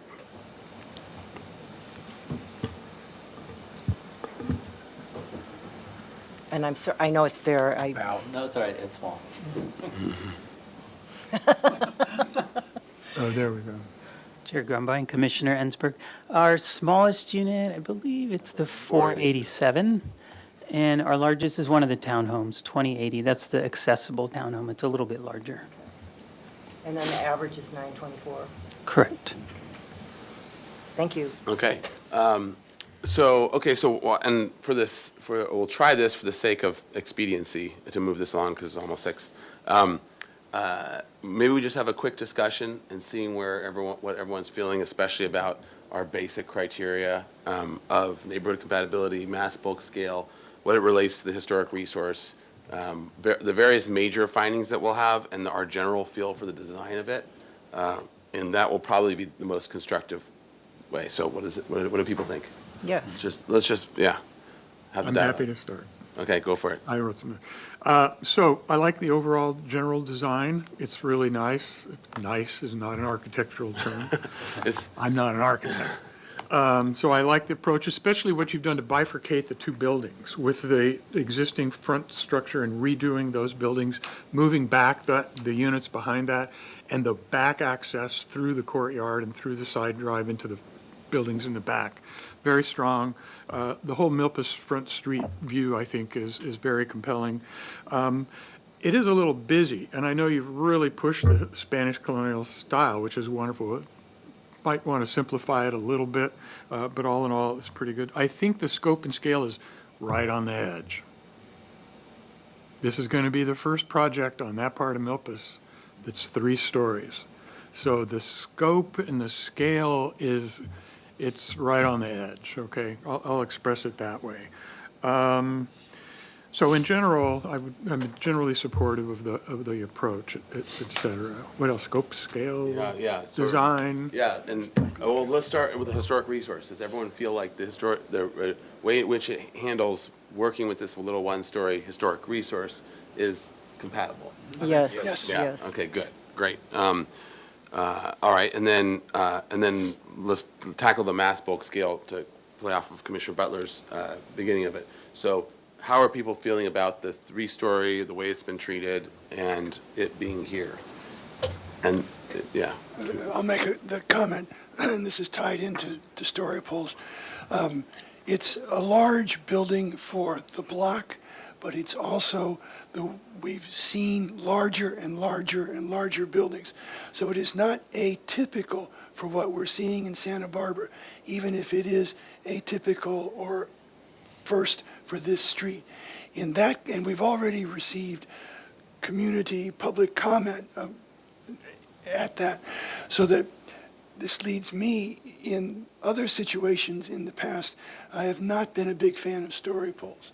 This is a situation where I think in the suggestion of, it doesn't have to be the full wireframe, but some indication of height and extent, because it's about building it's about drawing the community into what is going to happen. And the sooner, we have a certain responsibility to the community, and the sooner we can draw the community into what's going to happen, what's already happening other places in this town, I think it's our obligation to do that for the community. And I would say that one piece more add to that is also we can then see from the public right away how it feels in terms of the mountain backdrop too. Yeah. Because I think that'll help at least read that portion of it too, which has already been brought up as a potential concern. Because we're seeing projects of this height and scale elsewhere in the city. So I'm fine with that. But I do want to take the community through the process. And how does everyone feel about that in terms of story pole general idea? And just a reminder. And tied to the mass bulk scale and then. Sorry. Yeah. Story poles are our default. Yeah. So, yeah, I would encourage them. Everyone else? Yeah, I agree. I think that if we drive down that street or actually even walk on the south side, the sidewalk down that street, the Riviera is dropping off pretty fast at that point. I'm not sure how much hills you're going to be looking at straight on or to the right. Off to the left, where the Riviera is starting to grow in the background, you may lose some view with these buildings. And we won't know until we see a presentation on that. But the dilemma we have, as was pointed out, is that we have a need for housing in this community, and someone is going to be disappointed when that housing is built. A lot of people are going to be real happy, but some are going to be disappointed, and it's those who have been here the longest and living with that feeling of openness in small town, they're going to be hurt. But we may have to, as you say, show some story poles so people can get a sense of where we are. Yeah, and you may have to run them back a ways if you're concerned about that oblique view, looking back towards the northwest, where the Riviera is starting to gain height back there. Okay, so. Mr. Chair. Yeah, Vice Chair House. I'm going to take a slightly divergent view because Milpas is a pretty wide corridor, and a lot of places where we're concerned about story poles or the height of buildings are when you're going down a street and there's a view of the mountains and this is going to block it. And, you're not looking at the road ahead if you're looking at the side. So, I agree it's a very attractive building. I don't think it's too busy. I think that animates it, and I think it's going to be a beautiful addition. And, this, for better or for worse, there's going to be more buildings like this, and there may be, I think where the oil change place is proposed to be a pretty massive building. It just depends on who's doing them, whether they're better or worse. Exactly. So, yeah, I'm not opposed to some story poles and very minimal, just to give an idea of height. But, the point is that these things are going to happen. And so people are going to come in and say, oh, this is mighty tall. And we'll say, yeah, it is, but it's going to happen. So. And I would sort of add to that, I think that sort of as an urban plan, as the major roads would have the bigger buildings, right? Yeah. So it isn't the core of the city in the same way as the EPV, but it still is a major corridor. And for space, and the trees by themselves are just massive, a lot of them, so that they're way bigger than any building, and they're going to be blocking most of the views anyway. So, but I do think that both, not just, because it's a default, unless proven otherwise, one option is you could try to prove otherwise with the 3D sim, but that might not work, and then you've spent all a bunch of time and effort doing that and then end up with the story poles anyways. So it's a bit of a gamble on your part whether you want it, but it's seeming like this would be an example where for both the public concern and also view of the mountains and that the commission's feeling in general like story poles are would be useful, at least the front, and we can talk about what might be the minimal amount to. Mr. Chair? Yeah. This is sort of a standalone project on that block of in fact, on the whole stretch of Milpas. There's no other building that's nearly as high. So I think we really need to be careful. We need to put story poles as needed, not a complete blanket idea of the whole profile of the project, but where people can actually see up like the western corridor, your driveway, and whatever building at the very top end, right against the residential property up behind it. But I think we need to be very careful because this is a very, it's a neighborhood-changing project. Okay, so we had any more on this, the whole story pole mass bulk scale thing? Well, where were you going to go? So well, I'm trying to go through, generally speaking, what our findings are going to have to be to make sure that we're covering the major topics of them. So that's where. Well, can I? Sure. Can I? Well, I always like to thank the applicant. It's beautiful work, really. Mm-hmm. And I think, obviously, we're in transition. And this is a major corridor, so it is appropriate, I think. But we do have our neighbors, and I appreciated what you said when you first started, what is best for the community? What does the community want, and input from the community so that we do that. So I really appreciate that. They have a right to be involved, and it gets better when we do that. So thank you for that. And I just think this is a really, can we have the picture up of the project? This is boring. No, I like that. There we go. I love how you have incorporated, we already talked about the historical, but I think the way that you addressed this was excellent by having it be proud and the building back. And, you saved all the elements and made it, fix those two weird windows on the left there. I don't know what's going to happen with car wash, but, you're going to have to figure that out because we do need a car wash. Maybe the bottom unit. I do want to comment on the residential on ground floor. Obviously, it's more ideal to have the more public if there was some way of getting, as things go forward, getting even the bike storage or something to be that's more public and doesn't have, on such a major street, have immediate, and, yeah. So you guys know. Mr. But, Chair. But can I finish? yeah, sure. I just want to really emphasize that I feel that this is a really beautiful project, and I think you've done an excellent job of addressing sensitivity all the way around. You've kept it away from that back area there, and then you've got the back little garden patio area, and then the driveway. I just think you've really, made, taken the opportunities where you could. And I think it's really interesting how you did, there's just 2 units that are off the front, but I think the way you did it was really good. And those were the 2 affordables, I believe, those 2. So if somebody wants to deal with that, then they can. So I just want to acknowledge you and say that for one commissioner anyway, I just thought it was really well done. But we do need to do, and figure out how, look at that, the mountain view, and if there are any issues with that, and how they might be able to be dealt with. So, thank you. And on the landscape side of things, or in general, the landscape? Very nice. Mm-hmm. Yeah. Okay. That terrain in, tough. Mr. Chair. Yeah. For what it's worth, if it weren't for the historic structure, this would be in the purview of the ABR. Mm-hmm. And it might be done by someone else and be a lot. That was my comment. The only reason we're seeing this is because of the historic resource inventory on the existing structure, which they're saving and doing a good job on. Yeah. And now we segue off into the whole building.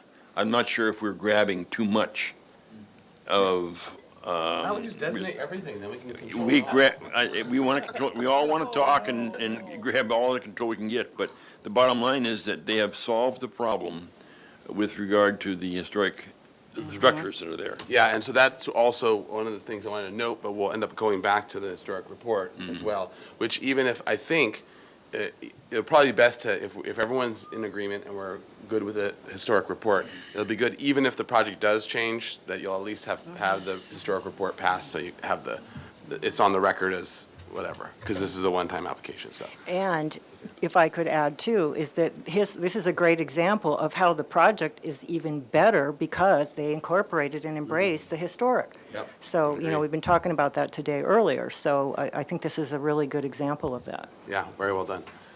Okay, so let me give a shot at the summary, and then we can have a motion with those comments, and then we can go back to the historic. Chair, before you do that, can I Yeah. just, because of we're doing a partial story poll, would the commission be open to me working with one of the commissioners to, when I have the constraints, and make recommendations of where to put story poll, just to work with me on that, so we kind of have some input from the commission on best practice? Volunteering. No. It won't be me. It won't be me either. Okay, so, well, to the commission, is everyone feeling that it's okay to designate someone to, one or two, just to clarify? We can give some basic indicators, and it probably makes sense that we say the front main massing, those corners, and probably the other corner of the, at the plate, because it rakes back. But that's probably where, but I think that makes sense once you start seeing constraints of where those poles will land. If something needs to shift a little bit, so at least someone's there to give some. I'll nominate Commissioner Lenvick. No. Yeah. I don't Yeah. believe we should be Yeah. having a commissioner Direct. do something like that. That's not a smart move to go on. Well, it would be. That's why we have Through- 7 members here to vote. Yeah. Through the chair, to the rest of the commission, I have to agree with Commissioner Lundvik. I think it's more Gosh, that's twice appropriate, in 'cause one that's meeting. another ex parte communication, and it could lead to a conflict of interest. So, yeah, he's on a roll today. All right, Ed, Your car or will be Commissioner Lenvick, clean. I'll start. Heidi will do it. Yeah, yeah, we'll designate I don't know Heidi. about that. Okay, so, well, do we want to just hash that right now then? Let's say what we want, and then if there's a real issue with it. Is what's appropriate. Yeah, so it would seem like it'd be the two corners of the front three-story building that's at the eave, yep.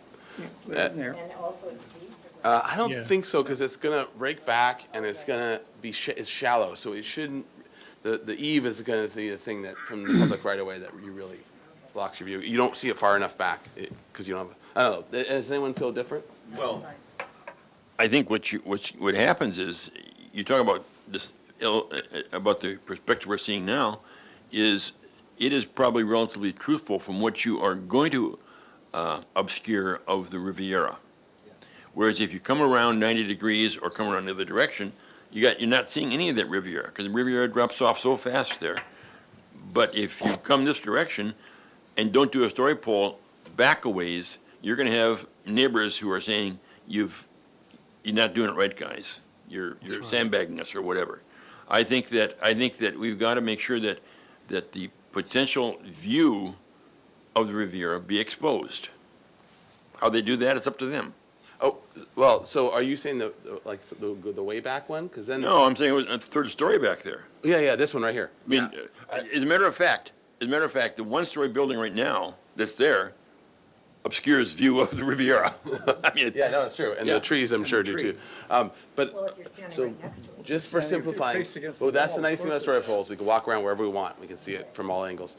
But I think the ones that are gonna be, the other one is then the other Yep. three-story corner right there. There. Yeah, that, what's it called, Eve? Yeah, as a minimum, those are 3 points. Yeah. Is it 246? Would that be a fair representing the frontage? What do you mean? Well, I don't know if you even need the back part of those. Just the three front. Just the three front, because that's, wherever you go, that's gonna be your main thing. Because we're talking about it, especially for blocking the mountain views, and then also for compatibility to the things right next to it, right there. Question? Yeah. But there's buildings behind that. So that's kind of where, maybe that was where your question was going. Are the buildings behind that actually going to be higher than the buildings on Milpas Street? Then you're, I'd say none of those block public views at that Yeah. Okay, And that's, okay. I'm just saying that there's more behind. that's my thought too, is that as long as all those setbacks and the height restrictions and everything's being respected, and even that or more, that if we're talking about it as the main public view, then this is the most important thing. I don't know, but if you guys feel, if everyone feels strongly the other way. Wouldn't it be instructive for the applicant to take pictures of the view now from across the street? Which gives you a more emphatic view of the Riviera, right? And then how your project is going to block or not block that view. Well, so that would be if they should not do story poles, then doing the 3D model would be. If that would work, that's fine with me. Well, but we all just said otherwise, so I think we Okay, should stick. one other, okay. You started it. You did. So for this view we're looking at right now, there's 1, 2, 3, okay? Yeah. Now, if you were to go, let's look at the elevations from the east side or the west side. Is there, if you were standing up the street and you were looking back that way, is there anything that would be higher there that we think, and I think this is what, no? not. Okay, well then, I That would was my say question, just do yeah. the 3. Miramar and that's Hotel, good. you know, Well, I didn't know from an Tower oblique maybe, angle, but, yeah. if you would see. Yeah, If you no, but I don't- think this is helpful to see it too, because you could see that, that the closest one is gonna be the dominant, height for blocking Right. views So of the the hill 3. beyond, yeah. Do we all agree then, the Does that 3? sound good? Okay, Okay. great. I think Santa's well, maybe- headed down this chimney here. Yeah, I pretty know, Could we- okay. Mr. Chair, could we require the applicants to find the King Supper Club neon sign? And incorporate it into soon. the Going off on design? a tangent. Yes. I'm sorry. Yes. Yeah. Okay, so let's, okay, let me try summarizing now and see where we are. Okay, so for the first comment, we wanted to thank the applicant very much for this exceptional project. We think it's beautifully designed and sensitive to a number of constraints, and also providing housing. As well, going forward for story poles, the commission feels that that story poles would be appropriate, at least the 3 mentioned, the front elevation of the 2 closest buildings, along Milpas. And as well, let's see, what other comments do we have? Okay, so then a couple more notes would be, in general, the commission feels while this is on the larger end for mass bulk and scale and neighborhood compatibility, as currently shown, and we're still see story poles and more development, but as it currently shown, it seems within reason of meeting those guidelines, those requirements. And then the commission wants the story poles to check for both the mass bulk scale as well as public views of the Riviera. And then what else? Other pieces that we need to weigh in on? Was there, I think, maybe that was it, yeah? Yeah. Did you talk about design? You said- Oh, yeah, it was beautiful and sensitive, so, yeah, excellent design. Appropriately incorporated. the Oh, yes, structure. there we go, and that Oh, yeah, it the is historic. has done a very good job incorporating the historic resource. And, yep, okay, anything else? All right, who wants to make a motion with that? I'll move. Motion on this. 'cause- Oh, let's Steve. There's no Steve. motion with the comments, they'll just be included in Okay, the that's- minutes, but we okay. do need to take a motion to accept the Phase 2 report. Yeah, okay, so then we'll go to Item A, that. right? So, okay, those are the comments, all good with the comments? Yeah. Yeah. Okay. Motion to accept the historic structures report. Second. Okay, oh, nice, you're closing it off of that. Yeah. I see what you did there. Okay, we have a motion and a second under discussion. All right, roll call vote, please. Thank you. Commissioner Drury, Me? Oh, I'm sorry. Yes.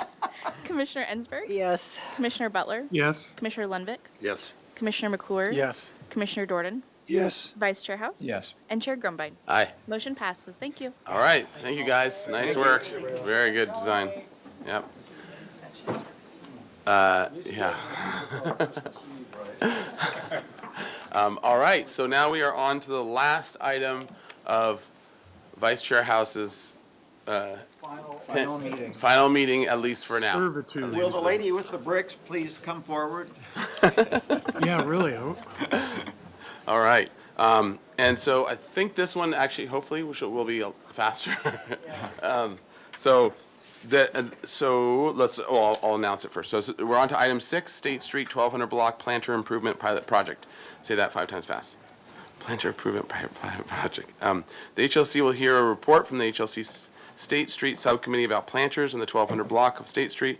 HLC will provide staff with input on proposed landscaping changes, including changes to plantings and removal of some landscape and replacement of non-tree landscaping with brick.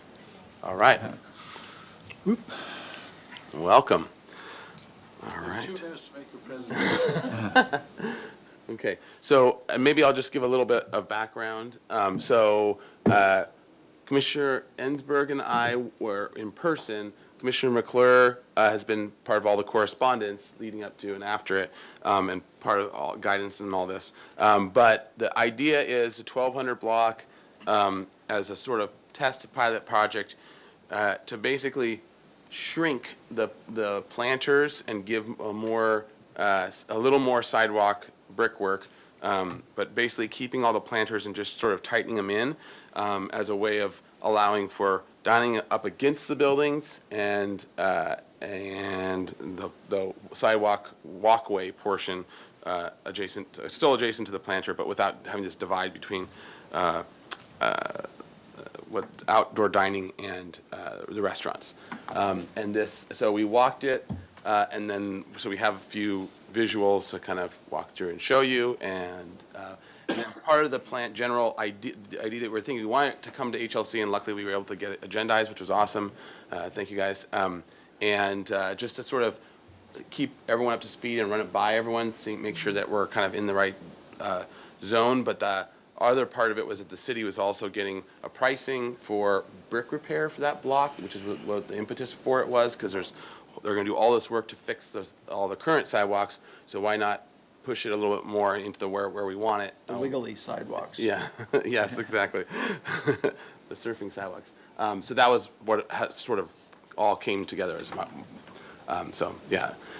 I don't know if is that fair? That was it. And then we can kind of walk through the visuals and talk it through. It's an opportunity. Yeah. And staff came to us and asked, brought this up because there was this opportunity to do something early in the year, and so we were hoping to be able to, and we were very lucky, thank goodness, thank you staff for getting it on the agenda so that we could actually have a discussion about it and maybe move forward quickly and be able to dovetail with this work in the first of the year. Yeah, exactly. Yeah. All right, so do you guys want to kind of roll us through?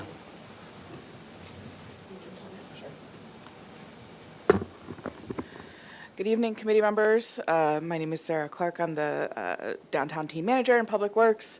Here with Tess Harris, who's the State Street Master Planner. I think you've seen us both here before on State Street related issues. So, I just want to walk you quickly through. I think Chair Grumbine gave a pretty good summary. The goal here is to sort of shrink the size of the planters to enable additional space on the sidewalk to facilitate some of the outdoor dining, and with the goal of being able to eliminate the on-street business facility that's currently there and shift some of those tables onto the sidewalk, as well as provide additional space for some of the other businesses along the street, the food serving businesses, to possibly expand their dining onto the sidewalk or further onto the sidewalk. So, and also, as he noted, this is just sort of a timing issue. We do have, we're currently working through the contracting process on a much larger slate of brick sidewalk repairs just throughout the whole State Street corridor. So the first drawings that we have are the record drawings of the planters that are on State Street. This is the upper portion of the block as you go up towards Victoria Street. There may be some variation at this point to these planters from what was actually on the record drawings, but this is what was approved here. So That is, and then this is the southern portion of the block, sort of south of the mid-block crossing. You can see down in this portion of the block, we have some smaller tree wells without vegetation in them, and then we also have some larger raised stone planters. Those we wouldn't be making any modification to, aside from some of the lower level plantings that are in there. We take those out and give those a refresh. So I don't think, I'm not sure we need to go through this one. Yeah, sorry. I think that we do have sketches up here. Go for it. And perhaps we can let committee members or commission members Ensberg and Grumbine and McClure walk through this piece as well. I wanted to just jump in and add a couple things. One of the pieces is that none of the trees would be removed. There is an exception of one very sad. very sad small tree that we did talk to the urban forest superintendent. Thank you. It is. It was planted quite some time ago. It has failed to. It's a Charlie really, Brown Christmas tree. Yeah, it's failed to thrive. So Come on, have compassion. I know. We could just lean It's into not- it and not just doing hang an so well, ornament so- or two Yeah, on it. it's hanging on to like 2 leaves, I think. Yeah. So Yeah, so just wanted to that would be clarify the that. only one that would be removed. There also. Commissioners Grumbine and Ensberg recommended, so at the mid-block crossings on the west side, there are small clusters of palms, and you'll have to forgive me, I'm not like a plant person, I don't know what kind of palm tree that is, but they're smaller ones, and there's a couple that are kind of strays that have strayed from the larger clump, and so we'd probably take just those ones out as well, but leave the larger grouping intact, so. And then the other thing I just wanted to highlight, and I think it's been said a little bit, but that this is really a pilot opportunity. And so it's looking at this one block to test what it could look like if we expand the brickwork and really fix up the landscaping and just change things out a little bit, keeping the trees, providing a little bit more space for dining and for just general sidewalk use. And I think it could be a very good test case for some of the other blocks down in the future. And as you see in the photo one, that's the sort of goal, is to have the dining against the restaurant, and then have enough and pull tight the planters. I think it was like normally like a foot or so in to give a little more of the sidewalk, and that allows for the dining to have that, and there'd be still plenty of space without having a pinch point. So, yeah, go ahead. I could add that photo 2, that's the typical detail around the trees, sort of an angle. It goes straight out to the street, and then it comes back, and 45 is around, as you see there. So the idea was to just keep that same exact pattern, but just shrink it down a little bit appropriately for each tree, and then keep a little vegetation at the bottom of the tree that would be, again, refreshed from what is there now. And maybe do you want to show that the second page shows a little sketch that kind of shows you how that might be. So just sort of sucking it in. And then we also, because Commissioner McClure wasn't there, we volunteered him to do the sketches. to be the boots on the ground, help selecting individual things for planters and stuff like that. And he has also developed a list of all the plantings, so we would be looking to him for help on, but simplified, not a lot of different species, just, right? Right. There's a plant, Carissa, and there's some subspecies, Tuttleye and Tomlinson, and that's what I tried to draw. There's just a dark green mass that's just very tough and very, just very perfect for commercial. So that's kind of what we're thinking. Question? Great, yeah, any? So you've shrunk around the trees, which is nice, the plantings that are there. Was there any thought about just getting rid of it altogether and just keeping the trees there and just, you've already shrunk it down to such a nominal size. Is there a benefit to having that? Maybe there is, I don't know. Trees need air, so That'd just be a great throttling it down's not typically accepted. I mean, it makes perfect sense. I'm just thinking, just carrying the thought through. But I have a question. I would add, sorry, Commissioner Butler. So we did go out earlier with the urban forest superintendent. And as Commissioner McClure noted, we do need to leave some space around there, especially the tighter you get with the bricks, the more the roots try to come up and get air and water, and so it creates even more sidewalk uplift. So that's why we want to create about 12 to 18 inches we want to leave around the tree trunk to try to at least, and we already have a lot of issues with the roots causing uplift, but we don't want to exact that. And it So. probably protects from foot Yeah. traffic too. On the next block down, you have tree wells, or you have the cast iron tree grates around the trees, and they work fine, because you could actually put a chair on there if you want to get close enough, or a table on there. And you can walk across. And you can walk across them. And I don't know why we wouldn't use those tree grates, or whatever you want to call them, here as well. It'd be a consistent thing you're doing. And they work real well around, Around tree wells. yeah, around tree wells. And Figueroa Street has got them, if I recall, there's and another State Street's got them. Good point. One other thing, though, is we do have some places, as we were walking through, there are little utility things here and there that also have to be kind of screened. So in each situation that we looked at there, it seems sort of beneficial for this pilot thing to maybe allow some planning brief, minimally like this, so then it would, in most cases that we looked at, it seemed like it addressed that Some little of that, too. problem. Well, Yeah. I guess what my question would be to the commission is, if everyone's feeling generally like this is a palette that could be worked with, and including the tree grate thing, which I Yeah. think I agree as well. Yes. Then Yeah. that could just be like something that Commissioner McClure is sort of Yeah. deputized to kind of, and.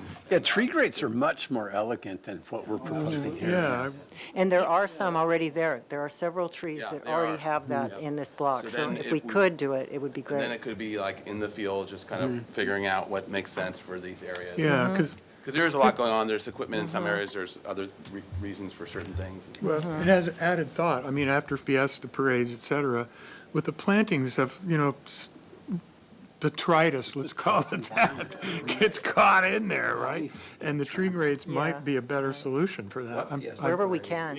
I don't know, but you know what I'm talking about. Can we go back to the previous photos? Maybe there's, I don't know if I got a picture of that tree grate. Well, that I one- would say definitely are wherever we can do it, that Yeah. would be great. Wherever it makes sense. Okay. Pardon well, my if that- interruption through the chair and to the rest of the commission. I do also have Google Street View pulled up if you want. Oh, okay. Well, come on, let's see it. No, let's just keep talking about it with it. Well, that's, Commissioners, if I can just take a moment on the tree grates. You can see them in that picture there over there on the right. So we do have a few of them on this block and a few of them on other blocks as well. Yeah. Urban forestry generally does not love those, and we generally don't love those, not for appearance purposes, but because, again, our brick sidewalks move around so much, Oh, the setting for those grates becomes uneven, and then they become uneven, and then they're trip hazards, and it's very expensive to fix. maintenance issue. And they're hard to maintain just with, again, sidewalks that move around as much as our sidewalks do. And for purposes of this project, this is much more costly, obviously, than doing a planter, so. right. Is that And with the tree? planters, then you wouldn't, it would take care of that. So how about at least for this, our purposes, at least it's an option if it needs to be, or if Yeah. it makes sense Yeah. or whatever. And, okay. I have a question. Yeah. Are these bricks on sand? Is that the detail? Yeah, so the grout basically is sand. But it's not on a concrete slab. There are a few little places where it is, but for the most part, my understanding is that no, it is not. So that That's they're good. picked up and reset periodically. So that's why, again, we get a lot of movement. Now, speaking of Mr. bricks, Chair. you carried these all the way here. I did. Did you want to share? What was the point? Oh, yeah. So, one of the things that would be a concern with doing something like this is stormwater and whether we trigger stormwater swimp requirements for replacing the space with other permeable space. So sort of our first preference for this project, given its sort of limited scope, would be to keep it under the 500 square foot threshold so that, we can just do it with the existing type of brick, and we don't have to, make any sort of special arrangements. We're also working with our sustainability and resilience, our creeks division, to determine whether there are other opportunities on the block to add places where water could infiltrate, or maybe make some changes to some other planters where you could have more infiltration. But one of the options would be to use a permeable brick if we're not able to get under that 500 square foot threshold. They do a permeable paver. So this is the State Street brick of record right now, so pretty standard issue. This is the type of paver that Creeks would recommend. This is called a hydroflow paver. It's the same type of paver that's been used, We've seen it in a lot of projects. a lot of projects. So it can be colored. My understanding is to match the other kind of brick. So this is obviously a little bit different. It's sort of similar, but I just wanted to bring this as sort of an example for that. So. And then Yes, this is. Isn't it great? Oh yeah, a great. Yeah. you'll see a beveled edge on it as well, and so we're looking at seeing if it can be flattened. If you turn it on Turn the it over. opposite side, turn it over, I mean, it probably looks better, a little closer. Just have them all To the fall original. upside down accidentally. And then I think what we were imagining was that that would just repeat the same pattern. The border that you see on that photo too, that would just be another strip around in the same way. Just replicate that with this brick, if we have to use this brick. If not, we would use the standard brick, right? Yes, that's correct. Mr. Chair? Another question? Commissioner Drury? Yeah, I have somewhat a tangential question. There's a awnings ordinance, right? Is there not, Commissioner House? What's the question? Well, the awnings ordinance, I mean, in terms of the spread of the awnings from a storefront, a restaurant like Arigato. What's the building code? There's a certain amount you're allowed to. Well, only thing I'm bringing it up is because if they're going to allow dining on the street, which I'm glad they do. I think it's going. On the sidewalk, then the awnings would probably have to be a bit longer to support outdoor dining in inclement weather. That's all I'm saying. Is that possible?